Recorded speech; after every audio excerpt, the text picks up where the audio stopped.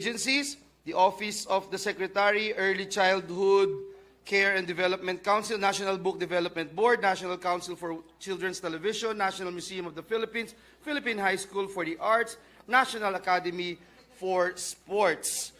And we'd like to acknowledge the presence of its officials led by no less than our Vice President, the Secretary of Education, Vice President Sara Duterte.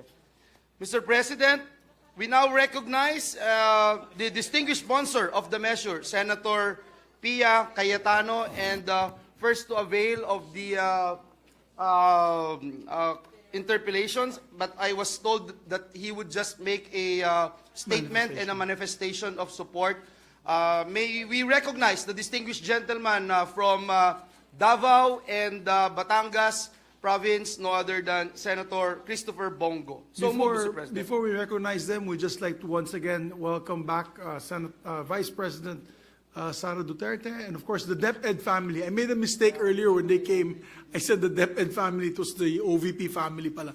So now I'd like to welcome as well the hardworking men and women of the DepEd with us, together with its attached agencies. So we'd like to recognize the distinguished sponsors, Senator Pia Cayetano, and to make a manifestation, our distinguished colleague, Senator Christopher Lawrence Bongo.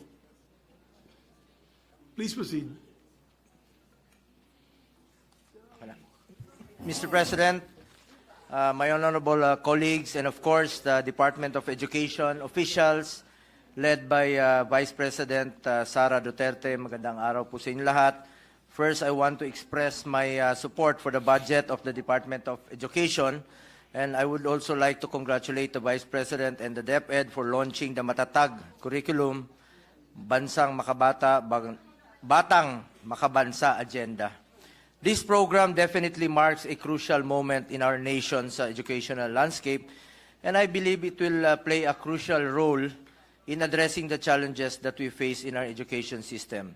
The Matatag program is truly a testament to the visionary leadership of the Vice President and the Secretary of the Department of Education. With this, Mr. President, I would also like to express my support for the increase in the budget of basic education facilities, which was allotted with an additional of 10 billion or a 44% increase from this year's allocation.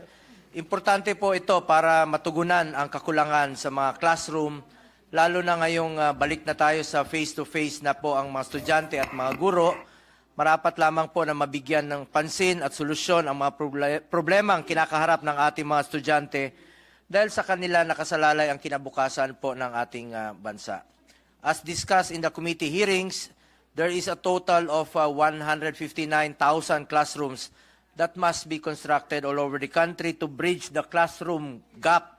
In fact, sa pag-iikot ko po sa buong bansa, halos inilalapit po sa atin ng mga teachers, kulang ang kanilang mga classrooms, lalong-lalo na po sa mga liblib na komunidad, kulang talaga yung mga classrooms. Marami po ang nagpapatulong sa atin at nilalapit naman natin ito sa departamento, yung mga kakulangan po sa classrooms. Napansin ko rin po na may mga eskwelahan pa rin na hindi maganda ang kondisyon, sira-sira ang bubong o yero pa rin ang bubong, hindi maayos ang silid-aralan, maruruming palikuran, kahoy na pundasyon at marami pang iba. Pati po, yun po ang hinaing ng mga teachers natin. In fact, nung bumoto po ako nung last barangay election, mismo po doon sa syudad, kung saan po ang ating Vice President sa Davao City, marami po mga sementado na ng mga classrooms, pero marami pang naiiwan na mga classrooms na kahoy po yung bubong, sira-sira yung yero. So talagang kahit sa mismo sa Davao City, kulang pa ang ating mga classrooms. Hinaing po yan ng ating mga teachers. Inilapit po sa atin. I just want to share that when I voted, recently po yan, last October 30. Kailan yun? October 30. I witnessed firsthand the sorry state of the facilities in Buhangin Central Elementary School. May sementado, may kahoy po. Paano po makapag-aral na maayos sa mga bata kung yero po ang kanilang bubong, napakainit niyan kung kapag tanghali at hindi rin makatulong kapag umuulan. That is why I am with the Vice President and the DepEd in their efforts to improve basic education facilities. And I support, Mr. President, increases in the budget for this program.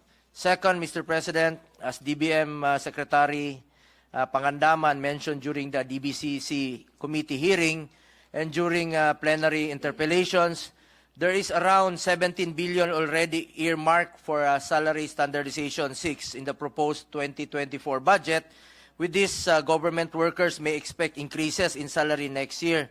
Sana po matuloy ito at isa po tayo sa magsusulong nito at kasama po dito ang ating mga teachers. Nevertheless, I just want to take this opportunity to urge the DepEd to push for the needed increase in salaries and allowances of teachers. Pag-aralan po natin kung anong benepisyo po ang dapat ibigay sa ating mga guro bukod po sa kanilang sweldo.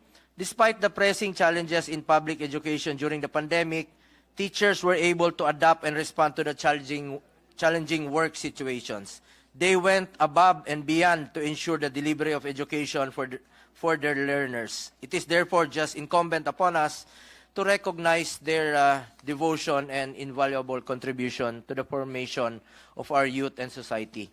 Additionally, Mr. President, I would like to mention for the record the reduction in the proposed budget of the National Academy of Sports. As one of the authors of this law, along with the sponsor, Senator Pia Cayetano, Senator Sani Angara, and Senator Win Gatchalian, during the 18th Congress, we want to highlight the importance of NAS in developing the athletic skills and talents of the students in world-class sports facilities, while also focusing on their secondary education. Dito po sa NAS, pwede silang mag-aral, yung mga atleta at the same time mag-training, pwede po silang mag-training at the same time mag-aral. Wala pong masasakripisyong oras. Despite the additional budget for capital outlay and personal services in the committee report, hope we could find ways to further support the provision of scholarships of National Academy of Sports. Lastly, Mr. President, I laud the Senate for adding 3 billion in the budget of the Department of Education. At isisingit ko na lang po, hinahangaan ko po si Vice President Sara Duterte for no longer pursuing the request for confidential funds so that we could already settle this divisive issue. Nananatili po ang aking tiwala sa ating Vice Presidente at sa ating Secretary po ng DepEd. Iisang boto lang po ako dito sa Senado, pero bilang kasapi po ng Senate Committee on Basic Education at Vice Chair po ng Committee on Finance, ang posisyon ko, kung ano man po ang tinanggal na budget sa DepEd, dapat itong ibalik sa pamamagitan ng mga programa na makakabenepisyo sa mga kababayan natin, lalong-lalo na po sa mga classrooms na backlog natin. At ang makikinabang po dito dapat yung mga kababayan nating mahihirap. Hinggil naman po sa OBP, sana po mailaan natin ang mga programang makakatulong, lalong-lalo na po sa mga mahihirap, katulad po ng medical, burial, and other assistance po na alam naman natin na nakakatulong po sa mga kababayan nating mahirap. Ngayon, isinasaayos na natin ang budget para sa susunod na taon. Uunahin na po natin sana ang trabaho, unahin natin ang pagserbisyo at tulong po sa mga mahirap nating kababayan. That is all, Mr. President. I have no doubt that with the leadership of Vice President Sara Duterte and the continued support of all stakeholders, the Department of Education will achieve even greater milestones for our students and the education sector as a whole. Maraming salamat po, Mr. President. Thank you very much, Senator Bongo. Majority Floor Leader. Thank you, Mr. President. Mr. President, next to ask questions, Mr. President, is the distinguished gentleman. Yeah. Actually, may opening statement pa po. Yes, Mr. President, May you recognize may I the just sponsor? Yes. move that we recognize the sponsor of the measure, the Senior Vice Chairperson of the Senate Committee on Finance, Senator Pia Cayetano. So moved, Senator Mr. President. Cayetano is recognized. Thank you. Just to put on record, Mr. President, the budget. I'm ready to sponsor the budget of the Department of Education, the Office of the Secretary, with a total new appropriations of 715,839,092,000 pesos. Also, the Early Childhood Care and Development Council with a total new appropriations of 290,166,000 pesos. The National Academy of Sports with a total new appropriation of 230,587,000 pesos. The National Book Development Board with a total new appropriation of 178,471,000 pesos. The National Council for Children's Television with a total new appropriation of 82,080,000 pesos. The National Museum of the Philippines with a total new appropriation of 1,364,202,000 pesos. And the Philippine High School for the Arts with a total new appropriation of 98,241,000 pesos. With this, Your Honor, I'm ready to accept questions from our colleagues. Thank you very much, our dear sponsor, Majority Floor Leader, who are next in line to propound some questions. Majority Leader. Mr. President, first to ask questions on the budget of the Department of Education is no less than the distinguished gentleman from the great province of Isabela and the Davao region, no other than Senator Raffy Tulfo. I move that he be recognized. Our distinguished colleague from Isabela and Davao, no other than Senator Raffy Tulfo, is recognized. Thank you, Mr. President. Thank you, Senator Pia Cayetano. Mr. President, I would like to put it on record that I fully support the 715 billion pesos or more, the budget of DepEd for 2024. I don't have any problem with that whatsoever. However, just like before during the committee hearing, I just had some few concerns, and those concerns weren't really answered because for the lack of time, and I was informed that I need to produce certain documents to justify some things that I did mention during that particular hearing. Ang concern ko lang po talaga, for the longest time... May I just, before the gentleman proceeds, the Senate version is now 718.08. Okay, 718. Let's make it 719. No, we have to be accurate on it. Okay, sige. 700. Billion. Like I said, I don't have any problem whatsoever pagdating po sa budget ngayon for 2024 para sa DepEd. Wala po tayong question dyan. Regardless, kahit na po medyo kumulang, wala pa rin po akong problema. Thank you. Para maging klaro po tayo. Ang problema ko, ang issue ko lang po kasi, for so many years po, sa programa ko sa Wanted sa radyo, palagi po ako nakakatanggap ng reklamo mula sa mga magulang ng mga estudyante sa elementary at high school na karamihan sa kanila ay mga mag-aaral, mga magulang na mag-aaral ng mga security guard, kasambahay, factory worker, na sila po ay naobliga mag-contribute na required ng eskwelahan through PTA para sa iba't ibang mga pangangailangan tulad ng electric fan, tulad ng jobos, tulad ng bond paper, tulad ng pambayad para sa sweldo ng security guard, sweldo ng janitor, para sa utility bills, etc., etc., etc. Na hindi po dapat dahil meron man po talaga budget ang DepEd dyan through the MOOE. Now, paano po nakukolekta itong perang ito? Para magkaroon po tayo ng idea lahat. Ang nangyari po ay dinadaan sa PTA, Parents Teachers Association. Now, pag-start po ng school year, nagpapatawag po ang PTA ng General Assembly. At pagdating po dun sa General Assembly, magbobotohan sila muna ng mga officers. Right after na maboto po yung officers, ang next agenda agad ay maghahanap sila ng proyekto, kailangan nila mag-identify ng proyekto para sa eskwelahan. At ano po yung mga proyektong yon? Yun po yung mga gastusin na akin pong binanggit. Okay. Now, I want to put a stop to it. I really do. As much as possible during my watch as a senator of the Republic. Pero napagsabihan po ako noon na kung gusto ko pong baguhin yung pulisiya ng pangolekta to PTA, gumawa po ako ng batas.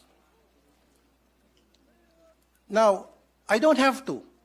Dahil nakita ko na po, very clear na sa akin, na meron naman pala talagang batas. Kaya lang, yung batas na yun ay hindi na-implement. Republic Act 4206, noong 1965, na-enact yan, which prohibits collection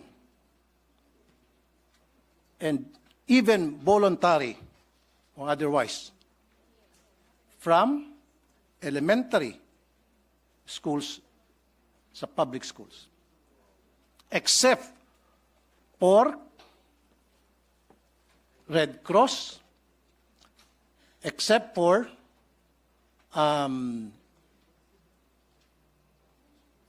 in fact, the only ones that was mentioned was Red Cross.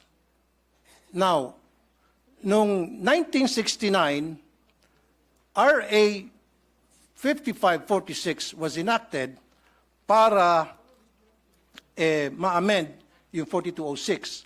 Dito po sa 5546, mas lalo naging malawak po yung prohibition sa collection.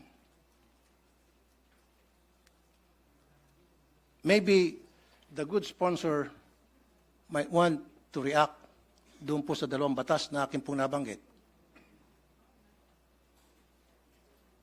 Thank you. Hello? Can you hear me? Yes, ma'am. Okay. Thank you, Mr. President. No, here. Change.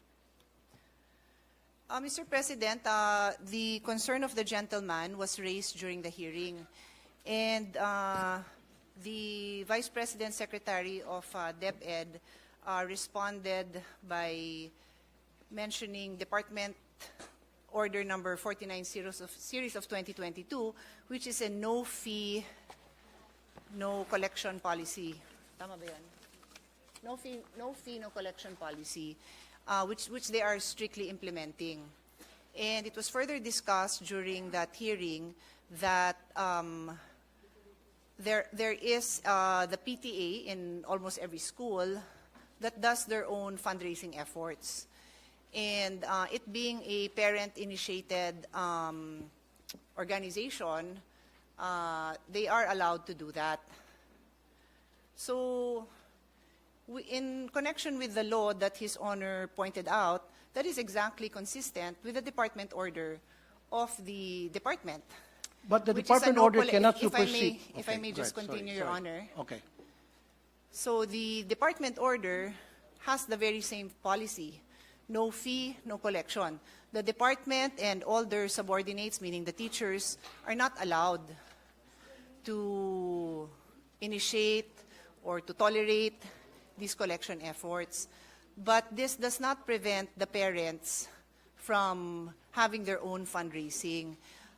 This system has been practiced for decades. Ayan, finally lumakas. This system has been practiced for decades, and it has been a private initiative of the parents that has allowed many projects to see the light. No? Anything from gate, fencing, gardening, events.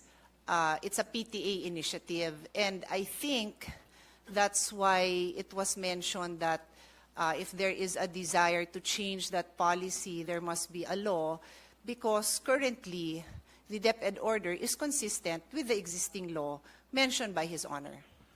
Okay, Mr. President, may I ask the good sponsor kung sabihin niya sa akin yung bang department order na yon at saan po doon sa dalawang batas na binanggit ko, RA 4206 and RA 5546, alin doon na nagsasabing pinapayagan na mangolekta ang mga eskwelahan o mga magulang para sa kontribusyon sa eskwelahan. Can you please show it to me?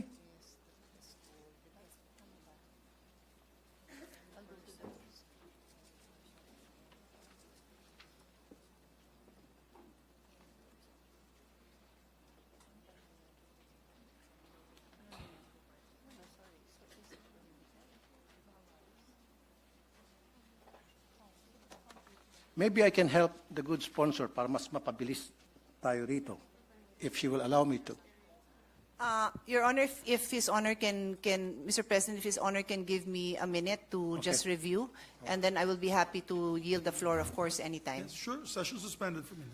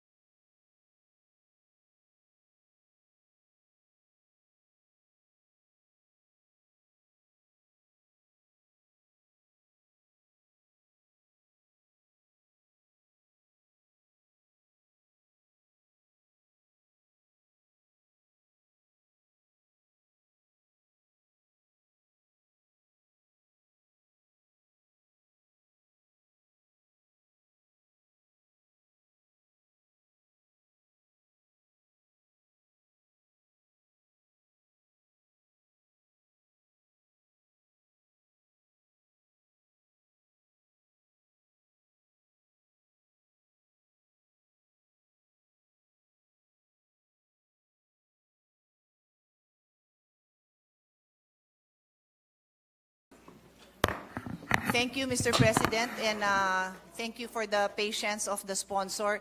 As His Honor had pointed out, it's a 1965 and 1969, no, the first one was 65 yata, and 69 law, so this representation had to refresh herself on those laws, Your Honor. Hindi pa ho ako pinapanganak nung 1965. Nung inamend, pinanganak na ako, pero hindi ko pa to nabasa, inaamin ko naman po. Anyway, if we may go to the very important point of the gentleman, no?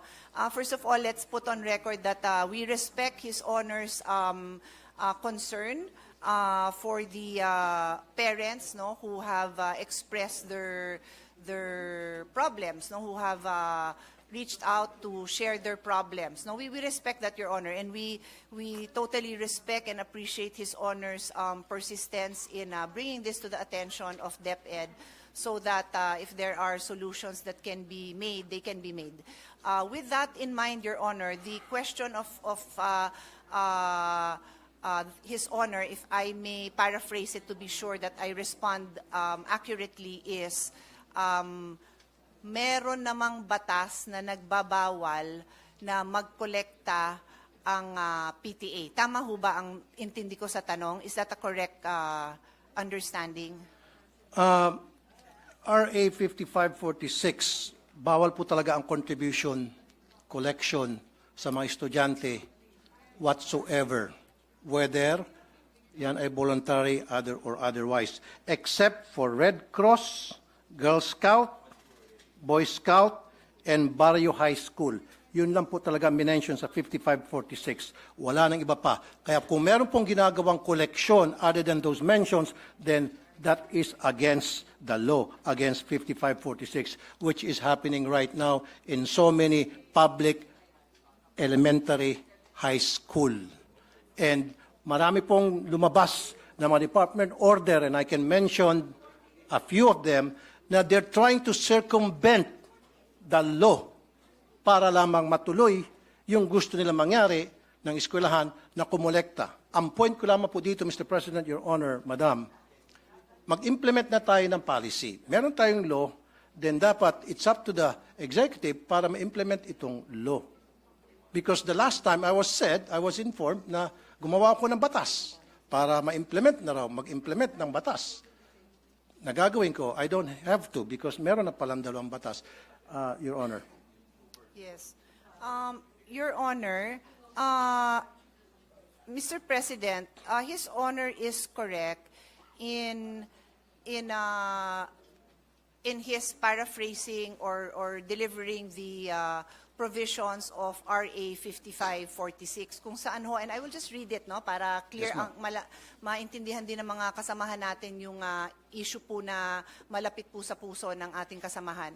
The Section 1 of RA 5546 states, the sale of tickets and or the collection of contributions in any form whatsoever by any person for any project or purpose, whether voluntary or otherwise, from school children, students and teachers of public and private schools, colleges, and universities is hereby prohibited. Tama po, sir, no? Yan, Mr. President, yan po ang tinutukoy ng ating kasamahan. Tama po. Tama ho ba? I agree. Yes, okay. So, nung ako ho ay nakikipagdiskusyon sa DepEd, aware po sila dito na bawal talaga ang collections of contributions in any form from school children, students, and teachers. And that is why in their Department Order number 49 series of 2022, known as the Promotion of Professionalism in the Implementation and Delivery of Basic Education Programs and Services, prohibits DepEd officials and employees from seeking contribution, support, solicitation of any kind or any kind of intervention from non-DepEd entities. It goes on to say, likewise, the department implements a no-fee collection policy wherein no fees shall be collected from learners in kindergarten up to grade 4, while fees on certain memberships may be collected from learners in grade 5 and above, strictly on a voluntary basis, e.g. Boys and Girl Scouts, Philippine National Red Cross, parent-teachers associations. So ito po yata, sir, ang implementing order na hinahanap nyo, Mr. President. Is His Honor, do I respond to His Honor's question by pointing out this DepEd order number 49? Thank you, Mr. President, Your Honor. Pero can a department order supersedes a Republic Act? Mr. President, in my humble legal opinion, this department order is consistent with the law. But I am very open to hear His Honor's concerns kung meron dito sa department order na inconsistent. Kasi isa po ako sa naniniwala na hindi talaga dapat nagsusupersede ang Correct. isang department order. We are one with that. And Thank you. I let the record show that the minority floor leader is nodding his head because for more than a decade, magkakasama kami always reviewing this department orders. Hindi ho tayo Okay. nagtotolerate na nag-e-exceed. Exactly. So, nagkakaisa po tayo dyan, Mr. President. Pero dito po sa RA 5546, Mr. President, Your Honor, Madam, totally pinagbabawal ang any form of collections, voluntary or otherwise, except Red Cross, Girl Scout, Boy Scout, and then donors for the support of Barrio High School.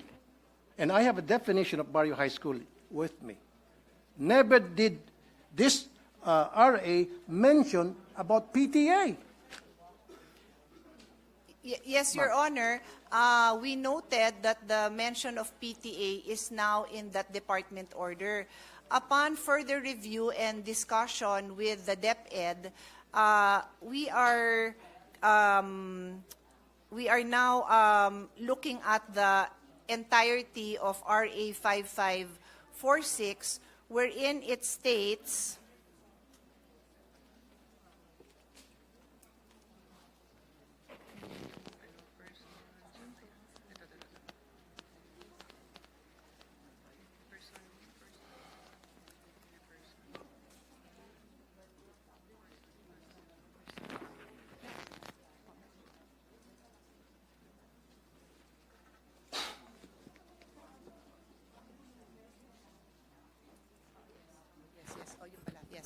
thank you. Mr. President, when we look at RA 5546, Section 1, and I will read it again, the sale of tickets and or the collection of contributions in any form whatsoever by any person for any project or purpose, whether voluntary or otherwise, from 1, school children, 2, students, and 3, teachers are hereby prohibited. So in the case of the PTA, Your Honor, what has been the policy of DepEd since 1969, just to be clear, it is not the policy of this administration alone, but since 1969, minana nila ang policy, is that there is a total ban on collection from the children, the school children, the students, and other teachers. But they recognize PTA as a separate entity that on their own have their own rules and guidelines and may on their own come up with fundraisings that are voluntary in nature. Fundraisings. Okay. Well, Can you- just to be clear, Your Honor, Okay. that is my own choice of words, That's Mr. your own choice of President, words. yung fundraising. No? I Okay. use it generically po, Madam, Mr. President. meron ba diyang batas na kung saan, batas tayo, dinidefine ang meaning and function ng PTA?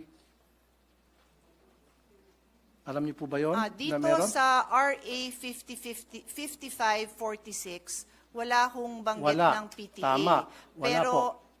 I will ask DepEd if there are No, any don't other... ask DepEd. Ako you na don't bahala. need to know. Okay. Ako nang bahala. Yes, Mr. President. PD 603, December 10, 1974, dinefine ang meaning ng PTA. At nowhere here na nagsasabi ang PTA pwedeng mangolekta. Ang sinasabi rito, ang PTA ay isang programa, samahan, na para tulungan ng mga estudyante sa kanilang academic performance. Kung ano mga problema ng estudyante, anong problema ng mga magulang at teachers tungkol sa estudyante to enhance their participation sa eskwelahan, yun po yung purpose. Look at PD 603, ma'am. I'll give you a minute. PD 603, December 10, 1974. It is a forum being provided by the law para yung mga magulang at ng mga estudyante at guro ay magkaroon ng pagkakataon mapag-usapan yung welfare ng mga estudyante. Yung pong pinakabuod. Never doon sa PD na yan did mention na pwedeng mangolekta ang PTA ng contribution o collection para sa mga proyekto ng anumang mga proyekto sa isang eskwelahan. Mr. President, I will respond to his Honor's observation on the definition of PTA. Umpisahan ko po kung ano tong PD 603, no? This is the Child and Welfare Code. Familiar po tayo dyan. It's basically a law that governs, is meant to protect children. And Section 77, Section 77, just to be clear, malawak ho itong batas na ito kasi ito din ho ang naging foundation ng Foster Care Act na naging basis ng mga amendments natin on foster care law. So it's a very general law, quite detailed, no, in various ways of protecting children. So there is a section on home and school, Chapter 2 po ito. And Article 77, as His Honor correctly points out, mentions Parent-Teachers Association. It states every elementary and secondary school shall organize a Parent-Teacher Association for the purpose of providing a forum for the discussion of problems and their solutions relating to the total school program and for ensuring the full cooperation of parents in the efficient implementation of such programs. All parents who have children enrolled in a school are encouraged to be active members of its PTA and to comply with whatever obligation and responsibility such membership entails. Parent-teacher associations all over the country shall aid the municipal and the local authorities and school officials in the enforcement of juvenile delinquent control measures and in the implementation of programs and activities to promote child welfare. Mr. President, in response to His Honor's concern or conclusion that the Parent-Teachers Association do not have the authority to collect. Tama ho, no, sir? Mr. President, that is the question, no? That the Parent-Teacher Association, by definition here in PD 603, do not have the authority to collect. That is the question, Let correct? me rephrase what I said. Mr. President, Your Honor, I want a clear definition in our law that states that the PTA is allowed to collect contributions, voluntary or otherwise. Saan po sa ating konstitusyon, saan po sa ating batas. Yun po gusto ko para maging malinaw po sa atin lahat. Yes, Dapat po understood. nandito, meron po ba? In fact, ang nakita ko lamang pong definition ng PTA, which is, sabi mo, very vague, general, is PD 603, pinakamalapit. However, dito sa PD 603, hindi po sinasabi na ang PTA ay binuo para mangolekta sa mga estudyante ang mga eskwelahan. Mr. President, Your Honor, Madam.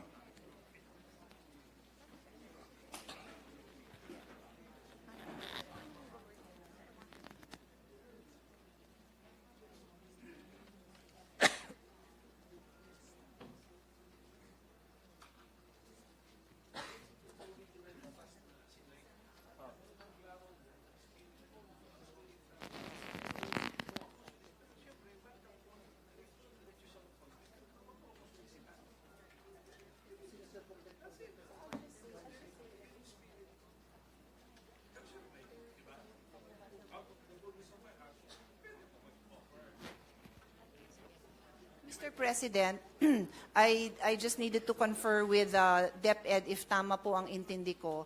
So in Article 77 of PD 603, which I had just read into the record, as I said, it states there that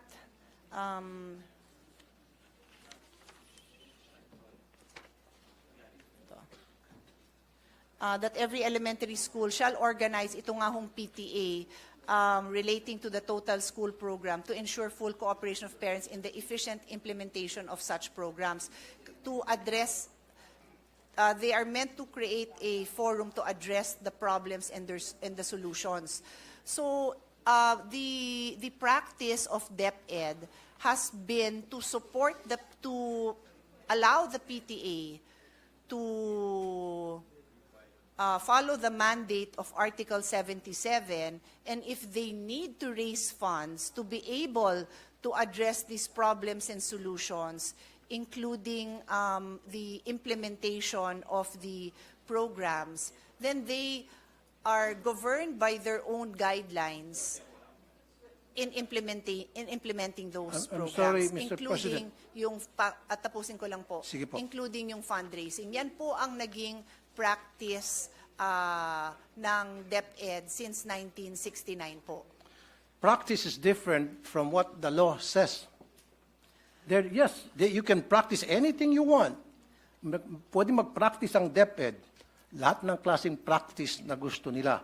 Pero dapat nandoon sa batas. Pero kung wala sa batas yan, then yung practice na yon ay labag sa batas. There is actually, Mr. President, no sandali po. prohibition. Sinabi mo kasi, Madam, fundraising.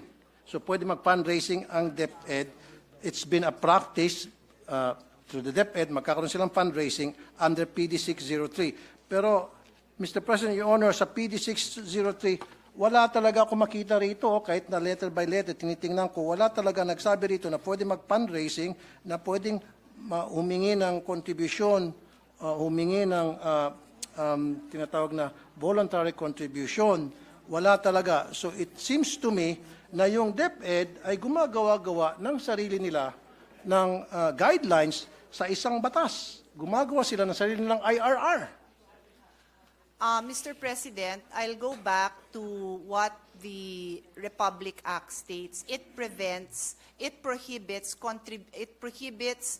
collection and contribution from students. And so the policy of DepEd has been to allow the PTAs to follow their own guidelines wherein contributions among the parents are allowed. So Okay. to be clear, just to be clear, Mr. President, importante po na maliwanag yung pagsagot ko sa napakamahalagang tanong ng ating kasamahan. Bawal talaga ang pagkolekta sa estudyante, and that is being honored by DepEd. In other words, hindi pwedeng maglabas ang DepEd, ang principal, ang teacher ng request or request for contribution na ibinibigay sa estudyante. Bawal po talaga yon. Bawal. So But, kung bawal po, bakit po Correct. nangongolekta pa rin sila sa mga estudyante, especially po sa mga Mr. hirap? President, I would like to clarify, never po sila nangongolekta sa estudyante. Wala po silang collection sa estudyante. Ang meron, so I'm that, sorry, we can I beg to identify disagree. the issue. I issue, beg to disagree, ma'am. Ito po, lahat ng mga nagsumbong sa akin. sir, the These issue, I don't These think, are the list of parents na nagsumbong sa akin, iba't ibang eskwelahan sa buong Pilipinas, na kung saan sila po ay sapilitang kinukolektahan ng mga electric fan at kung ano pang mga gamit sa eskwelahan, na meron man pong budget sa MOE ang DepEd for those things. yes. Mr. President, first of all, may I request that that list is Yes, submitted I'll be so more than that happy to we give it to can you. give it to DepEd kasi I believe they have committed in the hearing pa lang na any violation po, iimbestigahan naman po nila. They made that commitment po. The only item left for the discussion on the floor right now is yung authority mismo ng PTA. So any direct contribution o collection sa estudyante, talaga hong iimbestigahan nila. So tama, ang pagkaintindi ko, Mr. President, sa issue is, so si PTA ba pwedeng mangolekta? And ang sinasabi po sa atin ng DepEd, The policy since 1969 has been to recognize the PTA's authority to decide among themselves. They have their own rules, they have their own guidelines to do their fundraising, that is a generic term that I'm using, among the parents. Hindi to sa bata, hindi apektado yung pagpasok ng bata, hindi apektado ang grade ng bata. Bakit ginagawa ng parents yon? Kasi kulang ang pondo. Yung sinabi ng ating kasamahan na nasa MOOE yan, meron yan pambili ng electric fan, dagdag ko na rin doon, ano yung mga kakulangan, di ba? Yung pagpaganda ng garden, driveway, entrance, kung ano pa man. Lahat naman po yan nilalagyan ng MOOE. Pero if I may call the attention of our chairman, talaga naman wala na ho tayo, nagbibigay ho tayo ng maraming pondo, but hindi ho talaga nakokompleto, no? In fact, ako na magsasabi, because baka may magtanong, yung mga repairs, no? Pagpalagay mo ng may electric fan dun sa loob ng classroom, o di kaya yung picture na pinakita ni Senator Bongo, medyo bumagsak yung kisame, lahat po yun falls under repairs of basic facilities. Pero natanggalan po yan ng pondo, na ilipat po sa ibang pondo yan, hindi ho ng Senado. So may mga issue pong ganyan. I think I want to assure our colleague that hanggat makakaya, sinusuportahan ng ating chairman yung ating recommendation to increase the MOOE. So that basic principle, I think everyone in the Senate supports his honor, na mapondohan sana ng lahat na yan. So, remaining na lang po yan, kung ano ho, hanggang saan ang kakayahan ng PTA to among themselves decide to fundraise parent to parent. I cannot add to my answer kasi yan po ang policy. Hindi ko naman ho kayo bobolahin, Mr. President, na iba yung policy. Yan po ang policy na ginagamit po nila. So kung may recommendations, suggestions ang ating kasamahan, this representation is happy to relay at nandito naman ang DepEd para pakinggan ang mga suggestion ng ating kasamahan. Thank you, Mr. President. Thank you, the good sponsor, Honorable Congresswoman Senator Pia Cayetano, sorry. Thank you. Pero gusto ko lang pong balikan, Mr. President, Your Honor, yung sinabi mo, it's been a long time practice. Tama? Policy po. Policy, okay, sige. I stand corrected. It's been a long time policy na pinapractice sa DepEd for so many years na ilan sa atin hindi pa pinapanganak dito. Of course, ako pinanganak na ako dyan. Pero dapat a policy should be dictated by the law. So is there a law na kung saan sinasang-ayunan ng policy na sinasabi nyo matagal na pinapractice ng mga taga-DepEd? Dapat lahat ng mga bagay na ginagawa sa ating mga eskwelahan, lalo sa DepEd, na who's receiving lots and lots of budget by the billions, dapat nandoon nakasaad sa batas. Hindi pwede po silang gagawa-gawa ng sarili ng policy na wala po sa batas. Dapat lahat po ng polisiya nandoon po. Mr. President, may I respond to that statement? Mr. President, as I said, no, kaya ho ako nag-abalang ipaliwanag na ang PD 603 is a very broad law intended to protect the rights of children. Kaya nga po Child and Youth Welfare Code ang pangalan nito. And there is just one chapter on home and school, which is only 2 articles. So, dito po sa articles na to, at binasa ko naman on record, yung pag-create ho ng PTA, wala na hong detalye yon. The fact, Mr. President, that there is no prohibition, that there is no provision that specifically or expressly prohibits the PTA from engaging in certain acts to pursue their mandate. Yes, there is.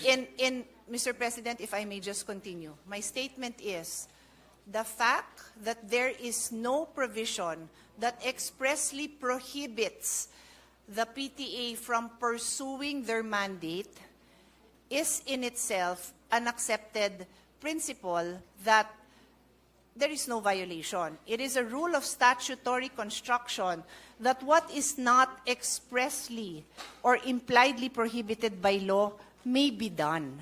So yan ho ang ating statutory constructions when it comes to prohibited acts. So pag sinabi po natin bawal ito, then we need to produce that law that prohibits it. And so we do have yung dalawang RA na binanggit naman ng ating kasamahan. Meron nga hong RA na nagbabawal. Yes. But that is why I have been repeatedly explaining that since 1969, ang implementation ng ating DepEd dito, they believe that they have been implementing this in the true spirit of the law na nagsasabing bawal mangolekta sa bata. They cannot collect contributions from school children, students, and teachers. Yun ho ang specific wording of the law. Exactly. Sige, pagbigyan ko po, I yield my floor to Mr. President, Minority Yes, Leader. Minority Floor Leader. thank you with the permission of my colleagues. The good sponsor mentioned statutory construction, which I used to teach in law school. We have to harmonize, and I'm thankful for the discussion. At least we brought out the RA 5546, and then Article 77 of the Child and Youth Welfare Code. Kung makikita po natin, yung RA, bawal mangolekta sa bata. Okay. Actually, sino kinokolektahan mo kung nangongolekta ka sa bata of elementary school age? Hindi ba magulang din? So if you look at the spirit of the law, bawal mangolekta sa bata at sa kanyang magulang. Ang proviso sa dulo, kung out of the goodness of the heart of the parent, willingly, without any prompting or solicitation, magdodonate siya sa school, hindi bawal yun. Okay. And then, if you look at Article 77, shall organize the PTA, in-enumerate ngayon yung purpose ng PTA. Wala po dun because it should solicit funds to financially help the school. Wala rin po dun sa Article 77 yun. So if we harmonize the two provisions, not only looking at the letter, but also looking at the spirit, I would tend to agree with the point of our interpellator, Senator Tulfo, na bawal. And if there is a department order na may interpret na pwede for the PTA to prompt or solicit or to ask contributions from the parents, let's review this department order because in my humble opinion, it violates the law, Mr. President. So thank you for the time, sir. Thank you, Minority Leader. With the indulgence of our colleagues, may we recognize, Mr. President, our Senate President Pro Temp for her interjection? With the Our indulgence. distinguished Senate President Pro Tempore, Senator Lauren Legarda is recognized. Thank you, Mr. President. May I humbly suggest that since the GAA is the most important piece of legislation, it may be applicable only for the next 12 months, however, but you can keep on making it a special or a general provision. If it is the advocacy of the good gentleman, the interpellator, and if the vice chair and the chair would agree, then perhaps a draft of a special provision to reiterate an old law or a policy that may be general but may apply to that may be reiterated in a special provision for the DepEd budget to use a better word, prohibit, not encourage, no forced contribution when applicable, when reasonable. I leave it to you how to draft it. If, based on the conversations, discussions I've been hearing, while it is a very important thing and there are many other issues in the education sector, perhaps the way forward for the solution would be a special provision, if the chair and the vice chair would agree. That would refer to policies, department orders, and the old law from the 1970s, which I heard. So that's my humble suggestion, Mr. President. How that provision will sound will be drafted. I leave it to the body. But it may prohibit or not, at least not encourage the contribution, especially from the poor families. Libre na nga ang matrikula, pero kung yung hinihingi ng contribution ay higit pa sa libreng matrikula, kawawa rin naman. So pwede natin gawin parte yan ng ating batas na ginagawa. Thank you, Mr. President. Yeah, thank you, Senator Lauren Legarda. In fact, if I may quote Yusek Poa, sabi niya nung last hearing, doon naman po sa overall efforts, as you know, school-based feeding program is actually one of the ways na hindi napapansin, pero ito po yung ways to prevent yung ating mga dropouts, unquote. And I agree. And that's very commending. Pero it defeats the purpose na para hindi po magkaroon ng dropout, para ma-entice yung mga magulang na mga mahirap, na mga estudyante, mga mahirap na magulang na may mga estudyante, na papasukin sa eskwelahan ng kanilang mga estudyante dahil wala nang makain sa bahay. Di ba? Para naman mabusog pagdating sa eskwelahan. Pero pagdating naman sa eskwelahan, kokolektahan mo ng kung ano-ano. Then, yung iba pa nga sa kanila, yung mga sumbong sa akin, Sir, naglalakad na nga lang po ako, 2 kilometro, kasama pong aking tito. Wala po akong pampamasahe. Pudpud na nga po yung aking tsinela, sapatos. Pagdating doon sa school, ine-expect kami po ay magbigay ng para sa electric fan. Ito pa po, para sa kalaman ng marami. Kuminsan, pinapahiya pa po yung mga estudyante. Nagkakaroon po ng group chat. Nakalista doon sa group chat, sino-sino yung mga nagbigay at sino-sino pang hindi nakapagbigay. So yung mga hindi nakapagbigay, peer pressure, it's either gagawa ng remedyo para makapagbigay, masama sa listahan, matanggap ng grupo, or hindi na lang papasok kasi napapahiya sila, magda-drop out na lang. Sayang yung feeding program. So what I'm trying to say here, Mr. President, napakasimple lang naman eh. Okay lang may PTA. In fact, wala akong wala akong against it sa PTA. Use it properly. Dapat yan, talagang nababantayan ng DepEd. Dapat yung PTA, gamitin lamang yan para pag-usapan po yung pong mga problema ng mga estudyante at mga guro para tingnan at i-monitor yung mga activities ng mga estudyante, yung kanilang academic performance. And this is the truth. Your Honors, siguro meron kang estudyante sa public school, may anak ka ba? Maybe wala. Or maybe may staff ka na nag-aaral sa public school, because marami akong staff nag-aaral sa public school here in the Senate saka sa RTIA, at lahat sila nagsasabi na talagang pinipilit yung kanilang mga estudyante magbigay sa kontribusyon. Pag hindi ka nag-contribute, anong consequence? Hindi ka na maging paborito ng teacher. Ikaw ay pwedeng maiwan, ikaw ay mag-scrub ng sahig. Ikaw ang mag-erase ng mga nakasulat sa blackboard. Marami pa pagawa sa iyo. Pero kung ikaw nag-contribute, go home ka na, maganda pa ang grades mo. Yan po ang madalas na mangyari sa iba't ibang mga eskwelahan.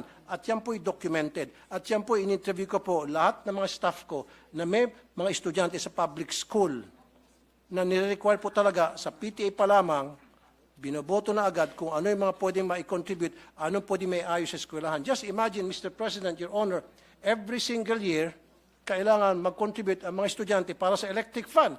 Kung ipon-ipunin natin yung contribution sa electric fund every year, siguro baka marami ng warehouse ng electric fund dyan sa DepEd, kung saan dinadala yung electric fund. My question also, Mr. President, Your Honor, di ba meron pong MOOE para dyan sa electric fund na yan? Ba't kinakailangan pa pagbayarin yung mga estudyante sa electric fund, sa jobos, sa pintura, sa bond paper, maging sa, ito pa po, sweldo sa security guard, sweldo sa janitor, pati ba naman sa kuryente. And I understand, Mr. President, Your Honor, Madam, meron po tinatawag na Special Educational Fund, ang LGU. In fact, ang LGU nagbibigay din ng pera sa DepEd, Mr. President.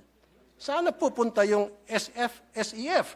Now, my question is, maari siguro ang problema hindi nakakarating sa mga eskwelahan ang MOOE. Saan na pupunta yung MOOE? Kailangan siguro i-audit natin yung MOOE. Yan po ba ay nakakarating ng tama o baka naman nakakarating sa mga eskwelahan pero hanggang sa principal lang? Kaya may mga balita, si principal, magagandang mga bahay, magagandang mga sasakyan, pero sila teacher, kawawa. So si teacher gagawa ng remedyo at yun na nga, maningil sa mga estudyante. Kaya nga po, sabi pa nga nung mga nakakausap ko po, doon sa mga listahan, I think we interviewed more than 100. Sabi, kaya nga po kami pumunta sa public school dahil wala po kami pambayad sa private school. Sila po ay mga tricycle driver, pedicab driver, labandera, kasambahay, factory worker, na mga underpaid, na maliliit lamang sweldo.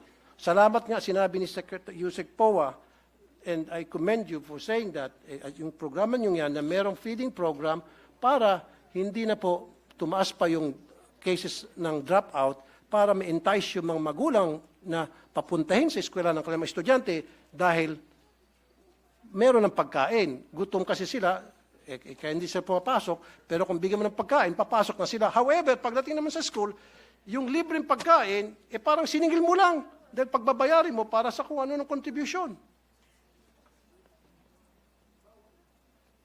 Sir, ano po yung tanong nyo? I'm just making a statement, Mr. President, Your Honor, kung ano po yung sentimiento ng mga pumunta sa akin, mga magulang, libo na po, sinasabi po sa akin. So what I'm saying is, we have to stop this wrong policy na kung saan nagbabiolate ng law ang kung ano-ano pong department order na ipinapalabas po ng DepEd para lamang pipilitin na makakolekta sa mga estudyante. Sabi pa nga ni Minority Leader Coco Pimentel, pag kinolekta mo estudyante, wala naman pera yung mga estudyante, parang sino kinukolektahan mo talaga? In essence, yung mga magulang. So, for me, change that policy. Huwag na ho tayo mangolekta. Zero collection na talaga, voluntary or otherwise, tulad na nakalagay sa batas. Okay? Except for Red Cross, Girl Scout, Boy Scout, and Barrio High School. Let's stick to what the law says. Stop na natin yan. Huwag na ho tayo magpalabas ng mga department order para we try to circumvent the law para makakolekta. Tuloy, ang duda nitong mga magulang, baka siguro gusto nilang magpalabas ng kung ano mga department order para makakolekta sapagkat gusto nilang yung MOE hindi na makarating sa mga eskwelahan.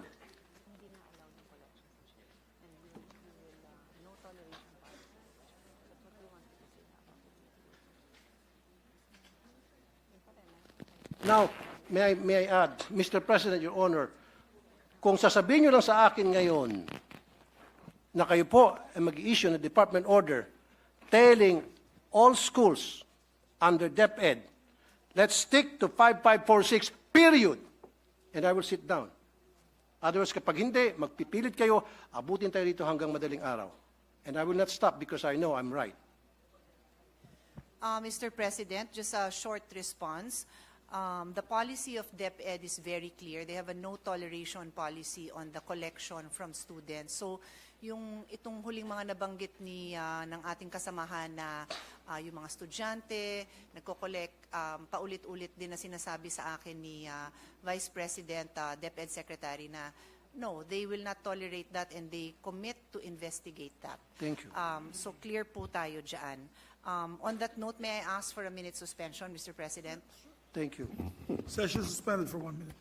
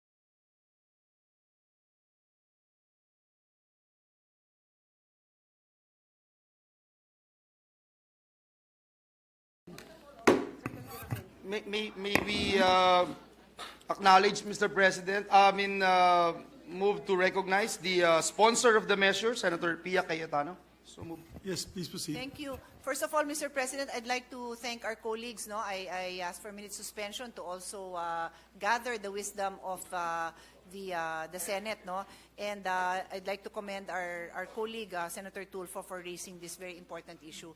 We also took the opportunity to ask DepEd what actions, if any, have they taken upon receipt of similar complaints, and they confirmed that upon receipt of similar complaints, they have received similar complaints, and they have actually suspended airing PTAs. So on that note, Your Honor, they are prepared to issue a department order strengthening the law. Thank you very much. Thank you. That's all, Mr. President, Your Honor. Thank you. On behalf of the thousands and thousands and thousands of parents who have students in public elementary school, would like to thank DepEd and the sponsor na magpapalabas na po kayong department order para to strengthen the law. At pag nagkaroon ng violation, magkakaroon po silang sanction. Yun lang po talaga ang gusto ko mangyari para matuwa na po yung maraming mga magulang. Thank you very much, Mr. Maraming President. salamat. I Thank rest you my very much. case. Thank you very much, Senator Tulfo, Majority Leader. Yes, Mr. President, we thank the gentleman from Isabela and Davao for raising that very important issue, Mr. President, and we also thank our sponsor for giving us a bird's eye view of what will happen in the coming months, Mr. President. Mr. President, next to interpellate, for his short interpellation, may I move that we recognize our Deputy Majority Leader, Senator J.B. Ejercito. So move, Mr. President. Senator Majority, Just 2 Deputy points, Mr. Majority President. Leader is recognized. Yes, these are valid points for DepEd, Mr. President. Mr. President, Your Honor, Madam Chair, for the record, how many really is the public school classroom shortages in the country? Do you have an information? Yes, Your Honor, we have that number.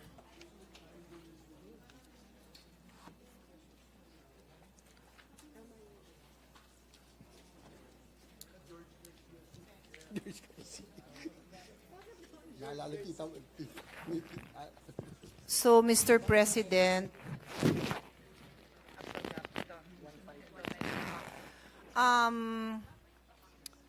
to be clear, Mr. President, we have different categories, yung new classroom, repair of classrooms. I'll just respond to the new classroom. No, I would assume that's the most commonly thought of when we think of a classroom shortage. So for the new classrooms, the actual gap is 158,779 classrooms. So, for the record, that's 158,000 classrooms. Almost 159, Yes, almost 159,000. 158,700. And likewise, is it true, Madam Chair, that of that number, a total of about 440 classrooms were destroyed in storms or other disasters? That seems to be accurate, Your Honor. I'm just worried, Madam Chair, Mr. President, because under fiscal year 2024, DepEd has an allocation of 19.6 billion for the construction of new school buildings. Is this accurate, Madam Chair? Is this in the National Expenditures Program?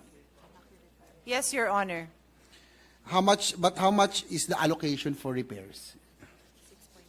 6.5 billion, Your Honor. Yes, my concern, Madam Chair, Mr. President, under the GAB, I observed that there was an increase in the budget for the construction of new classrooms from 19.6 billion to 24.6 billion. However, this is my concern, which you mentioned earlier, that the repairs and rehabilitation of classrooms was decreased from 6.5 billion to 1.5 billion. Madam Chair, I'm worried because, as you know, we are in the Pacific Ring of Fire, always visited by about 20 typhoons, prone to calamities. And this is a low-hanging fruit, Madam Chair, because I was also a chief executive, I was a mayor once in my lifetime, and I know for a fact that it is much easier, faster, to rehabilitate and repair classrooms that can be used right away than to construct new classrooms. Kaya po nag-aalala po ako, what is the reason for the increase in the budget of construction of new classrooms and the decrease in the budget of repairs and rehabilitation? Because this is a new low-hanging fruit, Madam Chair. Yes. Mr. President, to be clear, so for the understanding of our other colleagues and yung mga nanonood nga po sa atin, tama po yung observation ni Senator J.V. Ejercito na ang ating ang nasa NEP, no, ito po yung lumabas sa DBM na budget ng repairs of classrooms is nasa 6.5. Tapos po nung dumating sa atin ang GAB, ito po yung version ng House of Representatives, lumiit po ang repairs of classroom from 6.5 to 1.5. So factual po yan, bumabaho ng 5 billion.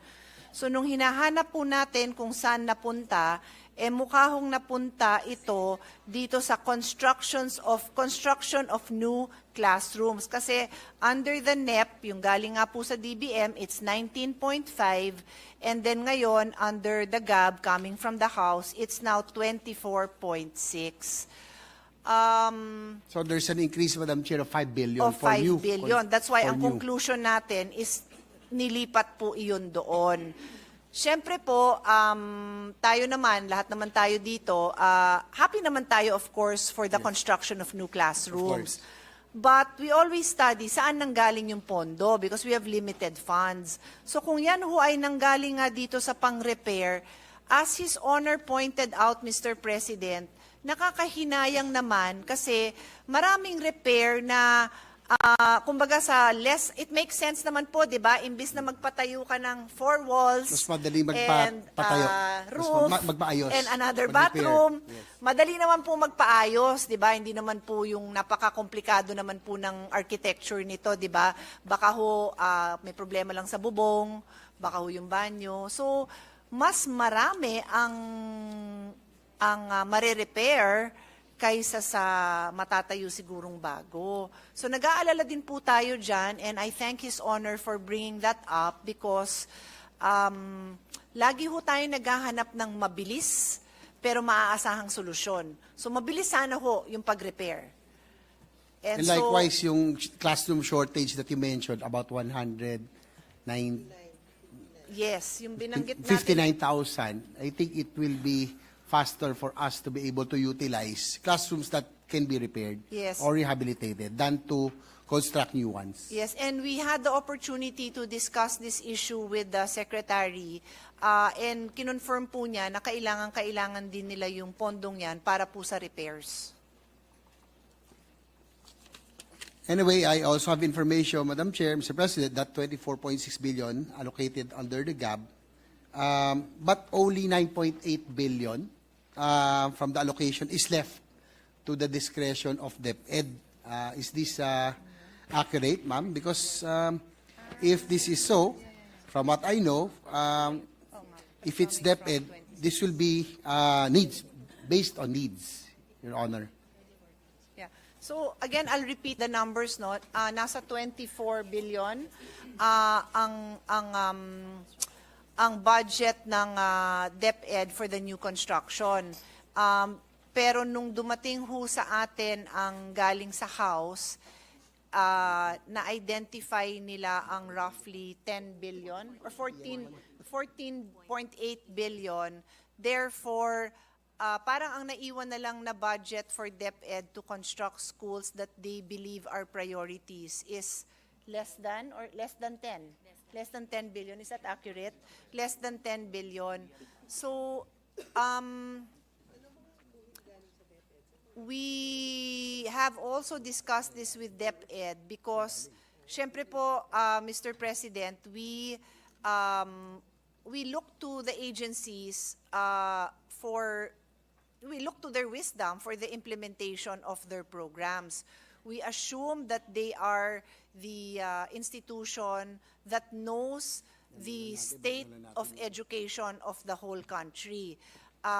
Kung hindi naman ho issue ang funding, syempre lahat patatayuan natin bukas na bukas, lahat. Wala naman hong issue sa kagustuhan natin na lahat ng barangay magkaroon ng sariling eskwelahan. But given the shortage, I have to assume that alam ng DepEd kung sino yung kailangan bigyan. For example, may malaking syudad na maluwag pa naman ang ibang classroom, so pwede sigurong yung isa munang syudad ang bigyan, di ba ho, Mr. President? So katulad din yun na naging mayor, I'm sure may time na mag-share muna ang barangay, di ba, ng facilities. Then later, saka sila magkakanya-kanya. So, as chairman of the budget of DepEd, I do hope that with the wisdom of the Senate, no, we can assist DepEd in having a bigger say on the distribution of those schools, because we just really want to ensure, Mr. President, na makakarating sa bawat barangay ng Pilipinas, lalo na yung mga nangangailangan talaga, ang classrooms na kailangan sa lugar nila, Mr. President. Before I end, Madam Chair, Mr. President, if example, the 24 billion, for example, can the DepEd be able to utilize this, 24 billion, to be able to build new classrooms? Mr. President, sorry, can you please repeat? For example, we will be able to give the DepEd the discretion to have new construction, the new school buildings or classrooms. Can they be able to utilize? Kaya po naman nila. Yes, Mr. President, itong 24 billion na pinapag-usapan natin, kumbaga nasala na yan, kasi from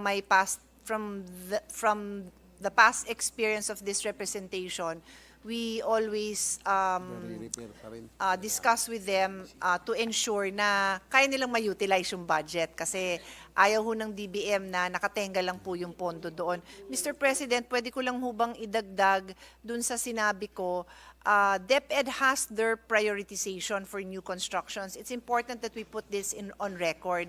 Galing po ito kasi meron po tayong EDCOM kung saan we are constantly in coordination with DepEd and other sectors. So ito po yung prioritization ng DepEd.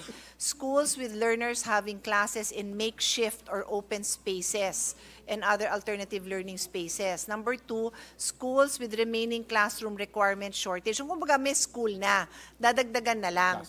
3, replacement of school buildings totally damaged by typhoons and other calamities structurally. 4, schools located geographically isolated, disadvantaged, and conflict areas, it's otherwise known as GIDCA, with high incident of poverty. 5, schools damaged by calamities that are not included in the QRF, the Quick Response Fund, and schools with no program construction for the past 5 years. So ito ho yung set of priorities ng DepEd, and as their sponsor, the sponsor of their budget, nais ko din naman po na masunod itong priorities. Thank you, Madam Chair, Mr. President. Likewise, I would like to reiterate that we're hoping that the budget, the allocation for repairs and rehabilitation will be restored. No? Because as I mentioned, I'd like to reiterate, this is a low-hanging fruit that the students will be able to utilize as soon as possible. Because as I mentioned, we are being visited by a lot of calamities or even storms every year. May nakita ko mga nakatiwangwang because of lack of funding for repairs. So I'm hoping that we can restore this, Madam Chair, because I think it will be more practical and it will be it can be utilized easily by our students. That's all, Mr. President, Madam Chair. Thank you. Thank you, Mr. President. Thank you to our colleague. Thank you, Mr. President. Mr. President, next to interpolate is our minority leader, but Senator Bato de la Rosa, the gentleman from Davao and Bohol, would like to make a statement, a manifestation. May I move that he be recognized, Mr. President? Our distinguished colleague from Davao and Bohol, no other than Senator Bato de la Rosa is recognized. Thank you, Mr. President, Majority Leader. Madam Chairman, good sponsor. Good afternoon po. First, short manifestation of support, manifestation of gratitude, and manifestation of appeal. Number one, I would like to manifest my support for the approval of the budget of DepEd. And number two, ako po'y nagpapasalamat from the bottom of my heart to our DepEd Secretary for forgetting about the confidential funds. And it spared the Senate from debates regarding this issue. Maraming salamat po. At number three, I would like to appeal to DepEd na sana to remind always their teachers about the legal doctrine of locus parentis, which emphasized the legal responsibilities of the teacher who are entrusted by the parents doon sa kanilang mga anak. And in line with this, remind ko rin sila, itong Article 218 of the Family Code, the schools, its administrators and teachers, or the individual entity or institution engaged in child care shall have special parental authority and responsibility over the minor child while under their supervision, instruction, or custody. Authority and responsibility shall apply to all authorized activities, whether inside or outside the premises of the school, entity, or institution. Kaya ko ito binanggit, Mr. President, dahil nga, sana, appeal ko sa kanila is that, Madam Sponsor, even without the confidential funds, sana siguruhin natin na wala na mga bata na ma-recruit ng CPP-NPA doon sa kabundukan at makipaglaban sa ating gobyerno at mamatay. Yun lang appeal ko, Mr. President, good sponsor, dahil nga, noong 18th Congress, the last Congress, no, we were together with the good sponsor nung nagkaroon tayo ng hearing about those missing minors. Lumalabas talaga sa investigation natin na ang mga bata na nawawala at napunta sa CPP-NPA ay nanggagaling dyan sa senior high school, grades 11 and 12, which is under the care of DepEd. So, Mr. President, good sponsor, sana isipin palagi ng mga teachers kung bilang second parents ng ating mga anak, these children are entrusted to them. Alam natin, during the hearing, palaging ini-emphasize ng mga school authorities na we cannot do otherwise because of academic freedom. They are free to choose kung gusto nila mag-rebuild or what. But sana, very clear dito sa ating family code na dapat may responsibilidad ng mga teacher pagdating sa pag-alaga ng ating mga kabataan. Kung ang parents ay ayaw na magiging rebelde ang kanilang mga anak, you, being the second parents, ay dapat gano'n din ang paningin natin sa mga bata na dapat hindi ito ma-recruit ng CPP-NP, hindi ma-radicalized, hindi ma-recruit, hindi aakyat sa bundok, mag-armas, lumaban sa ating gobyerno at mamatay na walang kasaysayan yung kanilang buhay.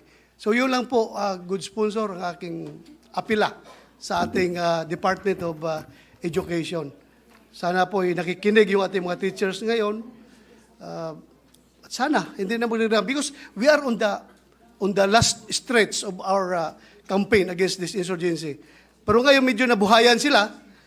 Nabuhayan yung mga komunista dahil nga para lumalabas na talagang panalo sila. Nahinto nila yung DepEd from having their confidential funds which supposed to be used doon sa paghinto sa paglaganap ng recruitment doon sa mga kabataan sa senior high school. Another topic, Madam Chair, good sponsor, is about the salugpungan schools. Alam natin na itong mga salugpungan schools ay they are being run by the CPP-NPA, and during the last Congress, mainit ang bakbakan dito about this. And I was assured by the then Secretary, Madam Liling Briones, Secretary Briones, na wala na daw existing na salugpungan schools ngayon sa buong Pilipinas. And I hope, kasi itong mga salugpungan schools na pinapatakbo ng CPP, NPA, NDF, ay ito yung nag-sprout dahil sa kawalan ng DepEd sa kanilang area. So sana lahat ng barangays mabigyan natin ng proper educational institution, particularly sa basic education, dahil susulpot na naman itong mga salugpungan schools at kawawa ang ating mga bata at a very young age ay napupunta na sa armado ng CPP-NPA. Kasi nga, as you record, according to DepEd, 55 lumad schools operated by the Salugpungan, Taitang Igkagunon Community Learning Center Incorporated sa 2019. I hope hindi na ito maibalik. And 12.3% of the rebels who surrendered in 2016 to 2020 were minors aged 12 to 17 years old. Ito mga edad na ito ay obviously nasa basic education ito na edad. So I hope, Madam Chair, good sponsor, through the DepEd officials, i-remind palagi natin yung ating mga teachers about the doctrine of locus parente. Maraming salamat. Mr. President, Madam Chair, thank you po. Salamat. Yes, just like to add that we support the efforts of Senator Bato and all the government agencies to reduce the insurgency in our country. But I would like to ask Senator Bato de la Rosa, did you accept the Vice President's invitation for you to climb Mount Apo? Well, I Mr. think there was a President, challenge. Well, Meron Mr. President, yatang Mount Apo challenge. because of my eagerness to accept her challenge, na-overtrain ako, Mr. President. Nagkaroon ako ng injury dahil every morning nag-treadmill ako for more than 1 hour. Kaya ito ngayon, back to zero na naman ang preparation ko.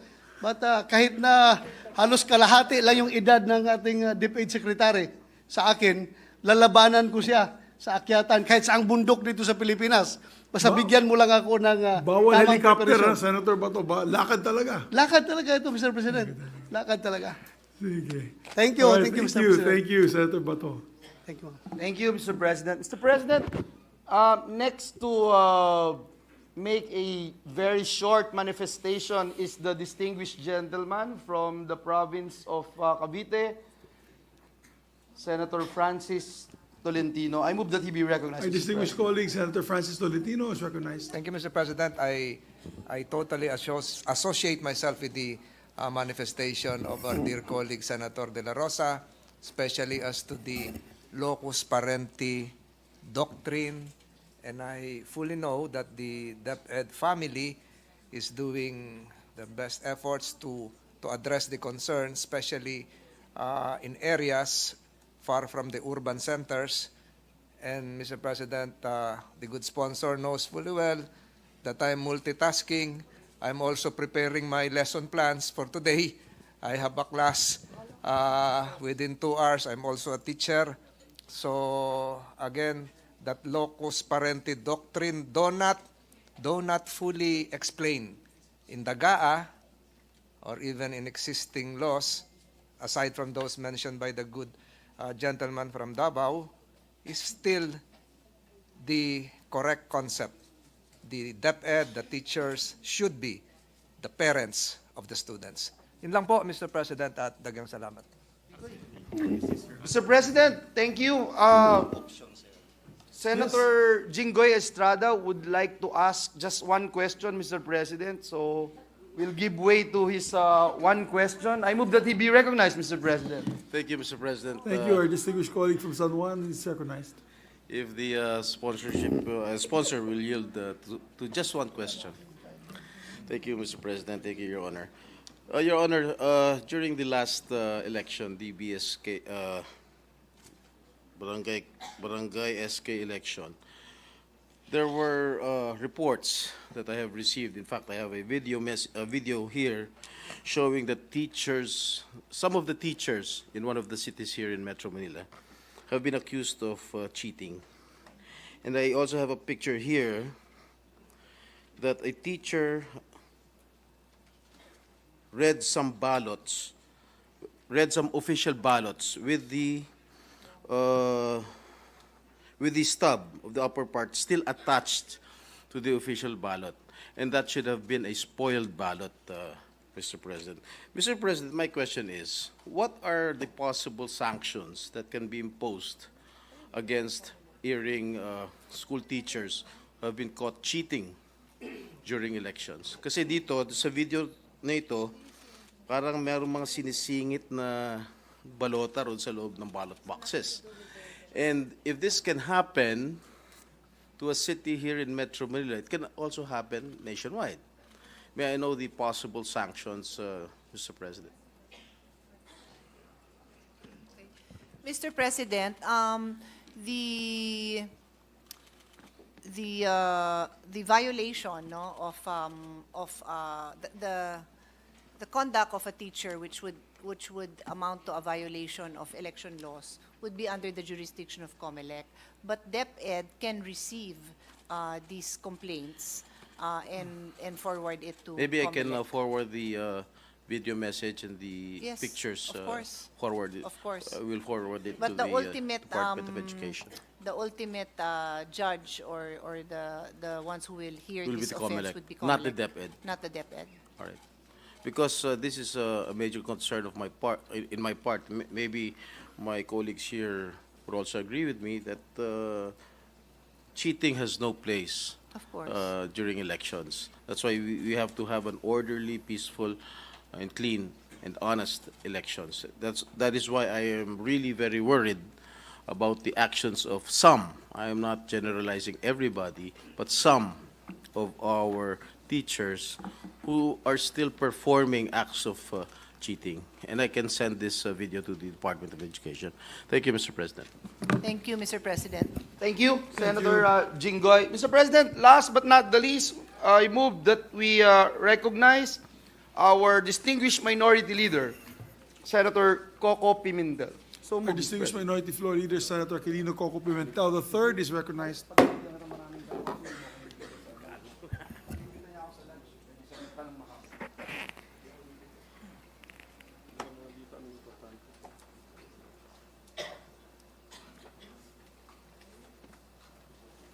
Thank you, Mr. President. With the permission of our sponsor. Of course, Mr. President. So, we are discussing the Senate Committee on Finance, the subcommittee, report, Mr. President. Our report increases the budget of the department, of the family, by 3.499 billion. May we know, Mr. President? 3.499, tama ba? Yes, with the Office of the Secretary getting 3 billion increase under our committee report. Yes, Mr. President. May we find out where all of this went and why? What is the question? Can you find out? The distribution of the 3.499 billion okay. increased by our committee.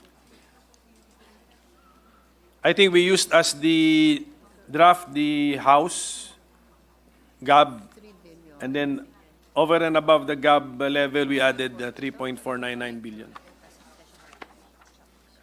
So 3 billion. 369. So ito lang. Okay. So Mr. President, the breakdown would be as follows. Support to school and learners program, that's the teaching overload pay, that's 200 million. And this is the distribution. And that 200 million is further distributed as follows: elementary 40 million, junior high school 60 million, senior high school 100 million. And then there is a special hardship allowance, this is 300 million, the school voucher program 1 billion, and then the educational human resource development program, which is the training of teachers for the Matatag curriculum, that is 1.5 billion. Tuloy ko to. Ito lang yung tinanong niya. Oo. That's for DepEd, and then there is additional 69 million for ECCD, that's the early childhood. Then there's 35.42 million for National Academy of Sports, then 25 million for NBDB, and then 20 million for NCCT, and then 350 million for NM, National Museum. For the attached agencies. Thank you, The- Mr. President. The latter one were all attached agencies, Your Honor. Thank you. So, so how does this amount of our committee report, this 718 billion, compare with the NEP level for the DepEd family, Mr. President? From the NEP, is it an increase? Yes, Mr. President. The NEP was 714.16 billion, and our Senate report came out as 718.08 billion.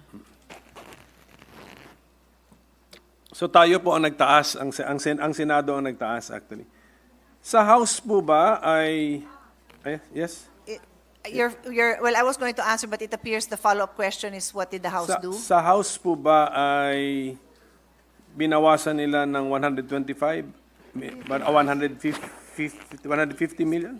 No, Mr. President. So, ang Senate, nagtaas po tayo ng almost 4 billion. Yes. Ang House, nagtaas ng 395 million. Nagdagdag pa pala. Oo, Okay. pero pwede niyo akong tanungin kung saan napunta yun. Tumaas pa rin sa House ang GAB in spite of their announcement that they cut the confidential fund of the DepEd in the amount of 150. In Yes, spite Mr. of eliminating that amount, the House bill still increased the budget for the DepEd family. We're talking about the family muna. The family with the attached agencies. Yes, that's accurate, Mr. Okay po. President. So meaning to say that the confidential fund of the Office of the Secretary in the amount of 150 was not taken out of the DepEd family. Nandun. Yes, again, we are talking about the House. Yung Yes, sa- the House. And yung sa House. yes, I Oo. think in the Senate also. I think we are not in the Senate, we did not restore that 150. Yes. And yet imbis na bumaba nga ang budget, that higher pa nga by 3.499 eh. So it's a Yes. Senate committee which augmented the budget of the entire DepEd family. Correct. Yes. I hesitate to answer, Your Honor, because I don't want to violate executive session because there was some kind of decision made there, Your Honor, no? So, can I ask for a minute suspension? Session suspended.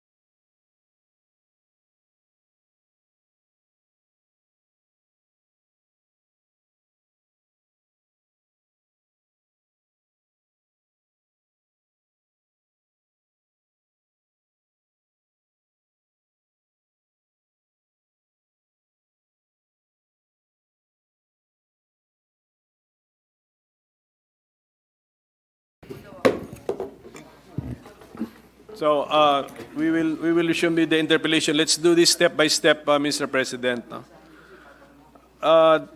The House budget bill sent to the Senate increased the Department of Education's budget. Let's talk about Office of the Secretary lang po, Department of Education, by, let's round off the figure, 300 million? Is that an accurate statement?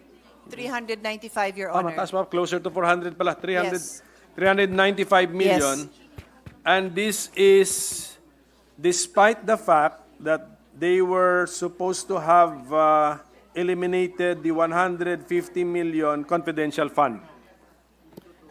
What they did, Your Honor, what the House did upon examination of the budget, the gap that was submitted to us, is they put it under the government assistance and subsidies, educational service contracting. Ito po yung tinatawag na GASPE. Okay. Ngayon, yung 395, so that we will understand the House bill sent to us, saan po yun na dinagdag po?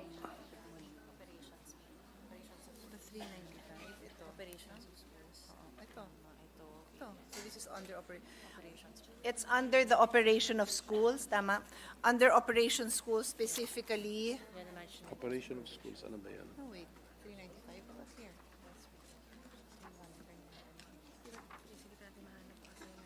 Hindi, pero ito ba, ano? Nothing to, hindi to. Ito lang. Oh, so wala to, ha? Wala to. Okay. Tsaka may honey. Okay, ito na lang daw. Wag lang yung red, yung mga green, yung mga dagdag, yung mga plus. What is this? What does that stand for? MO. Regional Office, MOE Division Office.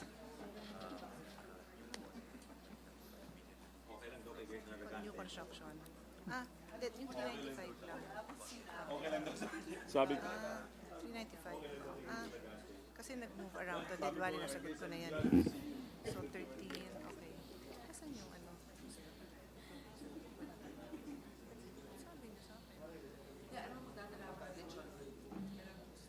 Mr. President, I apologize for the delay. I am reconciling different responses that I'm getting.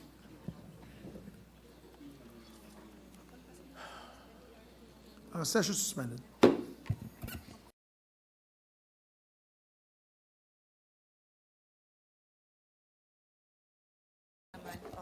Mr. President, obviously, we received this over the weekend. Yeah, no? no nga, that's So, the problem. our LBRMO, our in-house department assisting us, and the Office of the DepEd need to reconcile. I would rather isa lang ang maibigay kong sagot kesa sa, so if His Honor could move on to a different issue, because I didn't know that they had different numbers, Your Honor. Ito yung danger, Mr. President, na certified bill ang budget eh. After second reading, diretso yung third reading, hindi natin alam talaga ano yung final na forma eh. So, this is an example, given to us over the weekend.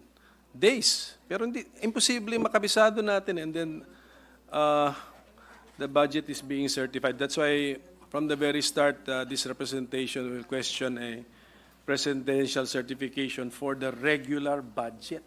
A very predictable legislative activity, Mr. President. We can even predict when it will happen, Mr. President.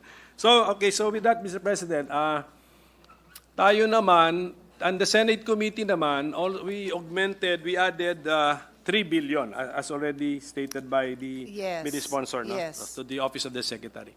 Almost 4 years.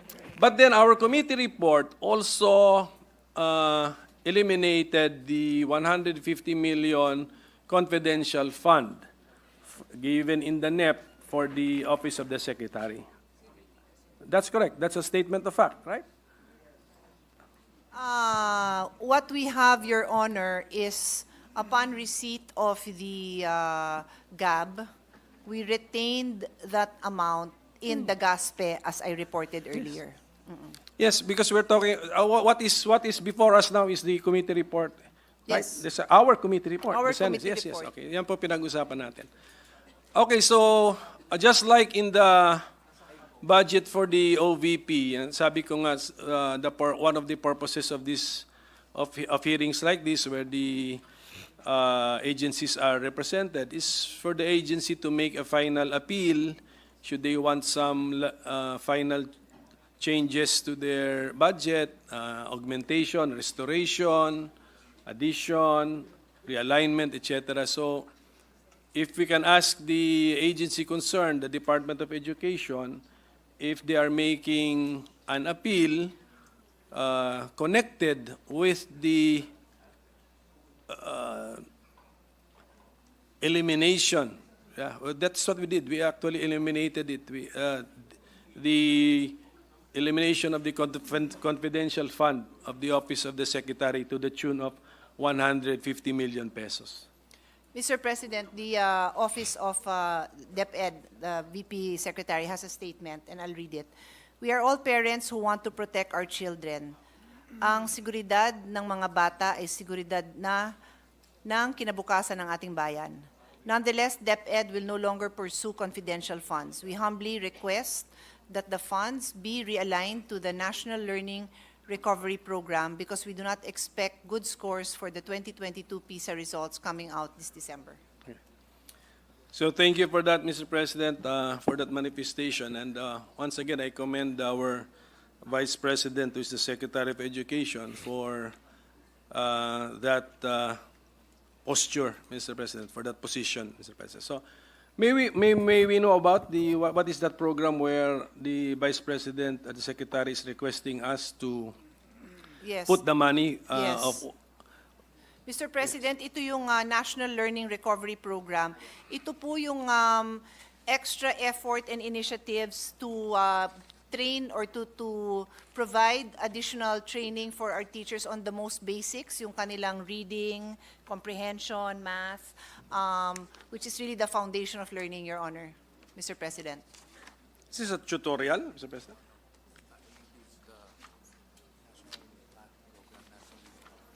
Within the regular school hours.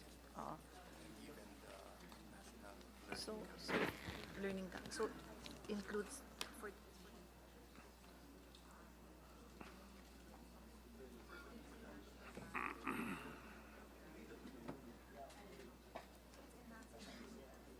Anong pangalan? National Recovery.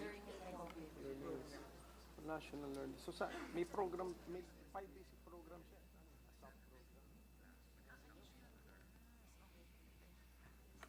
No?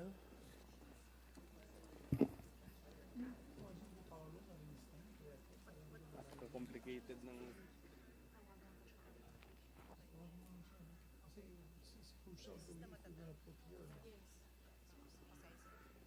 Mr. President, this is the National Learning, the National Learning Recovery Program includes, it has 5 sub-programs: the National Learning Camp, the National Reading Program, the National Mathematics Program, the National Science and Technology Program, and other similar programs to support learning recovery efforts.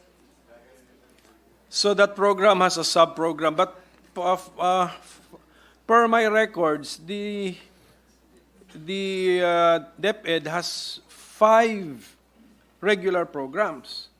Tama po ba yan? Education Policy Development Program, Basic Education Inputs Program, Inclusive Education Program, Support to Schools and Learners Program, and Education Human Resource Development Program. So is that National Learning Recovery Program a sub-program of the 5 programs? Of one of the 5 programs? No, Mr. President. Itong binabasa ko na National Learning Recovery Program and the sub-items there Yeah. are all under the basic education curriculum. Basic. Ano siya dito? Yes, but aren't the programs of aren't the PAPs, the PAPs of the Education Department, anong tawag doon? Aren't they categorized as falling into one of the 5 basic programs?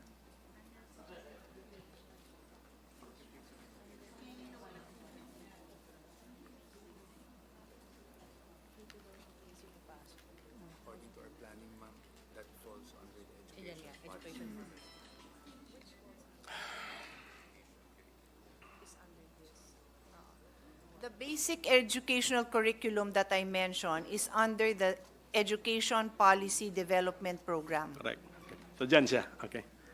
So that program has a program which has sub-programs. Yes. Okay. So good luck to all of us to understanding.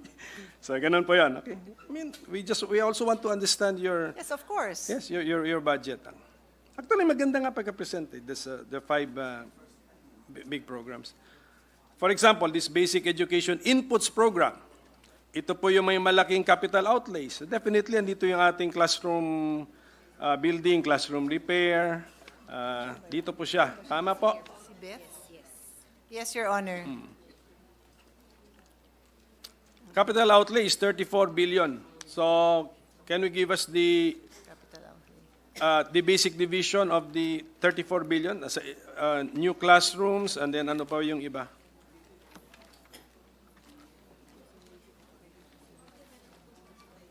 Capital outlay. What's under capital outlay? Number 6 lang? That's it? Beth? Yung national learning, under coverage, ulat mo nga sa papel ang pangalan niya.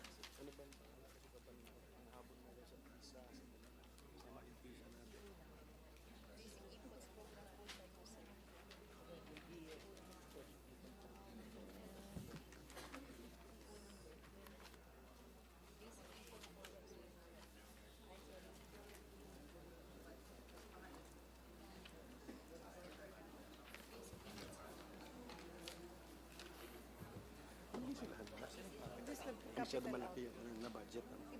Masyado malaki.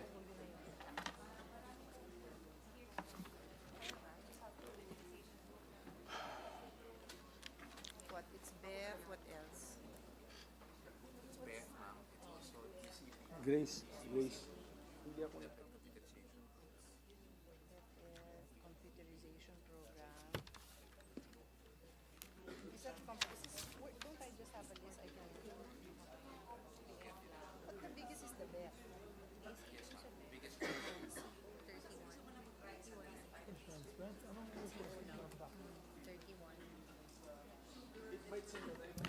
Again, sorry Mr. President, hindi the data we have is not presented as CO kasi the COs are tucked into each program. So for example, basic education facilities, may CO component yon. So I have to dissect each one to give His Honor an accurate response kung ano yung CO. But I'm really after the I think you've mentioned it earlier also the basic what's our total budget for new classrooms? Okay. Sige, yun simple lang po yun, Alam- Mr. President. But that's the charge against the 34 billion, I think. Ilan yun? Ilan po yun? 24.6, Mr. President. Okay. That would be good enough for, what is our cost per classroom? Ngayon po ang ating 2.5 million, pero that includes a budget for parang support, no? Like, nakakompute po yun na for how many classrooms, may bathrooms, ganun po ang computation on Mr. President.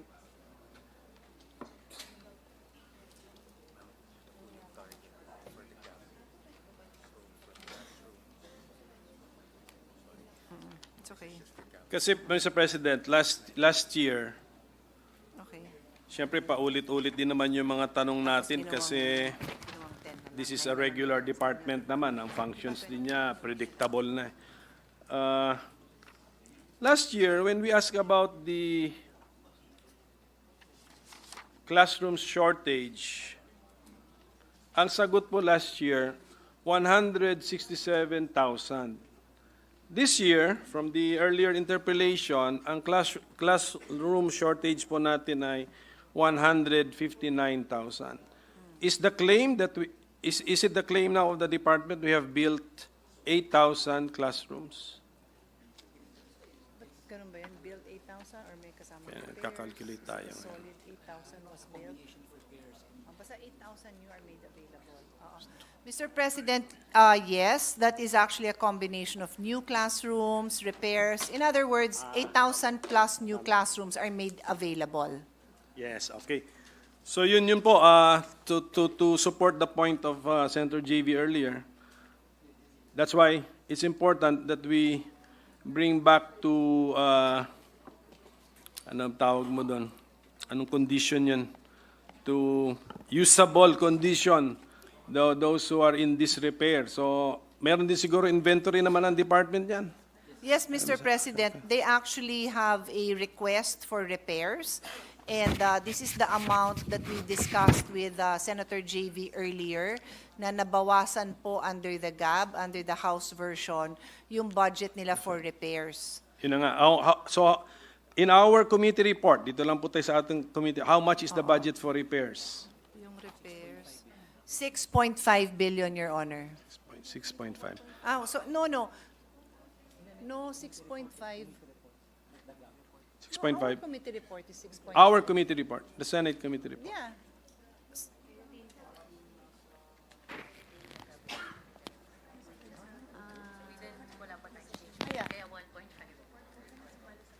Hindi, kasi...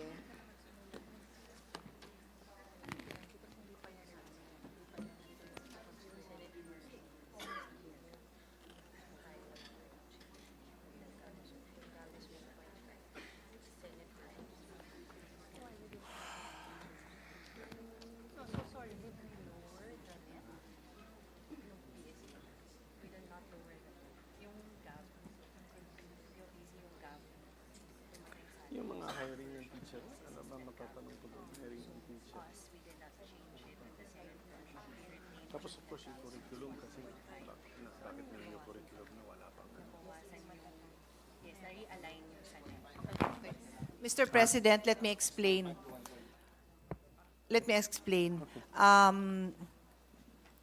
The discussion we had with Senator JV earlier is the difference between the NEP, which is from the DBM, and the GAB. We support the NEP version because we want to have a bigger budget for repairs. Correct. So, but officially, what we have in the committee report is the GAB, because in terms of the time constraints we had, then we just adopt the House. But that is not the personal, that is not the recommendation of the chair, and we have a lot of support from our colleagues. If I'm not mistaken, also the chairman of the Committee on Finance. So the committee report, 1.5B. Similar to the GAB. Yes. But we take but note we that must own up to our own committee report. That's our committee report. That's our committee report. that is our committee Yes, report, that's our Your committee Honor. report. That's the Senate committee's report. Gawa na po natin yun. Even if we borrowed it from somewhere else, gawa na natin yung pinirmahan. May pirma tayo ron sa committee report actually, Mr. President. So, 1.5 billion repair of classrooms. And if the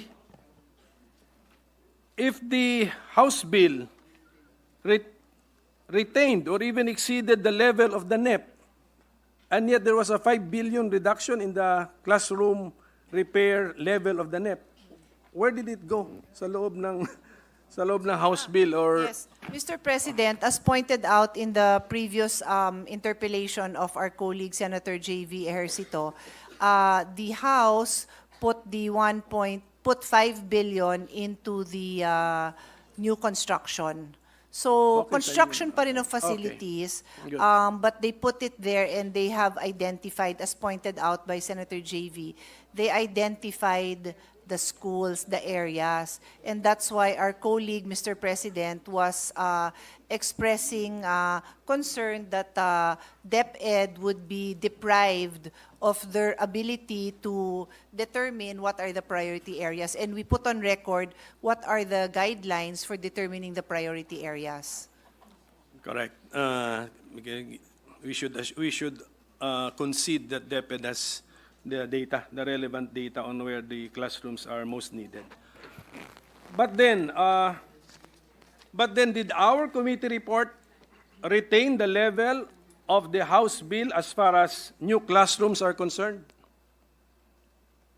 Did we? Did For our the committee did our committee report retain the level of the House bill Of as far NEP. as new classrooms are concerned? Building of new classrooms. Yes, because Okay, so we yes, okay. we adopted the version of the GAB, Mr. President. Pero for the record, yung sinubmit natin po is the NEP version.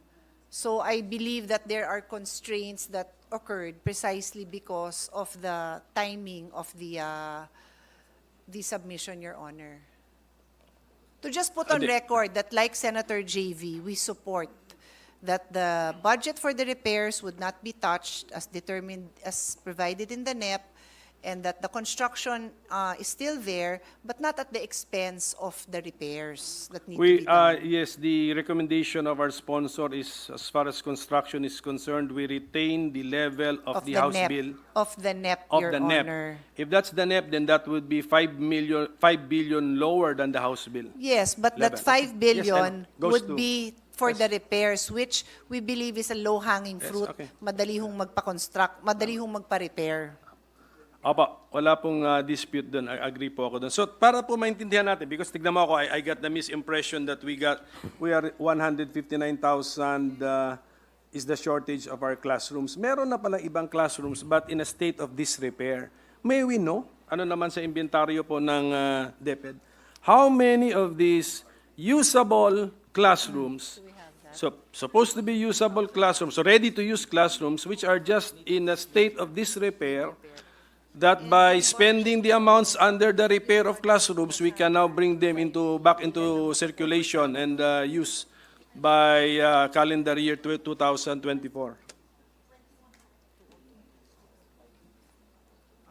Mr. President, there are 202,000 classrooms in various states of disrepair. 200. 2,000. Yes, disrepair, yeah. That need to be repaired, in other words. Yes.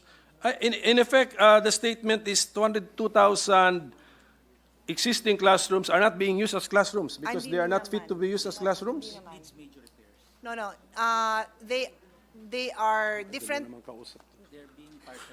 Yeah. Some are partially used, but some would be not. Yung totally unused is 20,750. Out of the 202, or that's a separate number? Is that a separate number? Or that all is here? Okay. Mr. President, 202,000 as reported are in various states of disrepair. Of the 2,700 cannot be used at all. So 10% more or less. Okay, sige.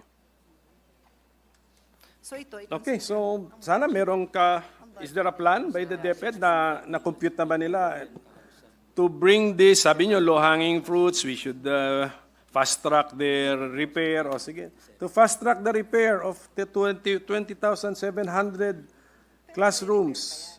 Ano po sa study ng DepEd, magkano po ito?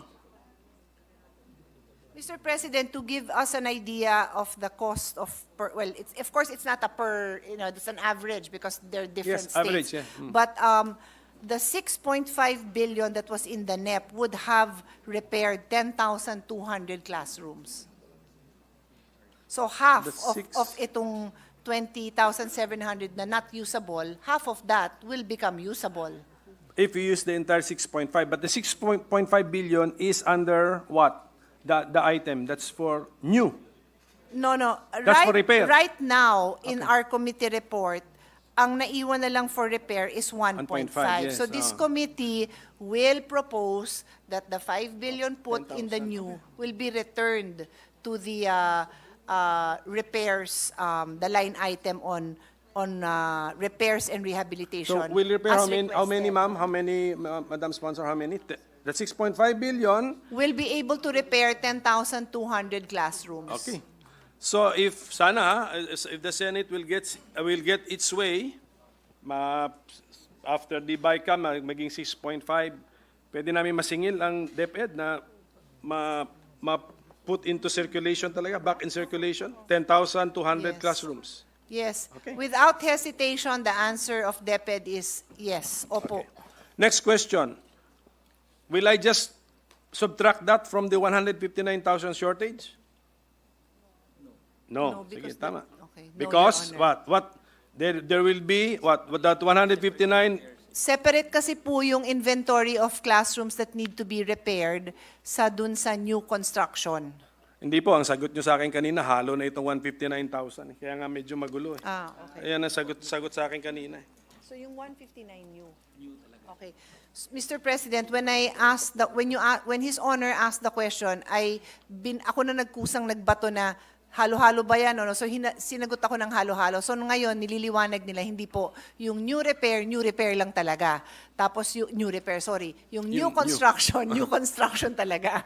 Yung repair lang talaga. Walang new repair. So yung 159,000 classrooms need to be built. Need to be built. Okay, but that of course, because given the student population, but if we now reintroduce 10,200 existing classrooms not being used to be used now, dapat mamainusan din yung need natin for classrooms, tama? Actually, yung repairs kasi ginagamit. Tapos yung 20,000, napunta sila sa ibang mga... In other words, hindi itong 202 mo, let's say lang napondohan yan. Tapos na si 159, hindi pa rin, di ba? Hindi pa rin eh. Parang Hindi pa rin eh. importation. So, The 180,000 needs repair, but they're still using it. The 20,000... So 159 talagang kulang. Oo. Kumbaga ma-improve lang yung status, hindi na nagsisiksikan, gano'n. Oo. Mr. President, itong 22,000 schools identified for repair still need to be repaired kasi we're making do with those classroom. They're not in great form, pero napagtsatsagaan. Siguro nagko-combine sila ng classroom, hindi maganda yung environment doon. So, kailangan pa rin maayos to on top of the 159,000. Kailangan ayusin naman natin yung foundation yan, built na, ang walls, built na, ang ceiling. Okay. Yes, I agree with the prioritization expressed by our sponsor. And according to Senator JV, low-hanging fruit itong the repair. So, you'll have our support, Madam Sponsor, if that is your proposal for the final version of the Senate budget on DepEd. Ngayon, Mr. President, yung 150 million na dadalhin natin sa National Learning Recovery Program, because I think napag-usapan natin last year yung dismal performance po ng ating mga mag-aaral sa TIMSS, SEA, PLM, PISA surveys. What would be the expected result, Mr. President, if we place that 150 million from confidential fund to the National Learning Recovery Program? What's now the commitment of the department that when we reassess our learners, what will happen to the test results? Yeah. Well, actually, Mr. President, to be clear, that there are test results that are expected. Is it by December? December, no? That's a date that we do not control because these are tests happening all over the world, no? The results are released. So yung results na yan, that's not the one that we expect to see improvement because these are children who were pandemic educated. Yes. So yung 150 na pinag-uusapan natin is enhancing the curriculum basically, which we hope to see results in the years to come. Hindi naman po agad-agad, hindi naman bukas, no? So, tama ba si PISA every 4 years? So, the next testing will be 2025. Would we see results by then, 2 years? I don't know. Maybe, maybe not. Me lang, as a daughter of an educator, it takes time. It takes time. Although the program is named National Learning Recovery, it's really an investment into the curriculum committee. They will use this curriculum? Is this curriculum enhancement? Kaya tinatanong ko kanina, is this tutorial classes, remedial classes, or improving the curriculum? Okay. So it's both for teachers and for it's both for teachers and students, Your Honor, because for the outcome that we want to present itself to us, then it also starts with the teachers, di ba? So may teacher training yan, and then the outcome. So all of these two components are both part of the program. Sa budget ng DepEd, walang regular item for that? The teacher? Meron. So we're augmenting Meron that naman. particular item? Yes, sir, yes, that is accurate. So that Mr. National President. Learning Recovery Program already has how much in before the 150, if ever? If ever we augment it by 150 million? 4 billion, Mr. 4 President. billion na po yun. Idadagdag Yes. natin. Yes, Okay, Mr. sige President. po. Para Mr. klaro po. President, can I go back to His Honor's question, which I promised pag na-reconcile? So yung, di ba, I mentioned earlier that the gap is higher by 395 million. And His Honor asked saan nilagay. So my response to that, Your Honor, is it is placed in the general management and supervision, specifically operation of schools. 11 million is in the division of Mandaluyong, 40 million in the division of Marikina, and 300 million in Bicol region. Is that how the department is organized? You just say Bicol region? Well, Ganun ba? actually, naka-lump sum siya. Hindi ho siya na... Kasi yung isa, when you say division, klaro yata yun eh. Marikina Division, Mandaluyong Division, at normally, least under that's the very clear. division, there's PS, MOOE, and CO. May breakdown yan. So it's a regional division. The Bicol Region Division? Ganun po ba pag-divide natin sa ano? Well, sa dito struct- po kasi sa cities in Metro Manila, nakalagay division. Correct. It's a Department of Education, Yes. you know, the way they divide the territories. Pero sa Bicol, it's Region 5, Bicol. May breakdown. So it's broken down into various various divisions. Division of Albay, Division of Camarines Norte, Ayun, Division okay. of... It's But there. there is It's there. no... Ano ba? Some have... there. O meron na ba? PS and MOE? Hindi. Pero PS, MOE, wala. Do I say na ano? Wala. Yeah, they are placed in MOE, Your Honor, Mr. President. Basta klaro po, klaro naman po. We just say 300 billion to Bicol, but sa schools division offices identified na. Yes, Your Yes, okay. Honor. Thank you, Yes, thank you. Mr. President. Now, just as we have Mr. President, it's 300 million. yes, 300 Yes, million. oo. What did they say? Did they say billion? Yeah, 300 million. million. Yeah, 300 million. So Sorry accounted for that. so far yung 355 million. Yes. Hinahanap pa ng LBRMO natin yung balance of 40M. Sige, but thank you for the effort, Madam Chair, Mr. President. So, do we also have a shortage of teachers? Yes, Mr. Ilan President. po yun?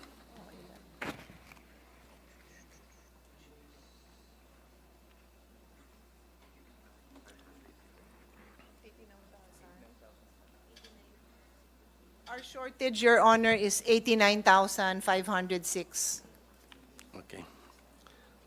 What, under what program would fall the funding for the hiring of teachers? It falls under inputs to basic education. And how much, sandali, saan ba yun? Inputs to basic education inputs program, the total funding for that is 66.5 billion. And how much of that amount could be used for the hiring of teachers?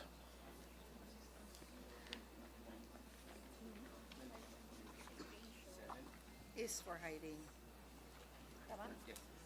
21.7 billion is for the hiring of teachers. And that amount would be good to hire how many teachers? That will cover 20,000 teachers.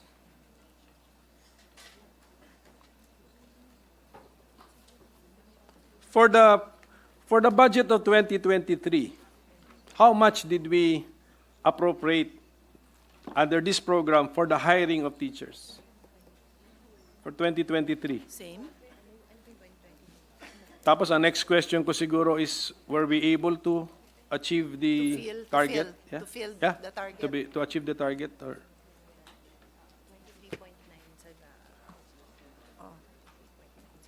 Last year. Yes, pero na-fill nyo? Hindi pa lahat. What, like how? Ito PSC yung field nila ng teaching, right? Is this it?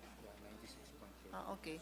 Mr. President, in the 2023 GAA, the amount was 23.9 billion.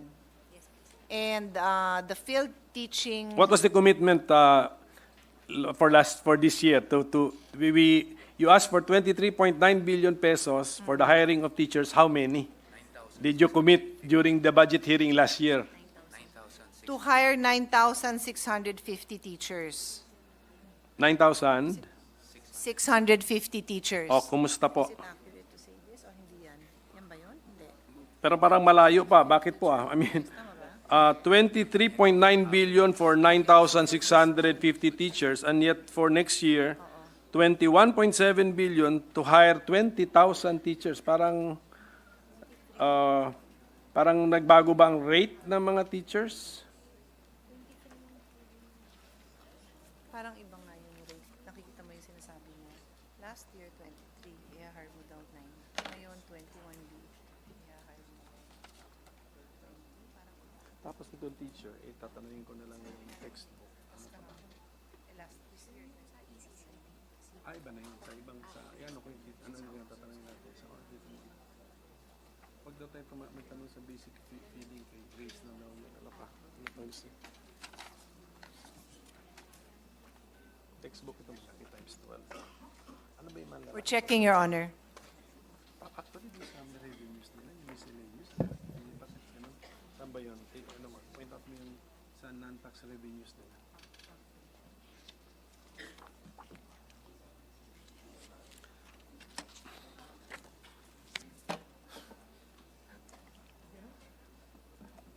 I mean, it's suspension. Session suspended.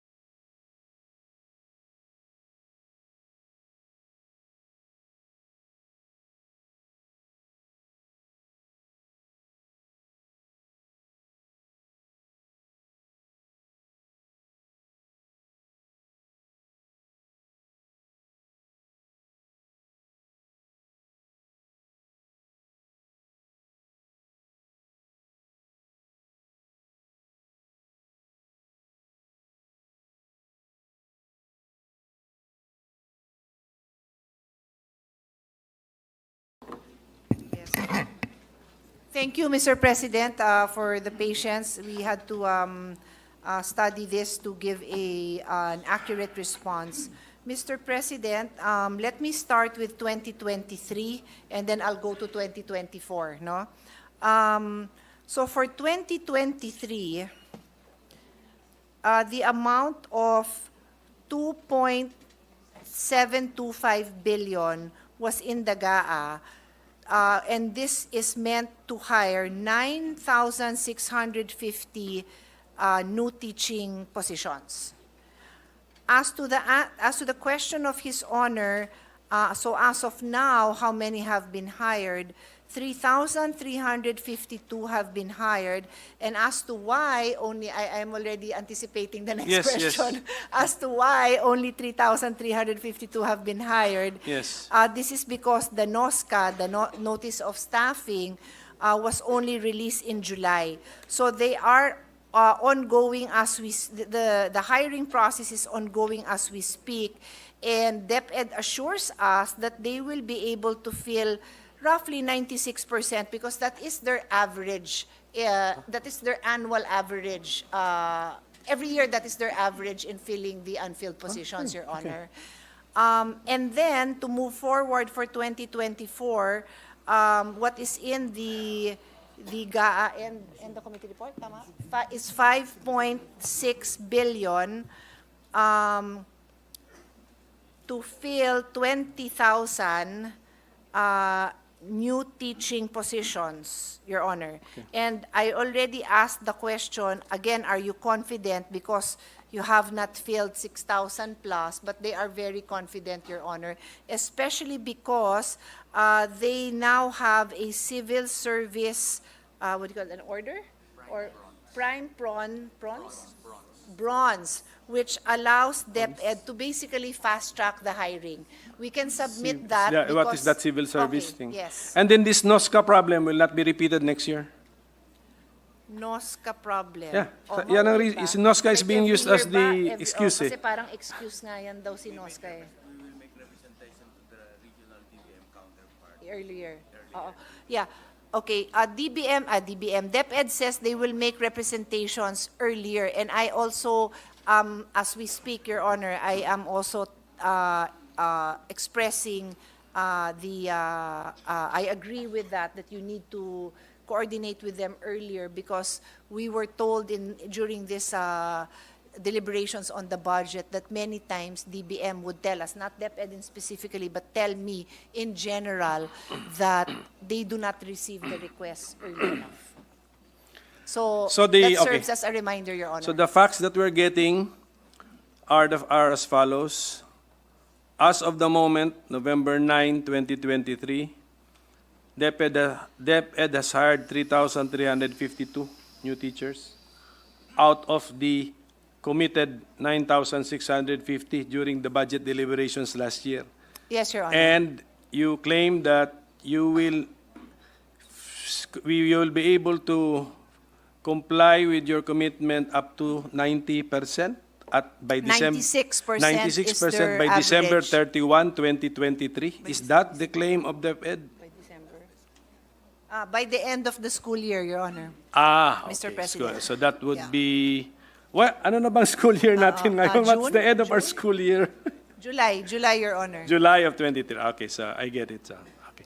That I now see where the confidence is based, Mr. President. Okay.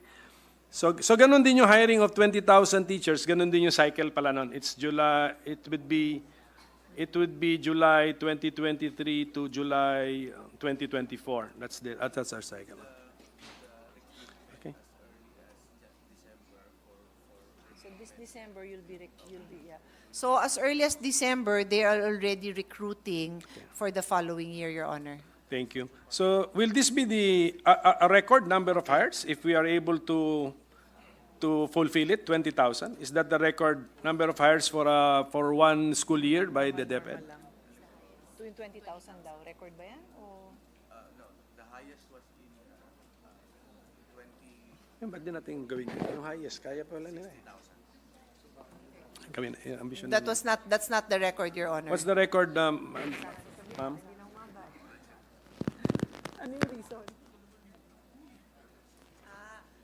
record, Your Honor, is when the senior high was implemented. Kasi nga, may mass hiring talaga. May reason pala talaga. Sige, okay yun. Yes. But now that it is now that the K to 12 is now stable na, it's in place.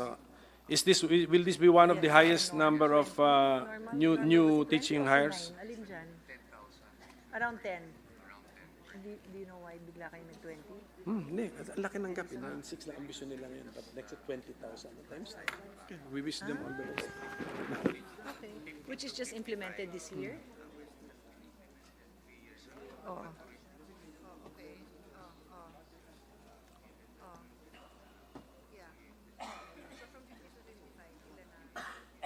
Less na. Less na lang. Less na. Sila, ma'am.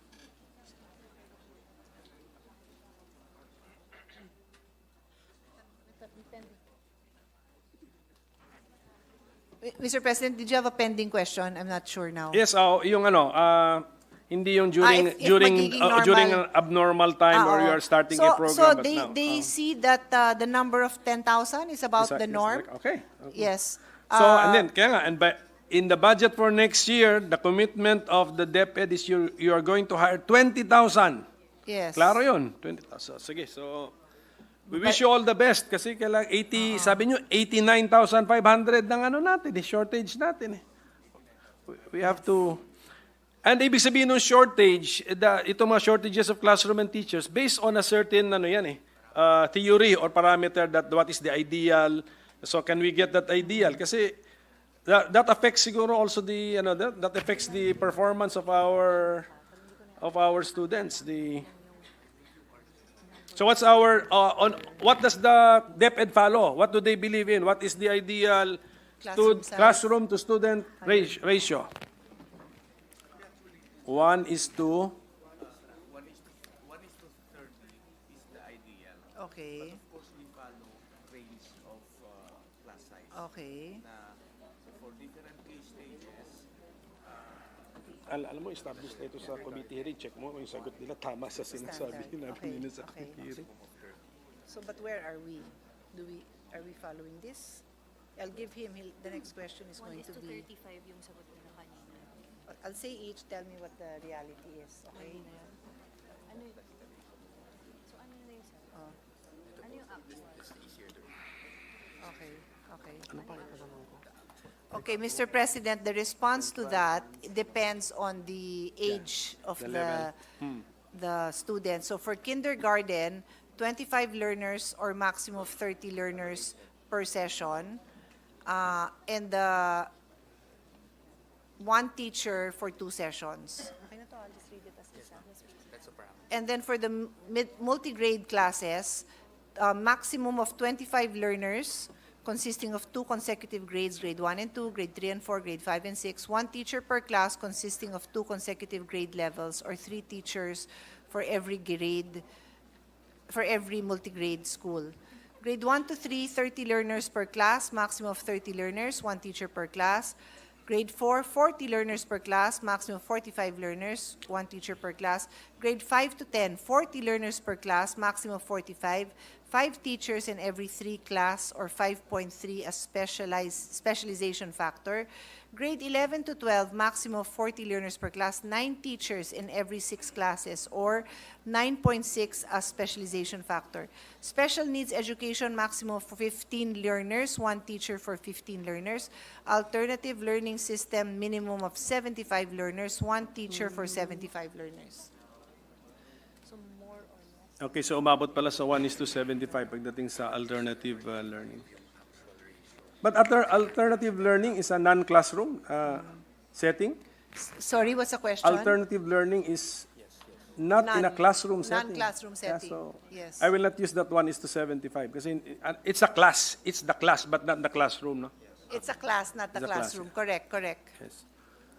So, okay, as far as the classroom is concerned, DepEd has the minimum specs for a classroom. The minimum specifications for a classroom. Kasi ang smallest natin na ratio is 1:25 eh. Yan ang narinig ko sa explanation po ng ating... 7 by 9 meters would be the specifications for a small classroom. Yes. Yan na yun. Yan na yun, the smallest that the DepEd can approve as a classroom, to be used as a classroom. Yes. Smaller than that, ano na yan, Reject. detrimental na to the, it's either to the health and as well as to the, not conducive to the learning of the students and also to the teaching efficiency of the teacher. Tama? Meron lang pong sa lunch break natin, kagagaling lang ng isang teacher sa opisina ko, yun ang reklamo niya actually. Very cramped yung classroom niya. Quezon City ito. Yeah. Well, Ginagawa ba natin na yung isang classroom na in accordance with specs ay dinivide po natin in such a way na yung resulting area to be used as classroom, lagay ko ng quotation mark, would be less than our minimum specs? Because they'll split it. Yan ang problema nila.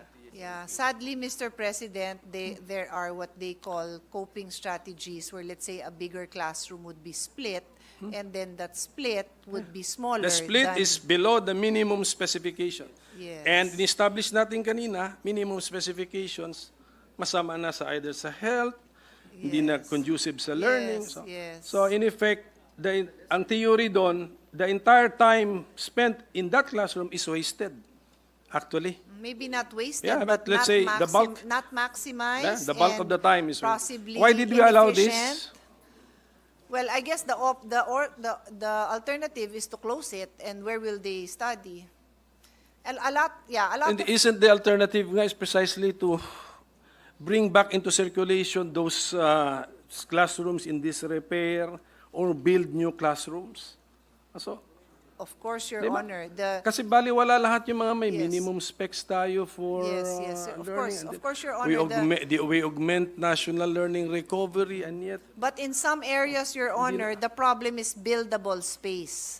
So, if I may even add, my personal advocacy is outdoor space. And hindi na yun talaga makakomply sa mga urban areas. ang reklamo ng teacher, hindi na daw sila maka-group work. Di ba? May mga ganyan ba? May mga group work ba? Wala na daw. Parang wala nang movement, wala nang elbow room to move. Anyway, I'm just giving you that feedback at, Yes, during the they- lunch break. Ako po yung They appreciate it, Your nakausap Honor. ko. So malaki ang problema because even if we have money pala, there is no buildable space. So what is now the yung solution ng ating DepEd sa mga ganyang situation? Yeah. Mr. President, they're introducing mid-rise classroom. Which Demolish existing. Kasi lack of buildable space lang sa ang ating inaano eh. So we demolish the existing. If there's buildable space, dun pa lang sa space na yon, multi-storage, Okay, no problem doon sa na. with buildable space kasi nga sabi ko Yeah. nga. Well, I let's guess eventually they will demolish that, but it's not a priority if it's a good classroom. So Okay, so hirap talaga. Actually, tama. That's why mahirap po talaga maging Secretary of Education at saka itong Department of Education. mahirap po, naiyak na nga sila. Mahirap And po, they mahirap. appreciate your pain, that you share their We- pain, Your Honor. Yeah, we are here to help actually, Mr. President. Okay. Yes, they know that. Thank you.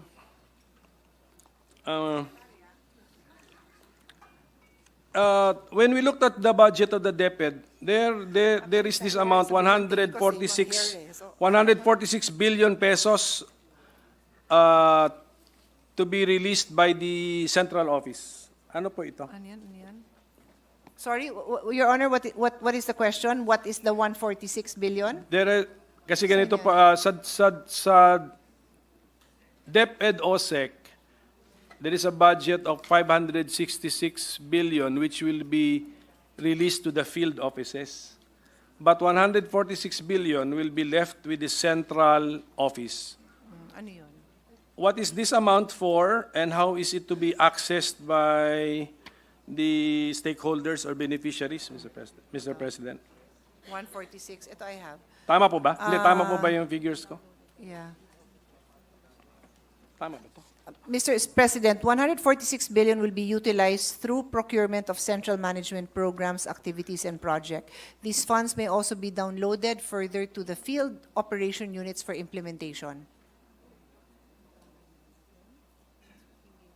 Ito ba yun? Kasama to? Okay, that's as to control of the funds, no? Pero what is that 146 billion for? So, these programs, Your Honor, are government assistance and subsidies, school furniture, computerization program, textbook and learning tools and equipment, school-based feeding, basic education curriculum, general management, and supervision.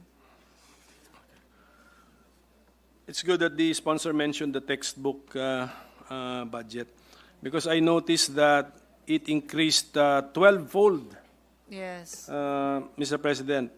From, round off na lang natin, 1 billion, na for next year it's going to be 12 billion. Historically, what has been the level of the budget for the reproduction of materials like textbook?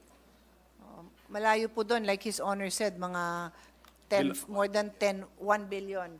1 billion lang po yung sa textbook. But just to, during the hearings, it was explained na, upon review, there's really a need to have new textbooks with the revised, enhanced curriculum, so they really have to invest in textbooks. So the 1 And billion... 1:1 also, Mr. President, kasi dati, ilan ba yun? 3:1 ba yun? Ngayon, 1:1 na ang target, Your Honor, Mr. President. So are we reprinting existing textbooks or new textbooks pursuant to the matatag curriculum? Yeah. Mr. President, they are procuring new textbooks. Yes, and then what will happen to the old textbooks, Mr. President? Totally useless na ba yung mga yon? They can still be used as supplementary material, reading resources, Mr. President. So the textbooks that we will be printing will now be reflective of the new curriculum? Yes, Your Honor, Mr. President. What was the process followed in adopting this new curriculum, Mr. President? Ang alam ko yung law, there is a curriculum committee ba? And then, what is it? Then, it reviewed the curriculum, came up with changes, and then?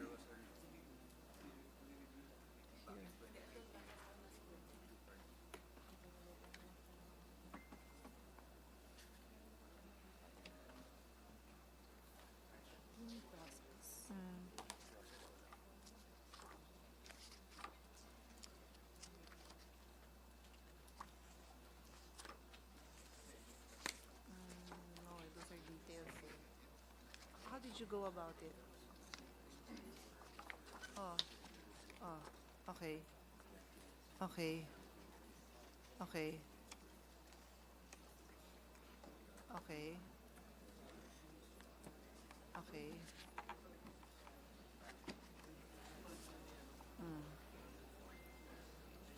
Okay. So dinatnan nyo na yan and then more consultations. Okay. Okay. Mr. President, in 2019, a major review of the curriculum was initiated, and this was finished already during the term of the Vice President, Secretary of Education. And what they did is they used these recommendations. They conducted more consultations and reviewed it, and until they came with the final draft papers and curriculum guidelines. So I can present to His Honor the flow chart, but that's it basically in a nutshell. Okay, and basically, what are the improvements under this new? Is this the curriculum called Matatag curriculum? Ito ba Yes, yes, Your Matatag Honor. curriculum, yes. What would be the, lagyan na natin sa quotation marks, improvements under the Matatag curriculum? Yeah, I have it. But what is 11,000 what? Learning items? What do I call this? Competency.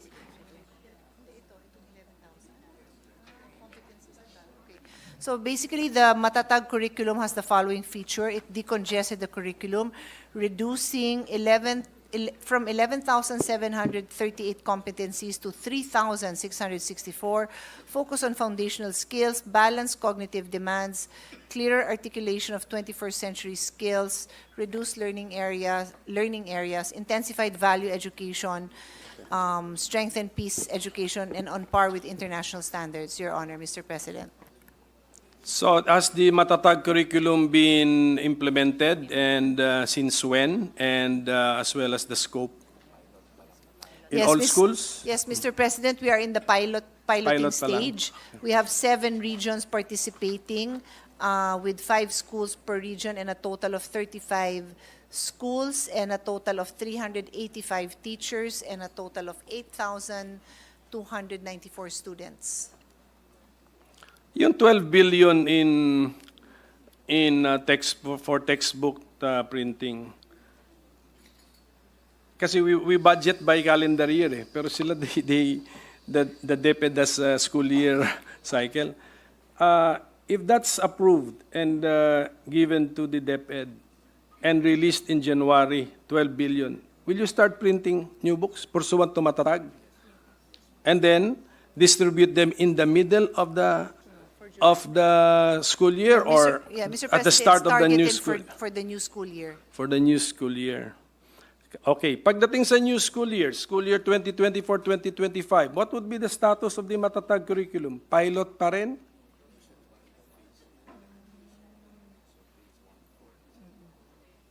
Yes, Mr. President, it's a nationwide phase-based implementation. So that means they roll it out by phases, and the first phase is grade 1, grade 4, grade 7, Your Honor, Mr. President. Last na to. So meaning to say, So pati yung textbook. pati yung textbook pala, this is a multi-year Yes, Mr. plan. President. That sample lang ito, 12 billion, and then the following year, another what, 12 billion again? More or less, Mr. President, because that 12 billion is for grade 1, 4, and 7, which is the first phase being rolled out. So we are already, so we have already decided that the rollout, the full rollout, phased, although in phases, of the Matatag curriculum will happen in the school year 2024-2025. So, Piloting to just tweak it. what is the, why are we pilot testing it kung decided na Yeah. pala tayo na pasado Yeah, na siya? Because, Mr. President, it's clear that there has to be a change. It's clear that there has to be improvement. So what the piloting program will do is to give feedback so that it can be improved before it's fully rolled out, Your Honor. Thank you for that, Mr. President. I appreciate the response and I get the point, Mr. President. Okay. So, ano pa tanong mo? In the reporting, ito lang po, just a suggestion. In the reporting of the non-tax revenues of DepEd, I've noticed na the bulk of your income fall under miscellaneous income, 225 million, and all of the others, inspection fees, rent, registration. There must be a way now to disaggregate yung miscellaneous income kasi miscellaneous na si number 1. Paano naging... That's on the reporting side. Kaya kami na nag-aaral ng inyong mga reports, parang it lacks information. I mean, it does not reveal the information. Imagine. Yes. Noted, Mr. President. We'll see if they can give us a more detailed within this budget season. But if not, definitely for the next budget, it's better breakdown. Thank you, Mr. President. And then, of course, yung reminder na lang po sa ating procurement, ano? Because sayang yung record nung ating past education secretary na dahali pa ng isang laptop. Will the DepEd still allow that a construction company will provide laptops for DepEd? No, Mr. President. We should learn from the past bitter, painful experiences. Did heads roll in the Department of Education because of that 2.4 billion peso laptop deal? statement kayo na they all left. But I mean, the cases are pending. Mr. President, the persons accused of involvement are no longer with DepEd and the cases are pending now. Alam ko naman ang reputation ng ating secretary. Ini-interview ko sila, Senator Bato eh. Strict ang ating secretary, and I'm sure pagdating sa laptop provision, no business na siguro ang construction company dyan, Mr. President. Ang layo na sa primary purpose of the business. I mean, that should have actually raised a red flag immediately, Mr. President. So, on that point, medyo na-disappoint po tayo sa DepEd, but you're under new leadership now, so the reputation of your leader is no nonsense, and she's very strict as far as money matters are concerned. So I wish you all the best. I wish the DepEd. This is just the department, Mr. President. I will yield to Senator Grace po for her questions for DepEd, but for the attached agencies, I still have some questions for them. So this is just for the OSEC, Mr. President. Maybe you can continue. You won't ask it now? You can continue. No, Senator Grace po wants to ask about the DepEd. Just a few questions, I think. So I will yield up for a few minutes, Mr. President. Yes, with permission of the sponsor. Yes, Senator Grace Po is recognized. Thank you, Mr. President. Will the sponsor yield to a few questions? Because I know I was only given like 5 minutes. By the majority leader? By the majority leader. Otherwise, there are penalties involved, even if he's curtailing my parliamentary rights. Mr. President, to our sponsor, I would like to thank our colleagues for maintaining the feeding program budget to about 11 billion this year. That's really important, but I would like to know from the sponsor, what percentage of the program's dairy needs in 2023 is supplied by our farmers? May idea ba tayo? Well, as DepEd is getting the data, I'll put on record that this is something we've discussed in the previous budgets, no? I believe Her Honor, Senator Grace Po, Senator Lauren, Senator Nancy, and we all support the use of local resources. So let's see if they have the data to show that. This is for milk procurement alone. In 2023, 12% is procured. Ano ba to? Historical record of... Sorry, I don't understand this. So, in 2023, 12.59% are procured from... 12.59% are commercially procured, which means About 87.4% are procured from local sources, the That's farmers. good news. That's good news. Thank you for that. I hope that will increase, if possible, 100%, so that they don't even have to worry about finding a source where they can sell their milk. Pero nagkaroon ng insidente ng contaminated milk, di ba, sa Negros Oriental. Have you been able to determine, Madam Sponsor, what caused it and how to prevent that from happening in the future? Kasi milk can be highly, what do you call this, can easily get spoiled if not handled properly. The spoilage rate is high.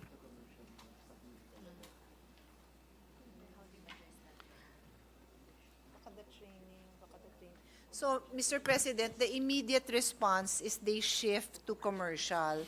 But in the meantime, they can be doing coordinations with DA for better training and if there's a need for equipment. Okay, so Madam Sponsor, what you mean by switch to commercial is the handling, not the production. Kasi we're talking about also sourcing it from local farmers.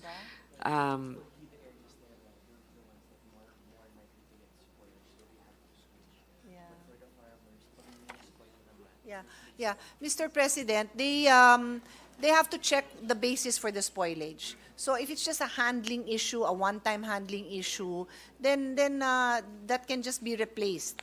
But if it's really a recurring problem, then they have to temporarily switch to commercial while they assess and then perhaps retrain the farmers who are handling the local production. Pero so far, no other incidents reported.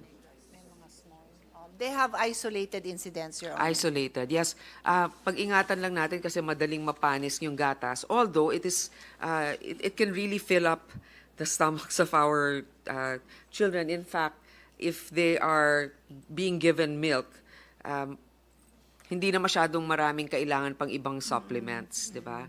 So, my other question would be, have you decided, kunyari, there is actually a proposal to devolve from the DepEd the school-based feeding program and give it to the LGUs.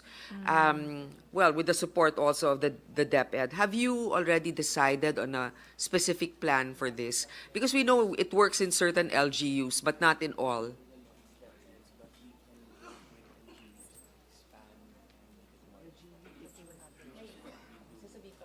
But you don't intend to just, it's not part of, Okay. Anong loko? Okay. Mr. President, under the Law Her Honor sponsored, it is really DepEd's responsibility. So the most that they would do is work with a LGU, for cooperation and partnership, but they do not, it is not part of the devolution. Okay, may I ask who is the actual person in charge in the department to oversee the entire feeding program? I would like to have a name.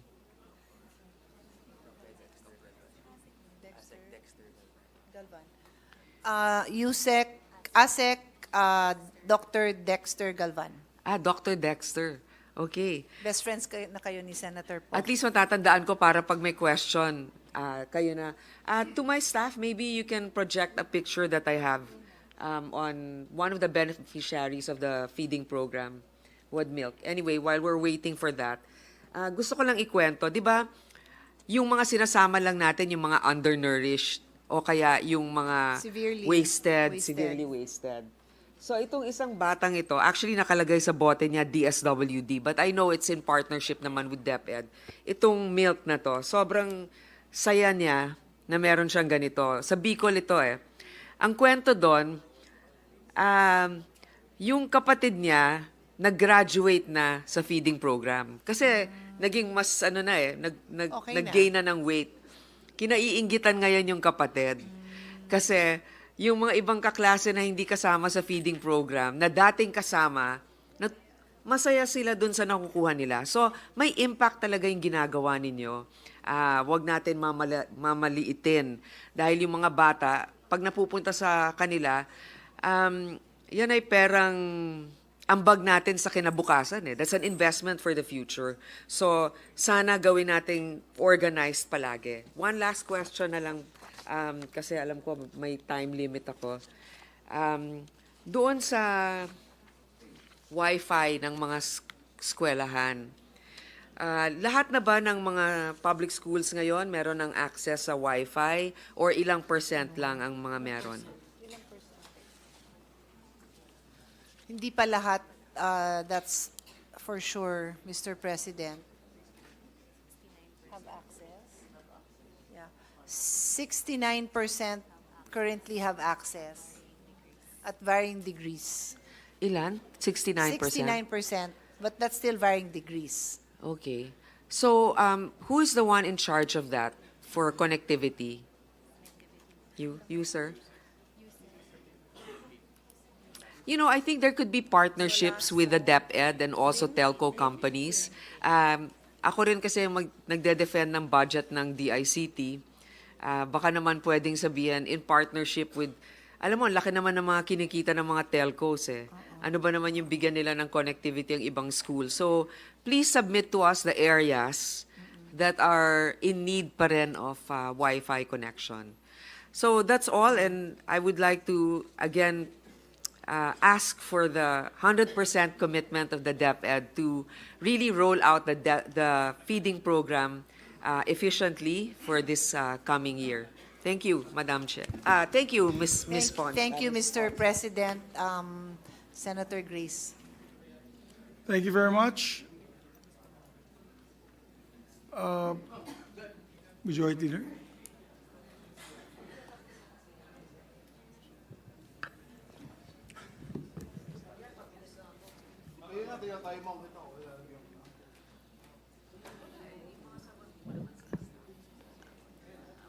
Excuse me.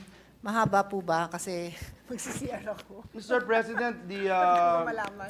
gentleman from Taguig, Pateros, no other than Senator Alan Peter Cayetano, would like to seek the floor, Mr. President. I move that he be recognized to... I think the good sponsor would like a 1-minute break to use the toilet.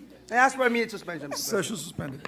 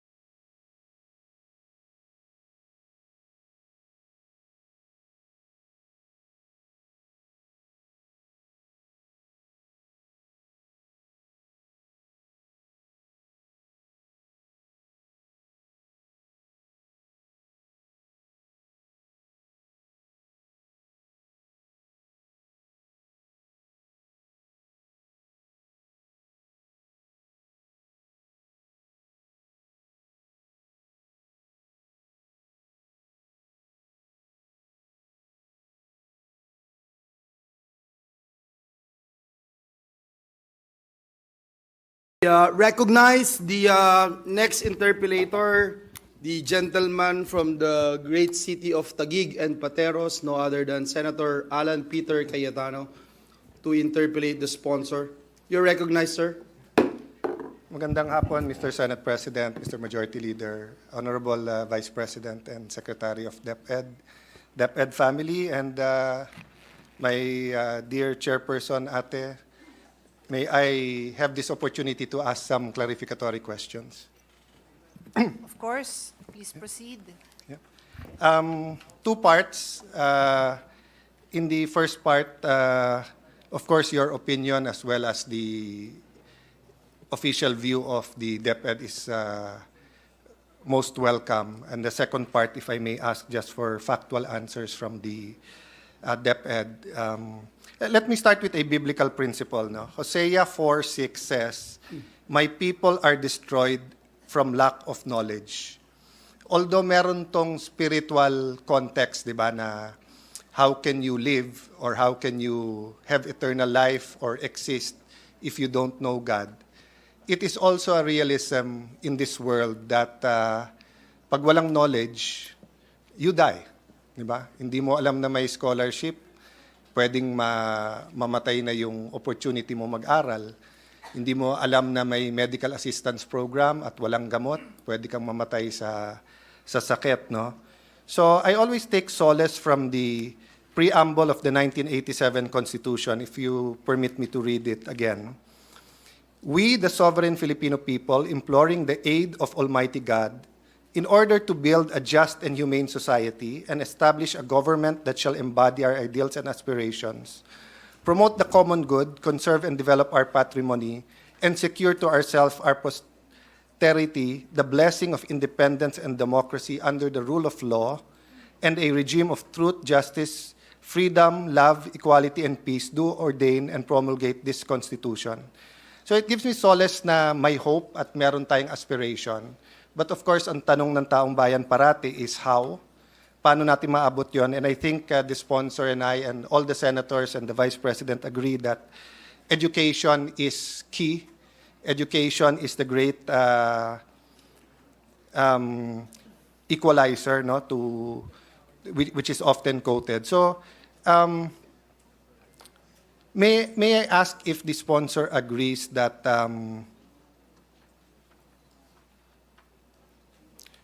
may I ask how the sponsor or the DepEd characterizes the present situation of Philippine education?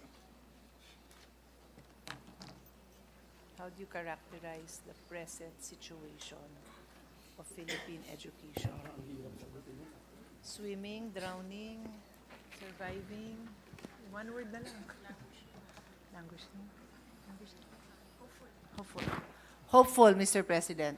Hopeful. But what's our status? Are we doing well, doing bad? Are we in the top chair? Are we, paano natin ma-characterize? Would you agree with some of the statements that Philippine education is in crisis?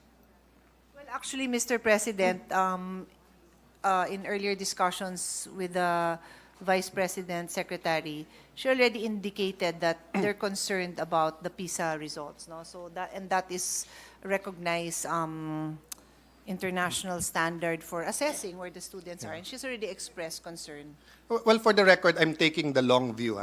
I'm not taking this last year or the term of President Marcos or the term of Vice President Duterte alone. No? I'm talking the long view from the 60s na number 2 tayo sa buong mundo, na napakalaking part ng budget natin ay sa education, pero hindi libre ang high school.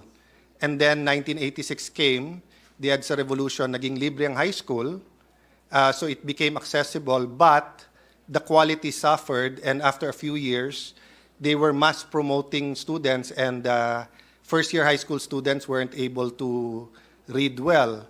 Fast forward, 2013, nearing our goals of the teacher, pupil, learner, classroom ratio, we decided na para maging world-class, mag-K to 12, then we're back to where we are today. No? So some people say that the educational system of the Philippines is in crisis. Will the sponsor or the DepEd agree with that or no? Yes. Yeah. And it is good to have an agreement where we are, di ba? Kasi hindi masosolve ang problema na hindi natin alam na may ganung problema. No, so I for one do appreciate that answer, because when we're in crisis, we come together and try to help each other and try to get out of that crisis. Allow me lang to pay a little bit of homage to Philippine Daily INQUIRER.net and their editorial. Maikli lang to, but eto sinabi niya, ask a typical 10-year-old school student in the Philippines to read and understand a simple, age-appropriate paragraph, and there is a good chance that as many as 9 out of 10 will not be able to. This dismal level of reading comprehension among pupils puts the Philippines firmly among the poorest in the learnings in the region, according to the latest World Bank report on the quality of education in East Asia and the Pacific, with an alarming 91% learning poverty rate, even with the return of the face-to-face classes across the country. The Philippines has therefore failed to improve the same dismal ranking in 2022 study of 22 middle-income countries in the region by the Washington-based lender, and was done after 2 years of remote or distance learning forced by the COVID-19 pandemic. In stark contrast, learning, defined by the World Bank as being unable to read and understand short age-appropriate text by the age of 11 or between grade 4 and 5 under the country's K-12 system, is high in high-income Japan, South Korea, and Singapore, is a minuscule 3 to 4%.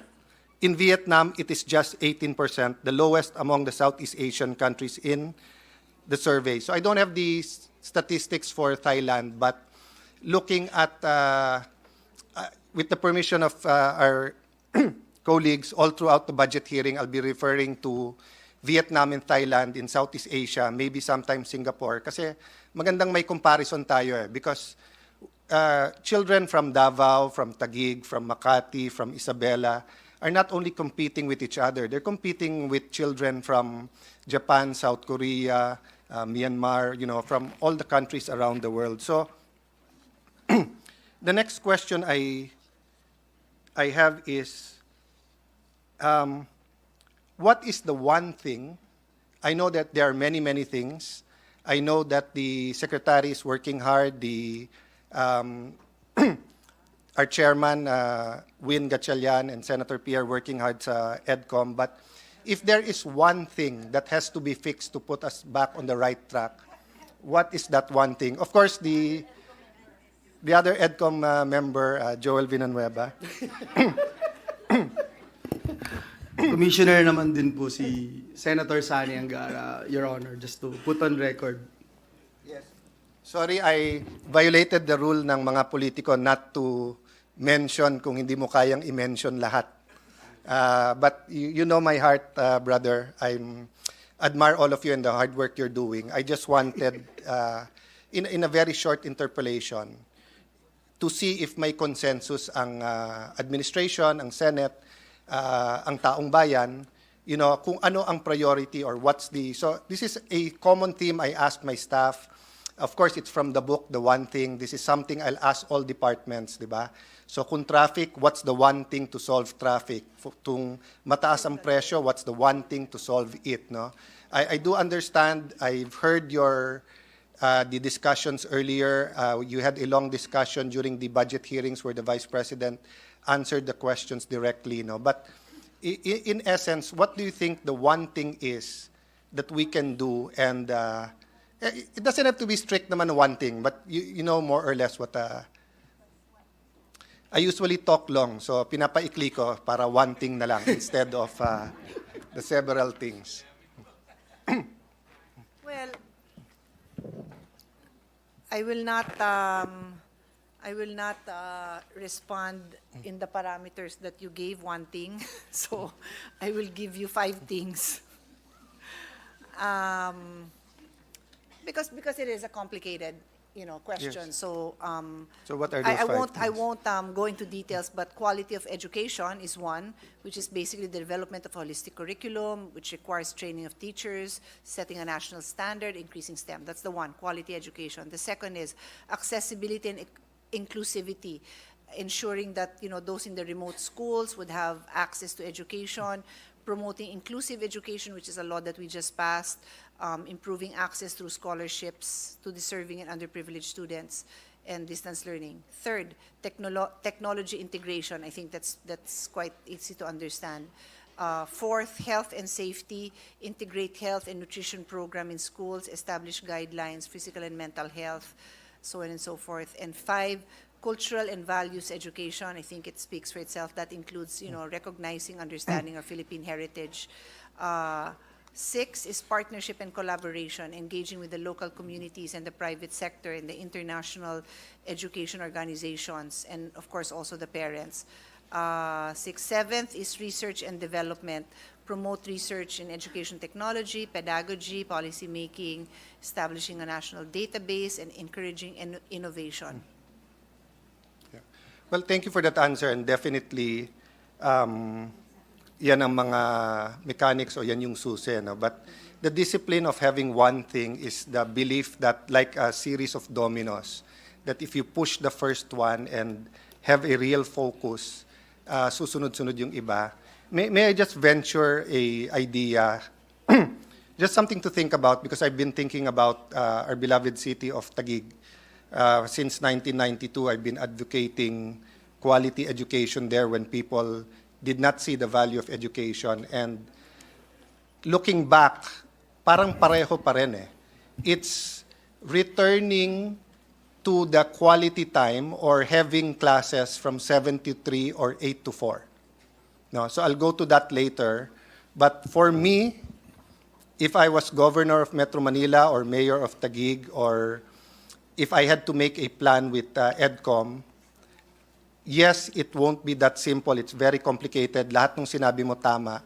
But what's the one thing that will return us to the right path? I think it's having enough time for the learners to actually learn. Kasama na lahat doon, syempre. Kasama na yung training ng teachers. Kahit 8 hours yung pasok mo, kung hindi trained yung teachers, of course, if you don't have the technology, of course, if they're not safe, no? But as I said, as a discipline, kailangan may isang target and then bullseye talaga siya, and then we really focus on it, no? The reason I say that question is because I do want to propose amendments sa budget. If you propose that 8 items, all of us will just keep saying dagdagan natin, pero hindi naman madadagdagan.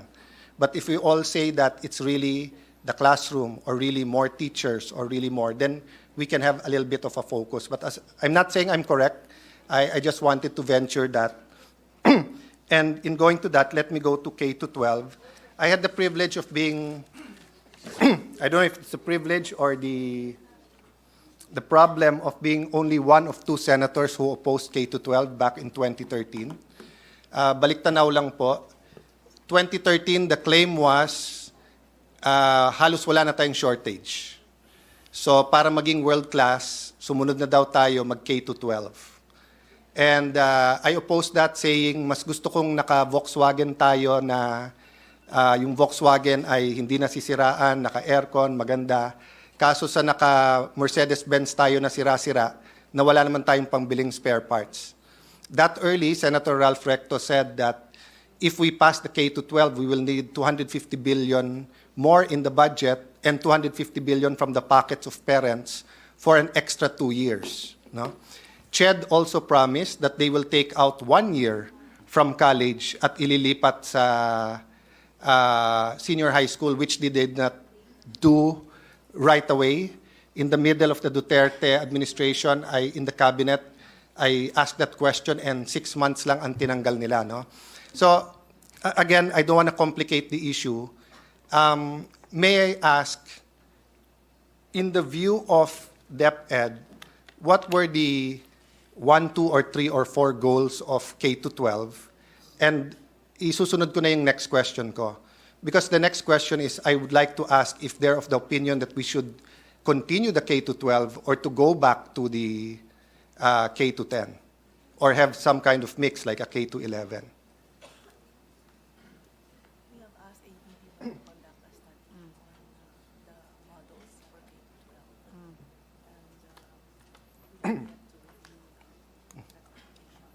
So you're sticking with the K to 12?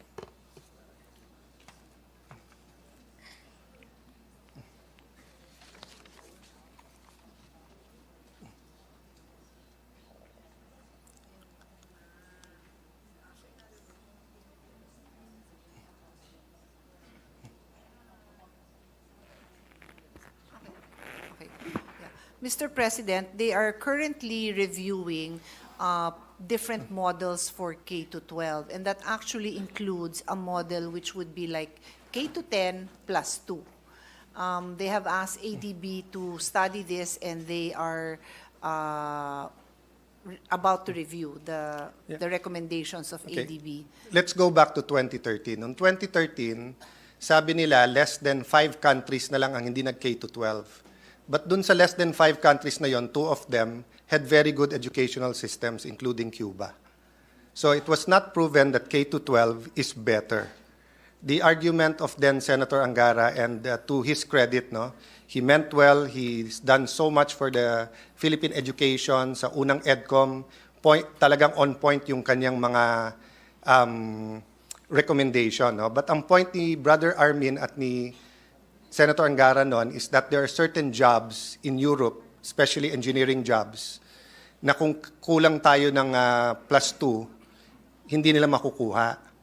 Kinumpute ko yun less than 1% of Philippine population So bakit yung 99% ipla-plus 2 years natin, tapos yung for the 1%. He said, because that is only one of the reasons. But the main reasons for K to 12 is one, better prepared for higher education. And then kung hindi mag-higher education, employable na. And then develop na ang skills nila. And then may entrepreneurship. And then may middle level skills development. So what I did during that time is to compare the K to 12 curriculum with the curriculum of Philippine Science High School. And the only difference was free time. Philippine Science High School was already on the initial K to 12, following a K to 10. The only difference is that we were spending 3, 4, 5 times more per student in Philippine Science. Of course, may exam din sila. So competitive then DepEd. No? So to be fair to DepEd, it's not. You have brilliant students. I love Philippine high school, but we're also spending so much more per student, per teacher sa Philippine high school. So in the first 2-3 years of K to 12, Philippine Science High School just added free time. Ganong kakalokohan yung sa K to 12 nung umpisa. So sabi, because we needed time para sa mga tracks. So let me go to that. How good are our tracks nowadays?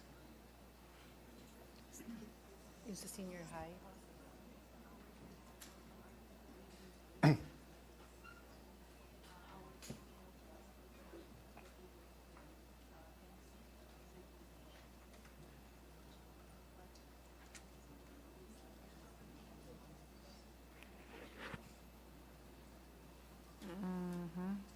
Okay. According to DepEd, Your Honor, in 2018, those who took the TVL track, and Senator Joel can respond to this, they were able to get their MC certifications. How many took the test? Well, then the second part of my response is, but most, as His Honor pointed out, still went on to college. Yes. So how many took the test? I don't have the number. Do you have The point is, and I'm not blaming DepEd here because you can only do what the government gives you money for, no? But meron ba tayong parang Don Bosco na pag tinignan mo at sinabi mong electrical electronics, pag-graduate doon, halos hindi na kailangan mag-college, sa galing niya sa electronics at electrical. With the indulgence of my two colleagues, my ate and kuya, may I just interject and spread into the records as well the challenges facing K to 12, which is the lack of tech voc assessors, for instance. Not even talking about teachers here, but assessors, in order for you to be assessed. And because at the end of the day, you wanted to make sure that you get the national certification that you need, which has been or has become a passport for employment. But if you don't have enough assessors for the tech voc track, you don't have enough teachers, trainers for the tech voc track, you don't have enough facilities. For example, if you're in one particular area wherein you can only offer very limited courses, only because that's the only courses you can offer, even if it is not in demand, Your Honors, then still, K to 12 will continue to fail if we don't have all these inputs that should be in place, Your Honors. Thank you for that, Mr. Senate President, Mr. Majority Leader. In fact, yung sasabihin ko nga is pabor nga sa DepEd na eto yung pre-namis ng K to 12 pero hindi binigay sa inyo yung resources para nga ma-implement nyo. That's why when you are answering kamusta yung tracks, you're giving the best that you can, but your best is not good enough because the country did not also give you the best that it can.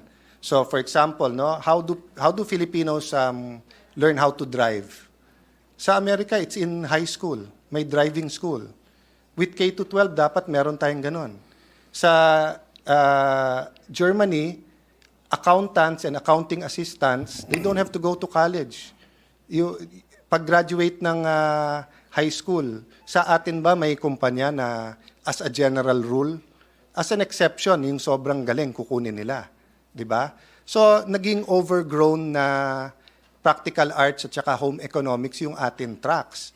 Yung sports high schools natin, meron ba silang Meron ba silang oval? Meron ba silang football field? Meron ba silang high performance gym? Wala. Ang usapan dun sa tracks, yun ang promise nung K to 12 no? So para tong isang lalaki na nagpropose sa babae na pag pinakasalan mo ako, langit at lupa ibibigay ko sa iyo, pero nung pinakasalan na, sinabi na tapos na eleksyon. 'Di ba? So the point I want to make here is that we're facing a crossroad and we have to make a choice. If we really want K to 12, we have to pay for it. And DepEd has to come out with an amount and we have to all work together how to come out with that amount. Ang pinaka-basic dyan is yung bumalik nga tayo to 7 to 3 or 8 to 4. May I ask that question, Madam Chair? Ilan na ang schools ngayon, let's say in Metro Manila, ang shifting? Or ilan ang schools na hindi shifting, kahit percentage? We can get all the statistics later on, but just for the purpose of discussion, no? Just to bring out the points. So how many are on a single, what's the right terminology? Walang shift, meaning whole day. Not just Metro How many are half day? How many are two shifts? So, Mr. President, the number of schools implementing a double shift, 2,280. Number of schools implementing a triple shift, 32. Number of schools implementing quadruple shift, 3. Number of schools implementing a combination of 2 or more shifts, 499. So a total of 2,814 schools have more than one shift. Can I clarify? 2 shifts means morning and afternoon. Yes. 1 shift means whole day ka. Tama ba? 6 hours. 6 6 hours. is the norm. Ngayon, pero nung tayo high school, it was 7 to 3 or 8 to 4. Nung bago ba mag K to 12 or what, 10, 15 years ago, was it always 6? Sino bang old-timer? 6 No, ba? I was already in high school during President Cory's time. It was 7 to 3. The only exceptions was like Lasal Green Hills na half day sila. 6 sa public school. Public school has always been 6. That's the response I'm getting. I don't think so because if that was the case, meron ba sa DepEd na inabot pa si Nilo Rojas? Wala na. Rosas? Wala na eh. Mga bata na lahat So yung institutional memory. Anyway, I'll make my point, no? So ilan yung 6 hours? And all the other schools, Your Honor, ilan total schools natin? We have about 44,000. So this is nationwide. So out of 47,000 schools, there's around 2,814 Who are on There the two is shifts. 2,815 that have double or more Okay, shifts. but the statistics I seen in Metro Manila, it's about what, 1/3 of Metro Manila is on a two Well, I shifts. would assume the bulk of this is Metro Manila, no? Yeah. And Calabar Zone. Your Yes. Honor. So ito ang point. So before you only had grade 1 to 6, walang K, and you had 4 years of high school, pero you had 6 to 8 hours of school. Diba? And then 40 lang kayo sa classroom. Now you're 45, you're 50, and you have 4, 5, 6 hours and an additional 2 years. So it doesn't make sense. Diba? And then ngayon, less homework then. You know, all these international studies, I won't argue, we have to look at it, but we have to also look what works for the Filipino. Diba? So bakit tayo nagdagdag? I'm not, this is addressed to us kasi kami nagpasa nito noong 2013. Diba? Why would we add 2 years? Dagdag bawas eh. We add the 2 years, put the burden there, and then did not put the resources, so less hours nandun. So I want just to throw this question nga, di ba? Whether you call it K-10 plus 2, K-11, etc., the point is, more hours, let me go through it, no? The optimal number of hours in school, whether it's 6 hours, 7 or 8, including lunch break and including extracurricular, including PE, including chess club, debate club, and everything in school. 40, maximum 50 in a classroom, all facilities, etc., etc. I know it's going to the ideal. I'm just saying you can't have it both ways. Hindi ka pwedeng mag K-12 and then sasabihin mo ayusin lahat yon. Hindi ko na ma-compute in my mind. I was asking Senator Coco yung, sabi niyong kulang na classroom, 150,000 times 2.5 million. So I don't know the math. So how much is that? Is it 300B or 3 trillion? Sinong magaling sa math? 420 billion. Around 400 billion. Okay. So if it's 400 billion, it's doable. 1 trillion ang DPWH budget. If we get 10% of DPWH budget every year and put 100 billion in classrooms for the next 4 years, we'll make it. If it's 75 billion in the next 6 years, we'll make it. I know I'm preaching to the choir. Alam kong gusto ng DepEd more classrooms. Alam kong kailangan din ng teachers, etc. But ang point ko, either we're determined to fix Philippine education and kung anong meron sa pinakamagandang private school ay maibibigay din natin sa public school or we're not committed. But the way we're doing the budgeting now and just saying we're doing the best we can will not solve the problem. We had an opportunity in 2016 to pause the K-12. I do understand why President Duterte in the recommendation of then Secretary Ling said no, kasi hindi naman niya alam na magkaka-pandemic.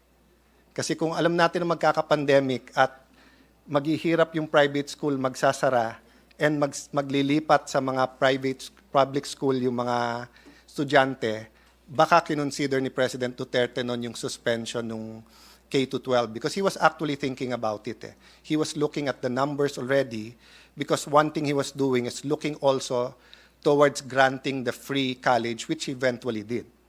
Kasi remember, may second part yan. So I'll go to my last point. No? So the theory was, we will make K-12 so good na walang magda-drop out that when you graduate, pwede ka nang hindi mag-college at employable ka na. It was so good na dapat magiging irrelevant ang TESDA. Because ang TESDA pang out-of-school youth. So, ang magiging twist ng TESDA, they will come up with a better technical education program na parang pang-college na. But when Senator Joel and I were, together with Senator Angara, questioning nga yung TESDA, so far they have no role in the accreditation ng programs ng DepEd schools. No? So, I'd like to throw to the chairperson and the chairperson of the Committee on Basic Education another question. 25 years ago, sineparate natin yung Department of Education, Culture, and Sports because ang keyword was trifocalization. And I believe in focusing. That's why I pushed for the Department of Migrant Workers. I believed, even if I spent a lot of time as DFA Secretary sa OFWs, I believe dapat may nakatutok. But right now, I really wonder if the people in DepEd wants a say in all three. Or people in CHED want a say sa DepEd, or people in TESDA want a say sa tracks ninyo. So there's nothing to stop the three from speaking and talking, but ako, I do not see the logic that we will have certain tracks that TESDA dapat ang authority, pero hindi TESDA ang nag-accredit sa ating mga schools. No? So let me ask this last question. If you have the numbers, if not, I will get it from you later. What is the per capita spending per student right before K-12? And what is the per capita spending now or proposed for 2024? We can go back to that later. The only reason I ask that is for a guide for all of us. Kasi if we were spending it much more before K-12 and we're spending much less now, and I'm talking about in real terms, not in nominal terms. No? Mr. President, we have figures for 2023 and 2024, but offhand, I don't have the figures in the past. No? May I just give that to the EDCOM to take a look at? Diba? Yeah. If you look at the per capita spending ng Philippine Science, Okay. and ng DepEd before K-12 and now, it might be a guide for us to see if we're, if we're going on the right direction.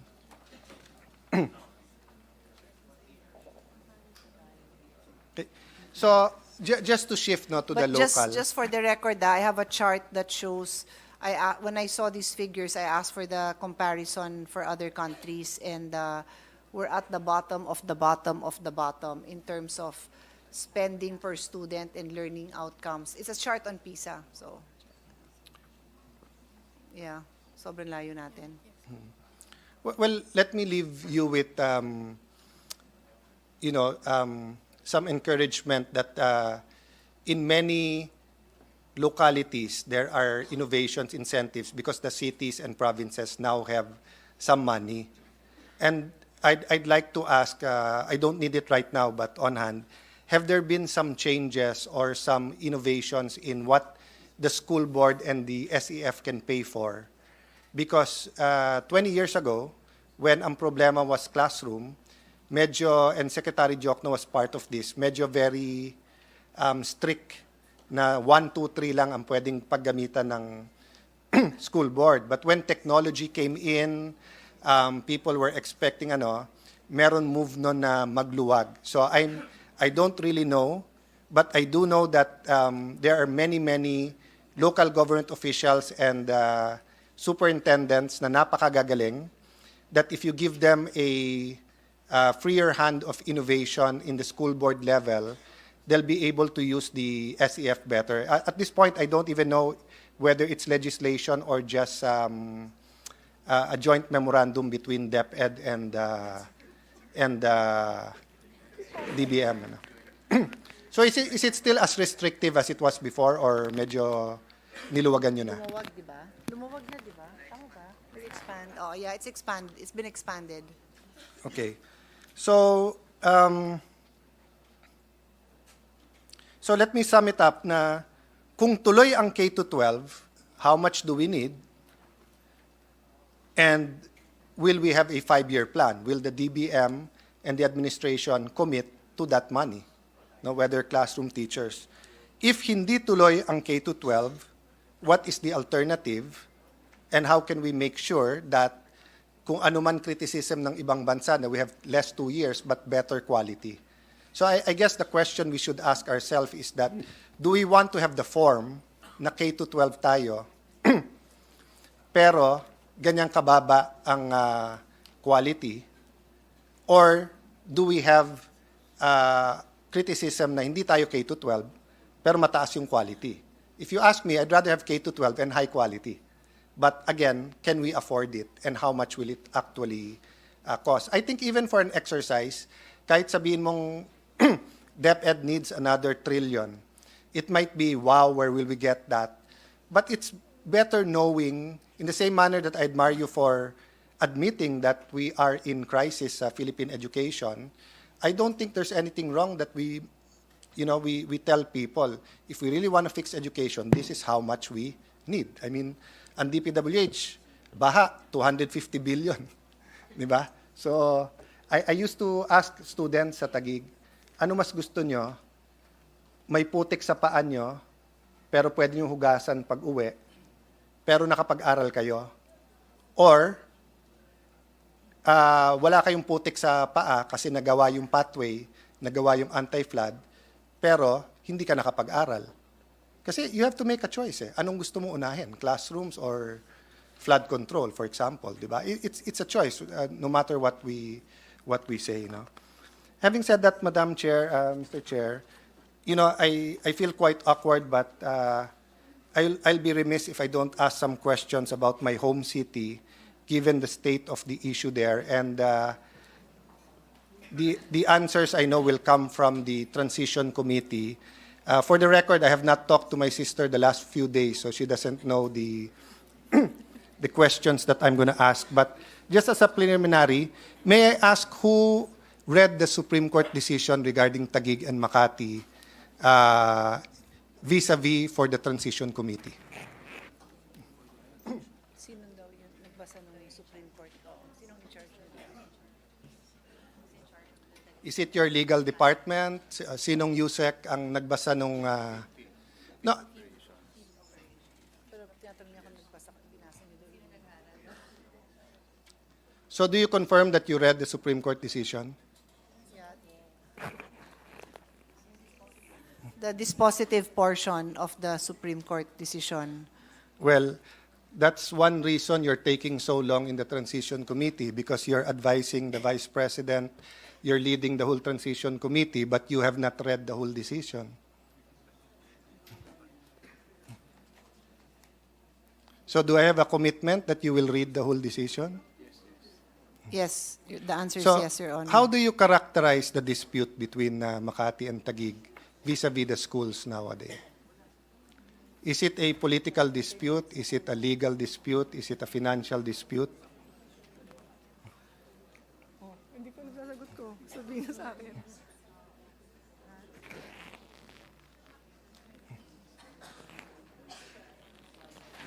Yeah. Mr. President, it's already a settled case, therefore it's for implementation, and that is the function of the Transition Committee. So in I DepEd. think I heard the Vice President, and I thank her for that. That's exactly what I wanted to hear. Because I want you to watch a video, and it appears that some of your people don't have the same opinion. Can we show the video of, is it Assistant Secretary Brigas? Bringas. The party, but the side of the learners. So whether you are originally from Makati and now from Taguig, what is important is you put the best interest of the learners as your priorities. Okay, so you will be providing the balance for the confusion that is happening. So when you meet your teachers, tell them na same message. Your side is the learner's side. Okay. So you guard and spare the learners from all these controversies because they need to focus on their studies. And that's why you are here. Okay? So yun lang naman yung advice ko sa inyo. So that when the time comes that there's going to be transition, alam nyo na you did not take sides, you focus on the side of the learners. So whatever is for the benefit of the learners, that should be your priority. If they have two uniforms, so be it. That's for their benefit. No? Besides, uniform in the public schools is optional. So when they have two uniforms of different colors, they can wear it in different days of the week. Yeah, if they have two pairs of shoes, so much the better. Yeah. Diba? You will And like they it. have doubled the number of learners kits, and so much the better. Basta we should not let them be in the middle of any controversy, but make them focus with their studies. Okay. So we are counting so much on the teachers as the balancers of these issues, and do not engage in any partisan activity. Just make sure that you're doing your mandates as teachers and doing your responsibilities to all your parents.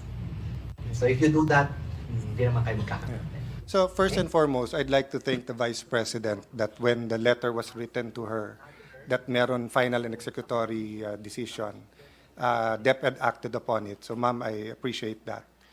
Having said that, I thank the Assistant Secretary for saying importante at priority in learners. But I take offense dun sa tawanan about the uniforms and about being neutral, politics, etc. You know, the mayor of Taguig and Makati are elected officials. Hindi ito mga bata na nag-aaway. You're trying to make light and funny of a situation that is very crucial to these children. So let me start with a specific question. What is the policy of DepEd regarding uniforms? Okay, uniforms are not mandatory. And is it correct? The reason is not the science behind it, because the science behind it is solid. Uniforms are very advantageous to students. The reason is because our people are poor at wala silang pambili ng uniform.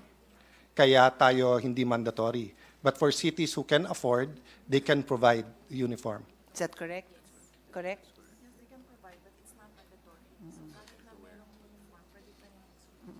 So they can provide, Your Honor, but according to DepEd, it's still not mandatory. Well, if that's the statement, I have a problem with that. Because all of the science proves that uniforms are beneficial to students. And I was the impression of, kaya hindi mandatory kasi hindi makabili yung parents. Pero kung ipro-provide na ng local government, bakit hindi sila pag-uniform? Uniforms are anti-bullying. Uniforms are make a sense of community. I mean, all the science is there. You can Google it if you want. All the big universities have that, no? Anyway, I'll pause there so that the DepEd can think about it. Kasi yun ang impression ko, that you are just making consideration to those who cannot afford. Pero kung provided na, bakit hindi pag-uniforme? May nakita na ba kayong private school na hindi nag-uniform? Okay, so why is it called a uniform? Di ba kasi isa lang? So can I ask, maybe the Assistant Secretary should join the group in front para masagot yung questions. Kasi ikaw nag-make ng statement eh. Can you tell me, Assistant Secretary, So through can, the just for chairperson? the record, for our uso pa ba stenographer, recording na lang ng ano sa YouTube. Who is it you're calling? Is this Francis Cesar Bringas? No? Yes. Okay, can you stay here? May I know from the sponsor if the Assistant Secretary knows any school in the world that has two uniforms at the same time? You heard the question. Yeah. To let them to accept all uniforms. Okay. So, Mr. President, Vice President, Secretary said she was the one who told ASEC to accept any uniform. Yes, accepting the uniforms and telling the teachers and students that in a way that's making it katatawanan, na you can wear one on Monday and one on Friday, is not the same as accepting uniforms. Yes.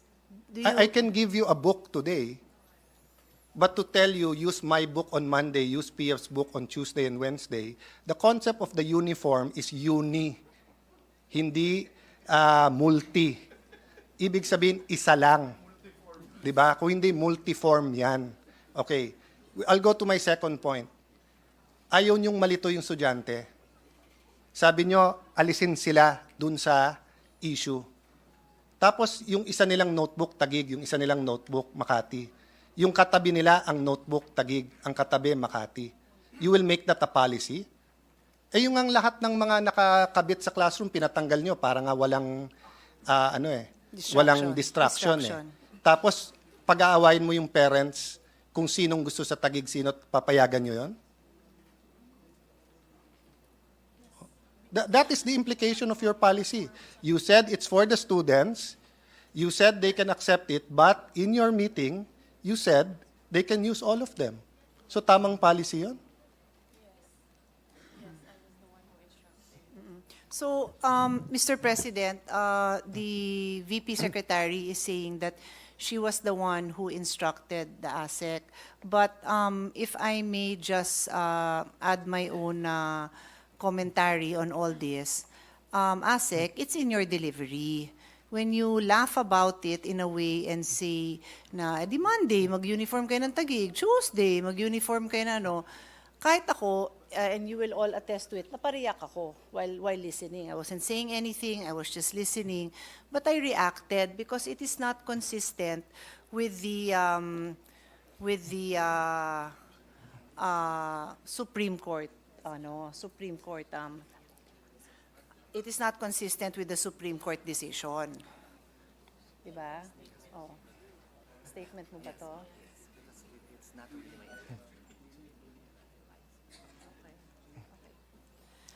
Mr. President, ASEC bring us apologizes for making light of the situation. Accept the apology. For me, no? For Taguig and the mayors, nasa kanila yon. I know you're working hard. I know you love the students. But we have to think of the consequences of our action. So kung ang China magbigay ng notebook sa Pag-asa Island, sasabihin natin pwedeng gamitin ng Pilipino yung China at saka yung The Supreme Court has already said that these barangays are Taguig and Makati is prohibited from exercising any jurisdiction. Giving them notebooks from their public funds is exercising jurisdiction. Giving them, accepting, okay, but telling them you need to use it, allowing them to use both, ma'am, is it that stepping on the autonomy of Taguig? DepEd doesn't have full authority under the DepEd schools in any city in the country. It's a joint responsibility with local autonomy. In fact, if you look at the basic education law, it is the principal who has that authority, not the secretary. Isn't it correct? The answer, so I can...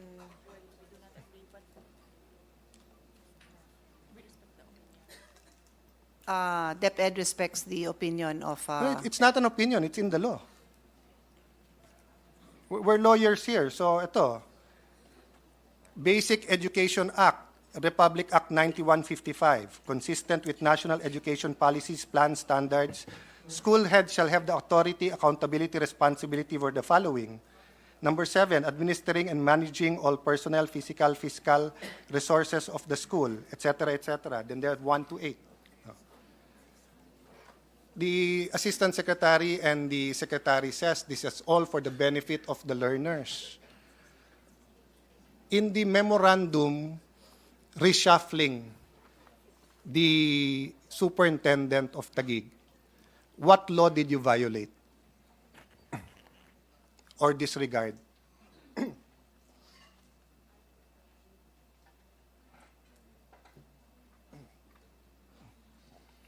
I was a secretary once, so I know these are prepared by the legal. So I'm not blaming the secretary, but kayo nag-prepare niyan.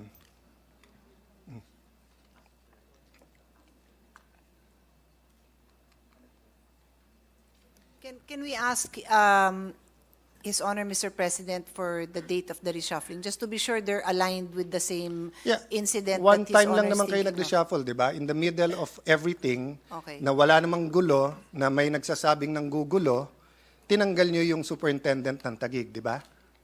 Oh, what law did you violate? Or did you disregard? Or did you think you were following? Did you consult the mayor of Taguig before you removed the superintendent? Did you consult the mayor of Taguig before you replaced with another superintendent? No, she was not consulted, Your Are you Honor. allowed to do that? Are you allowed? You're not aware of Section 99 of the Local Government Code on the local school board? The Department of Education, Culture, and Sport shall consult the local school board on the appointment of division superintendents, district supervisors, schools principals, and other officials. I've been in Congress since 1998. I've always insisted in the proper consultation. So, sabi nyo may gulo sa 10 barangay, may 28 barangays ang Taguig. Naka ilan libong meeting ang superintendent sa opening ng classes. Lahat ng programa, inattendan niya yung meetings. Every single step of the way of the transition, she was in contact with the NCR director and with Yusek POA. But then, nung may nanggulo, na wala namang gulo, tinanggal nyo na walang consultation sa local government. So how can you say that you care about the learners in Taguig? Did you care about the 28 barangays and all the other schools making preparations for opening classes? We were in the middle of hope. This is a recollection every weekend kasama yung mga estudyante. The superintendent played a key role there. Pero ano sinabi nyo? Pack up, umalis ka na, lumipat ka na ng Marikina.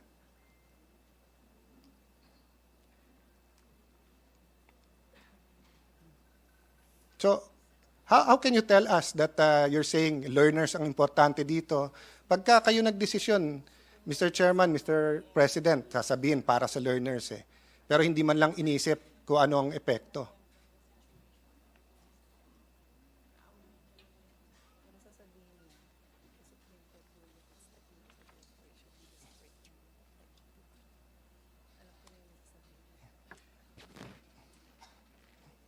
I mean, it's suspension, Mr. President. Session suspended.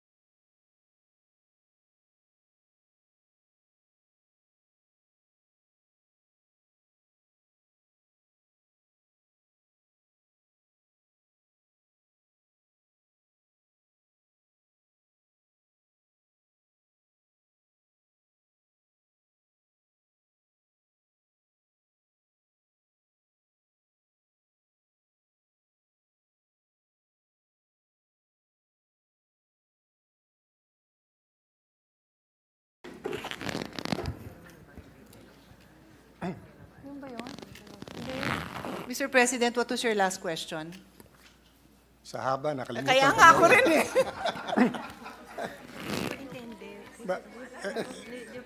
Madam Chair, let me phrase it in a better way. No, let me phrase it. Ang tanong ko po, bakit tinanggal yung superintendent? Okay. So, Mr. President, according to the Secretary, Vice President, the two superintendents were already clashing. Okay. And So thus let me answer the that. So response. because the Vice President might not have gotten the right information during that time, with all due respect. First of all, the superintendent, Dr. Ailes, was taking every single order from Yusek POA and from the NCR director. Pinapakita niya sa akin yung text mismo. Every single action niya. In fact, tinataguan pa niya minsan yung mayor to meet with the principals away from the two mayors. It was the superintendent of Makati who was emailing the teachers and principals in Embo na wag papasukin ang mga taga-Taguig. Okay? And Yusek POA was there when Mayor Abby threatened that kung hindi magbabayad ang Taguig to rent, isasara na lang niya yung schools. Di ba? So from the very start, alam mo na kung sinong reasonable at hindi. So it goes back to yung sinabi po ni Asek Bringas, no? Asek, ang problema kasi sinabi mo, yung neutral, yung wag magpaipit, this is a question of tama at mali eh. Sino ba may jurisdiction? Taguig or Makati? Makati superintendent should have nothing to do with the 10 barangays. The principals, when they met with Dr. Ailes and with the NCR director, were given a choice. Lumipat sila sa District 1 ng Makati or to remain. They chose to remain. Almost all of them. Dahil mas gusto daw nila sa Taguig. So you were assuring the teachers kanina, gawin nyo lang yung tama. Okay kayo. Eh, hindi yung ginawa kay kay Dr. Ailes eh. Ginawa niya yung tama, tinamaan nyo eh. Tinanggal nyo eh. Why? Because of the PR effort of Mayor Abby na saying may gulo doon. I have the videos now if you want to see it. They barricaded the schools. There are no people barricading the schools, which goes to the next point. Who is guarding the schools right now? Kaninong security guard? Sa DepEd ba? The answer is no. Yeah, kaninong Not security DepEd. guards? Alam nyo? Makati? Contracted by Makati, Oh. Mr. President. And why are you protecting them?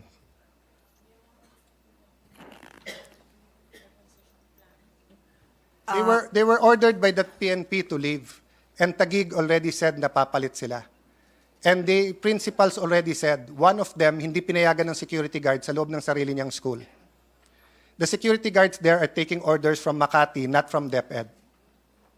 In front of the DepEd and NCR, sinabi ng Taguig, when our security comes in, they will not be following the mayor of Taguig, they will be following the principals.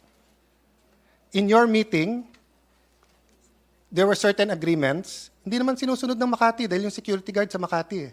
Ito, 2 sulat sa iyo sa PNP, they're here. Pinatawag ko yung mismong SOSA. Sumulat sa inyo, hindi nyo man lang sinagot eh. So how can you say you're not protecting? Yusek POA, ito, may sulat sa inyo. Nakita mo na yung letter?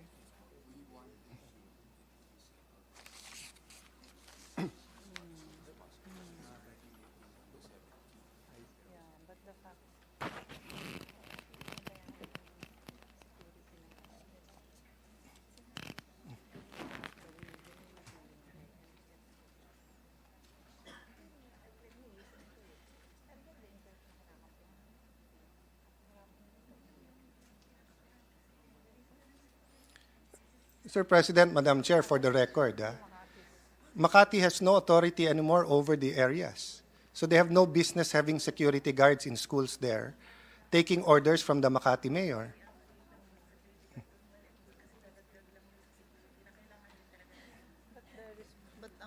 And you have not allowed Taguig security guards to enter. There are several letters pending since August, hindi nyo rin sinasagot. So how can you say you're not protecting and favoring yung Makati security guards? Pag may nangyari sa school na yan, is it the responsibility of the Taguig mayor or the Makati mayor? According to the Vice President, Secretary, it's the DepEd No, responsibility. I take exception. It's both. If something happens to Davao High School, it's both the mayor of Davao and the DepEd. Kasi constituency, DepEd doesn't live alone. Hindi isolated ang DepEd, hindi all-powerful ang DepEd. DepEd tagig yan. Look at the basic governance law. Look at the local government code. Meron kayong DepEd tagig. There's no such thing as DepEd Office of the Secretary. So kung may mangyari dyan, yung parents magko-complain sa city ng Taguig. Hindi lang sa DepEd. Kung may mangyari sa health center sa Comembo, Embo, Rembo, they will complain to DOH and Taguig. Hindi pwedeng sabihin ng DOH lang. Diba? Yet, you're not allowing Taguig to put security guards there.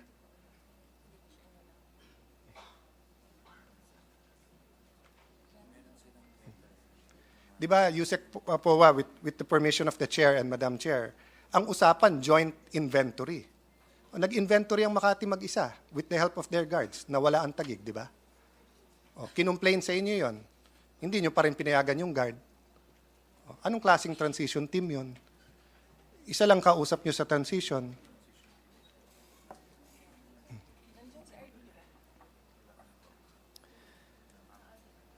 Mr. President, is the senator waiting for a reply regarding the letter? Because you had a question earlier, so I'm not sure if there is a response. I'd like to that is find out, being- para umikli, Yes. because I Yes. made my point. Are they going to allow security guards from Taguig to make sure na safe yung teachers, students, and no there or not? Yes, no? Sabi mo yes, di ba? Yes. Oo. Security, yeah. Mr. President, pending the transition plan, yes, security forces or security guards from Taguig will be allowed there. Okay. I thank you for that, Madam Vice President. Actually, in because- fairness, she was telling that to me earlier already when you first mentioned the Yeah, question. but the transition committee has not answered. Yeah, I was saying And nga may that- rules ang PNP, kaya nga nalilito na sila eh. Diba? Because usually it's the principal who decides. Okay? So which goes to my point on ownership. Is there an issue sa ownership ng schools?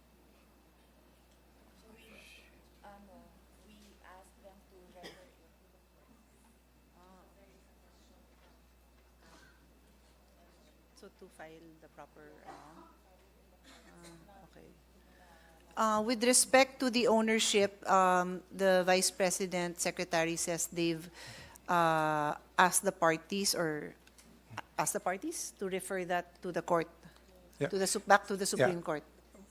Madam Vice President, I admire you answering and standing up for the committee, but I know it is the committee who's meeting people. Okay? First and foremost, any school you go to in the Philippines na DepEd, at makita mo na DepEd school, anong assumption nun? Sino may-ari nun? DepEd, I will DepEd. reply. Okay? DepEd. So if Alan Cayetano says that's mine, will you believe me? Without proof, no. Yes. And you're already my sister. That's But true. still, you will not As believe far as me. I know. Diba? Okay. So this is my point. And that's why I made reference na kilala niyo pa ba si Nilo Rosas, no? Because if you go back in history, very strict ang DepEd para magkaroon ng DepEd school. There's no such thing as a LGU school. Meron yon sa SUC. So sila Win Gatchalian, pioneered, meron silang university sa Valenzuela. Meron university ang Taguig TCU. Iba yon sa PUP, TUP, etc. CHED yon. Iba yon sa private.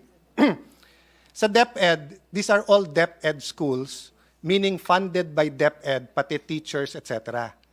But nung nagkulang na yung lupa sa Metro Manila, pumayag na yung DepEd na magkaroon in the past, a few years, 10 years, 15 years ago, pumayag na magkaroon ng MOA na pwedeng gamitin. Pero DepEd school pa rin yun. Okay?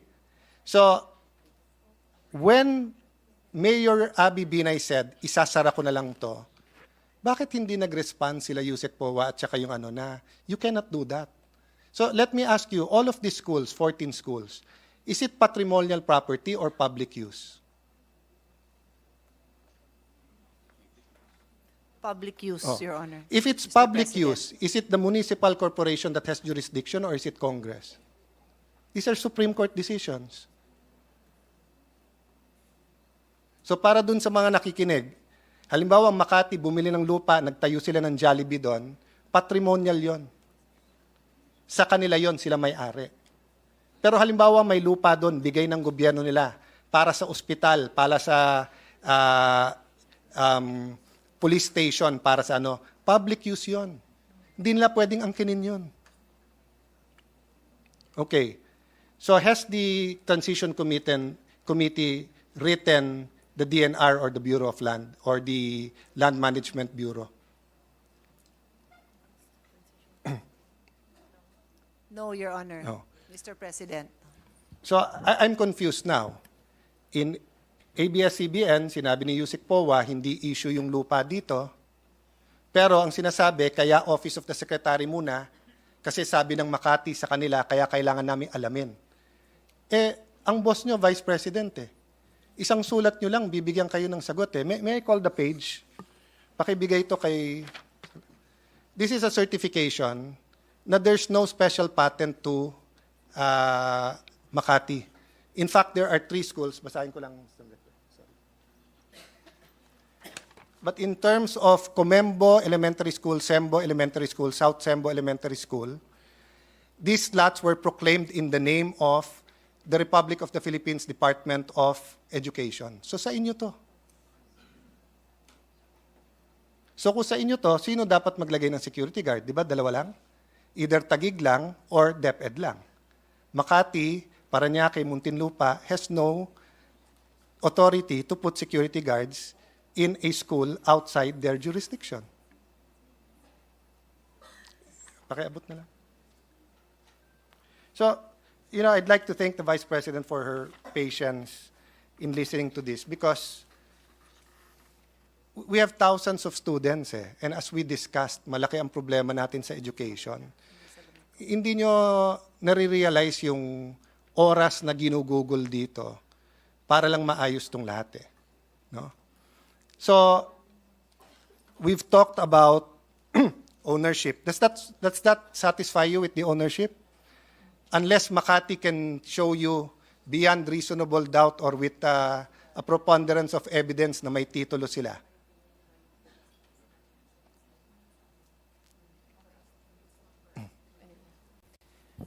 Mr. President, according to the Vice President Secretary, Makati has made it clear that they are questioning the ownership, claiming the ownership of the property. And that's Madam why Chair, they have anyone asked- can they say. have- We have people in Rizal who say they own the whole Metro Manila.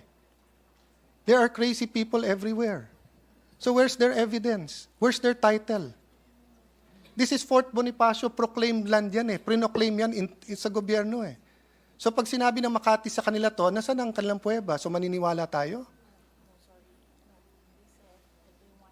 This is not land that a municipal corporation bought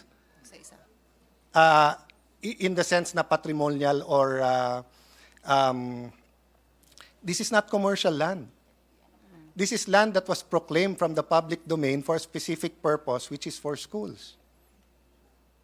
So Makati can make all its claims. So papakinggan natin ang Makati. So pag sinabi ng Maynila, sila na may-ari, sila. Madam President, Mr. President, Madam President, Madam Chair, the reason I make this, because before the transition team got jurisdiction, ayos na to sa NCR Director at saka sa Taguig Very clear na lahat Malinaw na sa Makati. If you have claims sa ownership, habulin nyo yung claims. And if they can prove, we will pay. Okay. But now may I ask, because it is public land, dun sa nabagsa ng decision, sabi nyo, nabasa nyo po yung dispository. Ano po sinabi about the preliminary mandatory prohibition? Ano pong sinabi sa batas na?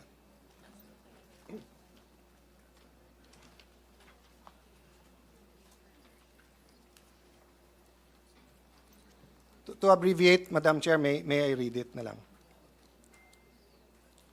It here, The writ of preliminary injunction dated August 2, 1994, issued by RTC of Pasig, explicitly referring to Parcel 3 and 4, PSU 2013, comprising Fort Bonifacio, be made permanent insofar as it enjoined the municipality, now City of Makati, from exercising jurisdiction over and making improvement or otherwise treating as part of their territory Parcel 3 and 4, PSU 2031, comprising Fort Bonifacio. So, I assume abogado yung head ng legal nyo. If you have a injunction prohibiting them from introducing improvements, and they introduce improvements, are they a builder in good faith or bad faith? Builder in bad faith, according to DepEd, Your Honor, Mr. President. And does the accessory follow the principal or the principal follow the accessory? The accessory follows the principal, Your Honor, Mr. President. So, Madam Chair, napakasimple. Public land, sinabi na ng DNR, walang proclamation sa pangalan ng Makati. Kung ginastusan man ng Makati, they violated the injunction. Klaro ang civil code, builder and bad faith. But even assuming may doubt, it's still public use. So all DepEd has to say to Makati, kung naghahabol kayo dahil siya, you file a case at maningil kayo sa Taguig. Di ba? Oh, so ano yung issue? Wala namang issue nung transition, okay na eh. So, let me go to my next point. They're asking for jurisdiction for 4 schools. Is there any legal basis for that? Is there any precedent in the whole country that one city will ask for jurisdiction of schools in another city?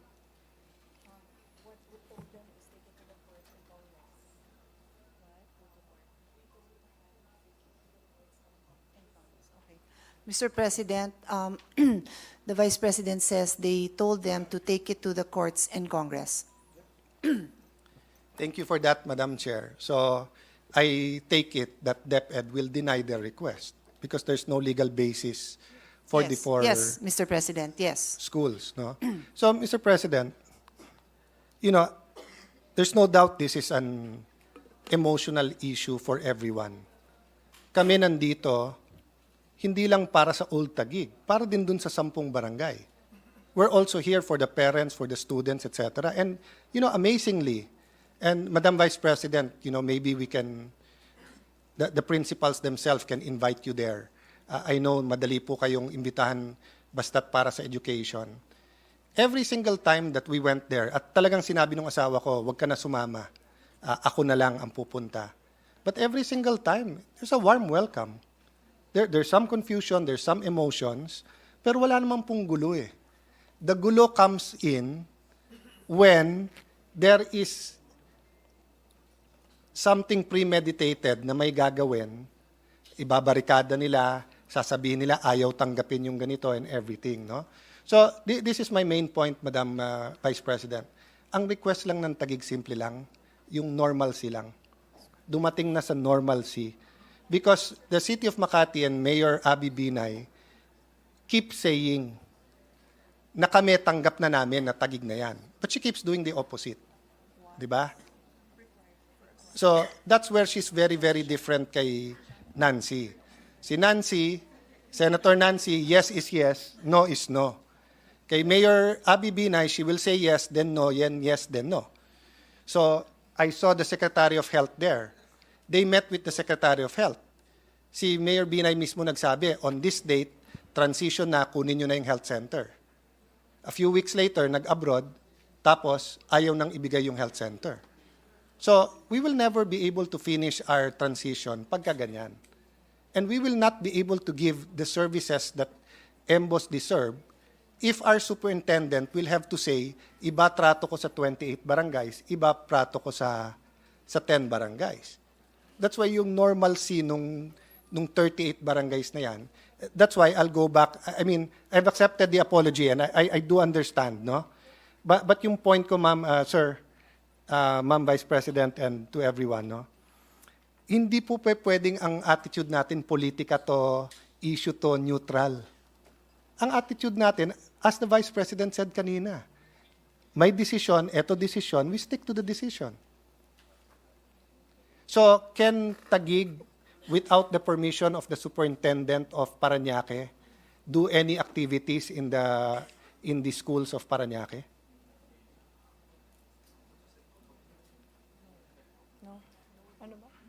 No. Diba? Mr. President, with the permission of the sponsor, or the gentleman from Taguig, can I just read the statement handed to me by the Vice President Secretary? At the time, there was a lack of clear agreement on the turnover, which caused confusion and fear among the personnel. The reason why the transition plan was required for a peaceful turnover. Ma'am, I respect that and I will take it at face value. If you can also take my statement at face value. I was there na turnover na eh. Nung bumalik yung Makati. Na turnover na, it was with Taguig na eh. The principals were there, the superintendent was there, nagbrigada na. Tapos na. Pero moro-moro sila ng gulo and sasabi nilang magulo para nga ibalik. And then, I don't know why they still insist on spending. That will be an issue with COA. Because the Supreme Court's decision is very clear, they cannot spend anymore outside, unless they have an ordinance na sister city or whatever. But I will leave it at that, with the commitment, may I ask for the commitment of the DepEd on two things, no? Number one, for a smooth transition to normalcy, and number two, that kung sasabihin naman na sa mayor na, we have to remove the superintendent, but ganito mangyayari, or how can we make it less ganyan, then you fulfill the consultation. So it's important for me. I mean, Madam Vice President, naman, I was a faithful cabinet secretary of President Duterte. But when the DILG and PNP started taking out PNP officials without consultation sa LGU, nagsalita din ako, kahit sa kabinete. Sinabi ko rin sa DILG Secretary, at saka nandito, si Chief PNP Bato, sinabi ko rin, kahit na drugs, kahit na di ba? Kasi, syempre, takot yung marami, Vice President yung Secretary nyo eh. Di ba? But, ang test is that kahit gaano ka powerful, sinusunod pa rin yung batas. So kung nakalagay sa local government code that you cannot remove or put a new superintendent without consultation, yun lang naman request ko sa humble senator, di ba? That we follow that. I don't believe, Madam Vice President, that Lani has ever said no to you in her whole life. No, you've never asked her for anything naman. But what I meant is, if one of your person ask her na palitan natin kasi magulo, ganyan, etc. Di ba? But at least hindi nagkagulatan. So, grabe ang epekto sa amin mga principals at estudyante, pati dito sa side na to. So just as a last question, the DBM issued a circular na for all the EMBO barangays, ililipat na yung budget under the Taguig. May I be assured, because I haven't seen sa GAB, ano siya? It's there. Yeah. The budget has been... the budget has already been... the budget already reflects that, Mr. President, and according to ASEC, they're already preparing also the implementation, basically, transferring the plantilla. So would my sister want me to end my interpellation now?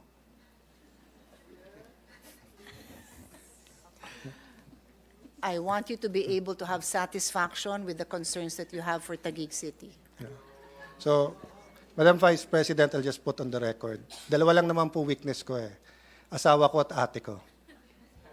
So, I ask for your indulgence if I'm emotional about this issue, because aside from our heart is with our students, you know how it is to struggle. And you know how it is kung ano yung tama at mali, di ba?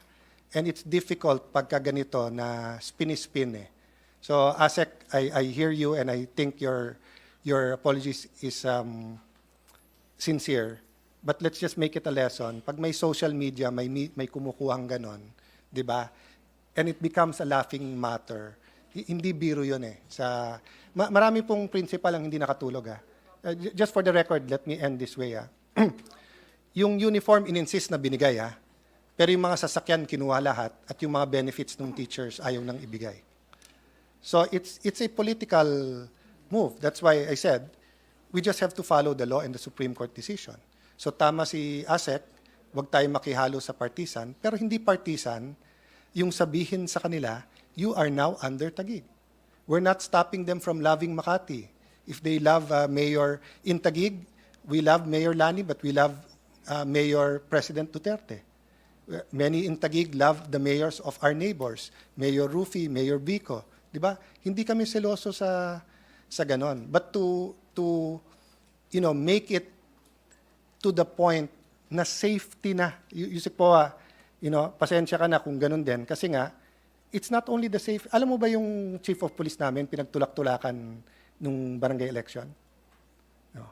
Because of the but sinabi na lang ng police, maximum tolerance na lang, wag ka nang manghuli and everything. Because nga of that security guard issue doon. So with that, I end this interpellation, and thank you, Madam Vice President, for this opportunity to air these issues. And thank you, Senator Pia. Majority Leader. Thank you, Mr. President. Just to put on record that I have known our colleague, Senator Alan Cayetano, for quite a long time, more than 20 years now, Mr. President. And I've seen his works and his passion, and we understand where he's coming from. And we feel that it is important that these issues be raised, because I think there are some issues here that are no longer questionable, because the courts have spoken, and I hope that we'll be able to find ways and means to ensure that order and correct measures will be undertaken, especially by the Department of Education, which is a very important department in our government. Mr. President, no member wishes to interpolate, but may I just seek for the recognition of our dear colleague, the chairperson of the Senate Committee on Basic Education, and at the same time, the chairperson, co-chairperson of the Education Commission 2, no other than Senator Sherwin Gatchalian. I move that he be recognized, Mr. President. Senator Sherwin Gatchalian is recognized. Thank you, Majority Leader. Thank you, Mr. President. Good evening to the good sponsor. My greetings to the Vice President. Will not ask questions, but instead manifest a few items. And just to take off where Senator Alan left off, he was asking earlier the per capita spending of DepEd to our students. It's about 28,000 per student. So just to do the simple math, the budget divided by the number of students, about 24 million in our public schools, about 28,000. And the reason why we computed that is we were weighing the pros and cons on whether to expand the voucher system and the ESC. Is it cheaper to expand that and take up the excess capacities of our public schools, or continue to increase the budget for school buildings? Because we all know that we need approximately about 400 billion to just complete all the school buildings. So we were studying that possibility, and would like to encourage DepEd to also look at that possibility of expanding the voucher system and the ESC. The ESC and the voucher system is cheaper compared to that 28,000. On the average, the ESC and the voucher system more or less is about 15,000, so it's cheaper than the 28,000. So we don't have a specific recommendation on that angle. However, it will be good for DepEd to look at that option to increase the voucher system and the ESC to take up the slack or excess capacity of our private schools. So I'll go to my manifestation. First of all, I'd like to thank the good sponsor for accepting 7 out of our 14 recommendation. 50% batting average is not so bad, but thank you very much. Dati yata mga 90%. Di ko alam kung ba't It fluctuates 50% na every lang. year. Minsan tumataas 90, minsan 50%, minsan. But thank you to the good sponsor. And one of the most important recommendation that was accepted was the teacher training for the matatag curriculum. We recommended an increase of 1.7 billion to train our teachers in the rollout of the matatag curriculum, which is being piloted this coming school year. And full rollout in 2024, school year 2024-2025. I would like to thank the good sponsor for adding 1.5 billion to train our school teachers. That's approximately about 200,000 more or less to school teachers in Key Stage 1 and other grade levels. So I'd like to thank the good sponsor for that. And I have some appeals. And some of the items that were not accepted or not included, I would like to make an appeal, although I know that budgetary constraints is real and looking for funds is quite tricky. Nevertheless, I just want to make an appeal and put on record some of the items that we made recommendations. Number one is we recommended to include 160 million for mental health. And this is an offshoot of the hearing that we conducted on mental health. And we were quite shocked that in the last 5 years, from school year 2017 to present, to date, there are about 7,000 students who attempted suicide.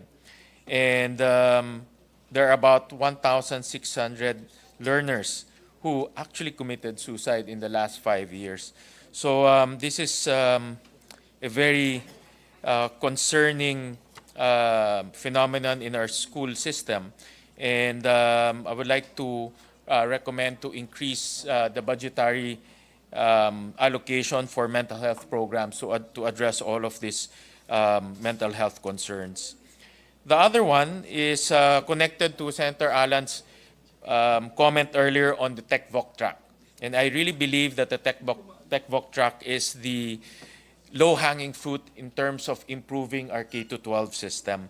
And we recommended 144 million pesos to train our senior high school teachers to be certified in TechVoc.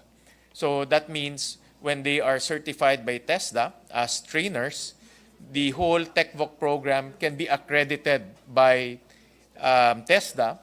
And once the program is accredited, our students can improve their passing rate in taking the NC1, NC2. Senator Alan asked earlier how many students took the TechVoc track. About 400 students, 1,000 students took the TechVoc track, of which only 7% took the national certification, and 93% did not take the certification. So in other words, this is a low-hanging fruit. If we can encourage the whole 400,000 to take the national certification, and looking at the data, the passing rate for those who took the national certification is as high as 98%. So They all passed. they all, But almost the all question passed. is, how come 93, how the bulk did not Yes, take the 93% did not certificate? take. Did not take it. Yeah, because one of the reasons during the hearing is cost. To take the examination will cost about 1,000, 2,000 pesos per student. And in the budget of TESDA, we also recommended to include the national certification for senior high school students, and that was accepted by the proponent, the sponsor. But in order to level up and to improve the TechVoc track, we need two things. Number one is to train our senior high school teachers to become trainers and accredit them by TESDA. And then number two, the whole TechVoc track of DepEd should be accredited by TESDA. And those are the two things in order to make sure that our TechVoc track is accredited by TESDA. So that's why we recommended 144 million to train our teachers to become trainers, TechVoc trainers. And the last appeal and recommendation that we made is to create non-teaching positions in the Department of Education. We recommended an allocation of 1.9 billion pesos. I know it's a substantial amount, to hire 5,000 administrative officers and 3,000 project development officers to help our teachers unload their administrative responsibilities. And this has been a perennial, I'm sure the good sponsor have heard this many, many times, and this is actually one of the low-hanging fruits as well that we can improve in terms of teaching efficiency in our classrooms. And we recommend to hire as many administrative officers and project development officers so that our teachers can be unloaded with their administrative responsibilities. So again, those are the three appeals and recommendations that we are setting forth, and we also have some recommendations on where the budget will come from, and I will just submit to the good sponsor on some of the funding sources that we can tap into in order to fulfill those three recommendations that I mentioned. So that's it, Mr. President, and to our good sponsor. Sir President. Yes. Thank you, Mr. Majority President. Leader. Before I make the final motion on this particular budget deliberation on this particular agency, Mr. President, may I just quickly react and make a short manifestation as I was listening attentively to the statements made by the honorable gentleman from Taguig, Patero, Senator Alan Peter Cayetano. He talked about the importance of implementing K-12. And I thought, Mr. President, it is important to note that a lot of stakeholders worked doubly hard to pass this law. The law was passed in 2023, RA 10533, with a vision, and I quote, to establish, maintain, and support a complete, adequate, and integrated system of education, and to ensure that every graduate of basic education shall be an empowered individual. Mr. President, the K-12 model is good, as validated by the experience of various countries, but the problem is the capacity of our, and this has been crystal clear during the discussions made in the Education Commission, chaired by Senator Sherwin Gatchalian, members of which are all here right now, Senator Pia Cayetano, Senator Sani Angara.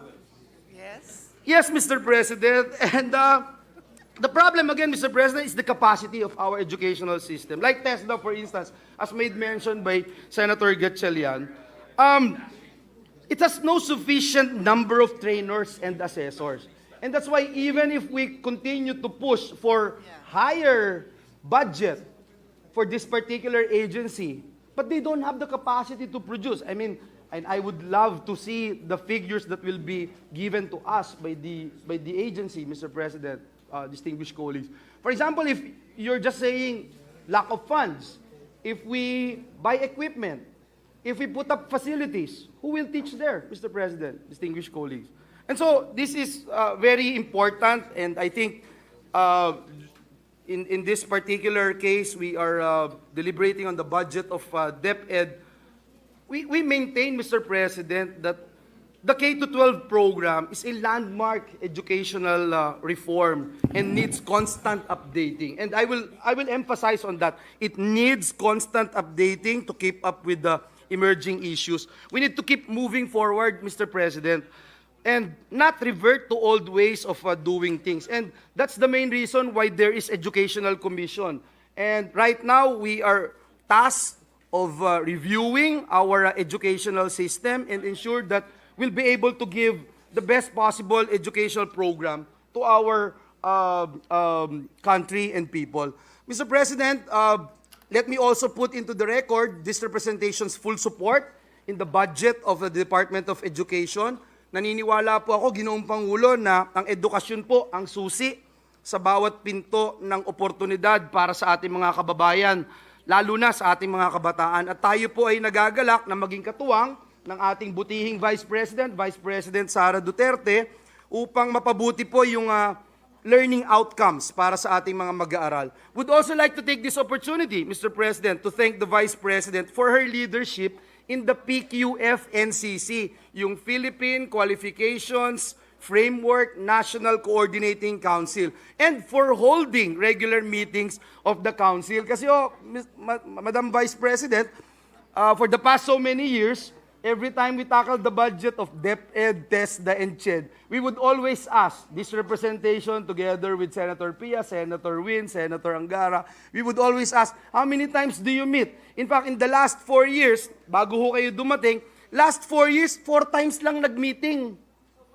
Doon pong umupo si Vice President Sara, in a span of a year and a half, naka 4 meetings na po kaagad sila.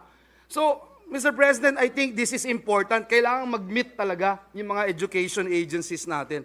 So, we'd like to manifest that we are in full support, again, in the creation of permanent secretariat of the PQF-NCC. This was mentioned during the budget deliberation of DepEd.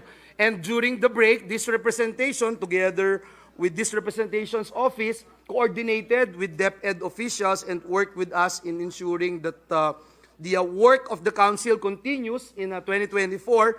We have also put some funds, for example, the additional 12 million for the purpose of in the budget of TESDA as the Secretariat of the Council. So, yan po yung ating ginagawa, and as author and sponsor of RA 10968 or the PQF law, we are confident, Mr. President, that this will bring wider mobility and opportunities to every Filipino through increased recognition of the value and comparability of their qualifications. So, muli, Ginoong Pangulo, maraming salamat, and thank you po sa lahat ng tulong ng ating distinguished sponsor, Senator Pia Cayetano. Mr. President, the Deputy Minority Leader would also like to make a short manifestation. I move that she be recognized. Yes, our distinguished Deputy Minority Floor Leader is recognized. Salamat kaayo, Mr. President. Just a brief manifestation that this representation joins with a very important evaluation of the Majority Leader, that the K-12 was a landmark and game-changing education reform. And in fact, even before the pandemic struck our country, sinasabi na rin po ng iba pa nating mga education reform advocates, kasunod ng K-12, dapat mayroon pa ngang mga kasunod pang education reforms on teacher training, on making sure that the numbers of school buildings, classrooms, etc. are sufficient, and many, many others. I'm glad that the Majority Leader said that this matter of the K-12, or for that matter, yung mother language education, are some of the important agenda being taken up by the Education Commission too. And since that came up also, just for the record, again, Mr. President, I need to manifest for the minority that it is regrettable that we are not participants in the EDCOM too. So we will just have to engage the important agenda being taken up by the EDCOM too, and certainly the important findings and recommendations of the Commission when the matter is brought to plenary. So just those two things, Mr. President, an affirmation of the K-12, and then the matter of the EDCOM too. Salamat kaayo, Mr. President. Thank you, Mr. President. Mr. President, there being no other reservation for interpellation, I move that we close the period of interpellations and debate and consider the budget of the Office of the Department of Education, Office of the Secretary, Early Childhood Care and Development Council, National Book Development Board, National Council for Children's Television, National Museum of the Philippines, Philippine High School for the Arts, and National Academy for Sports to be deemed submitted for the body's consideration. I so move, Mr. President. There be no objection to the motion. These aforementioned offices under the Department of Education is hereby deemed submitted. Congratulations. I ask for a minute suspension. Thank you, Mr. President.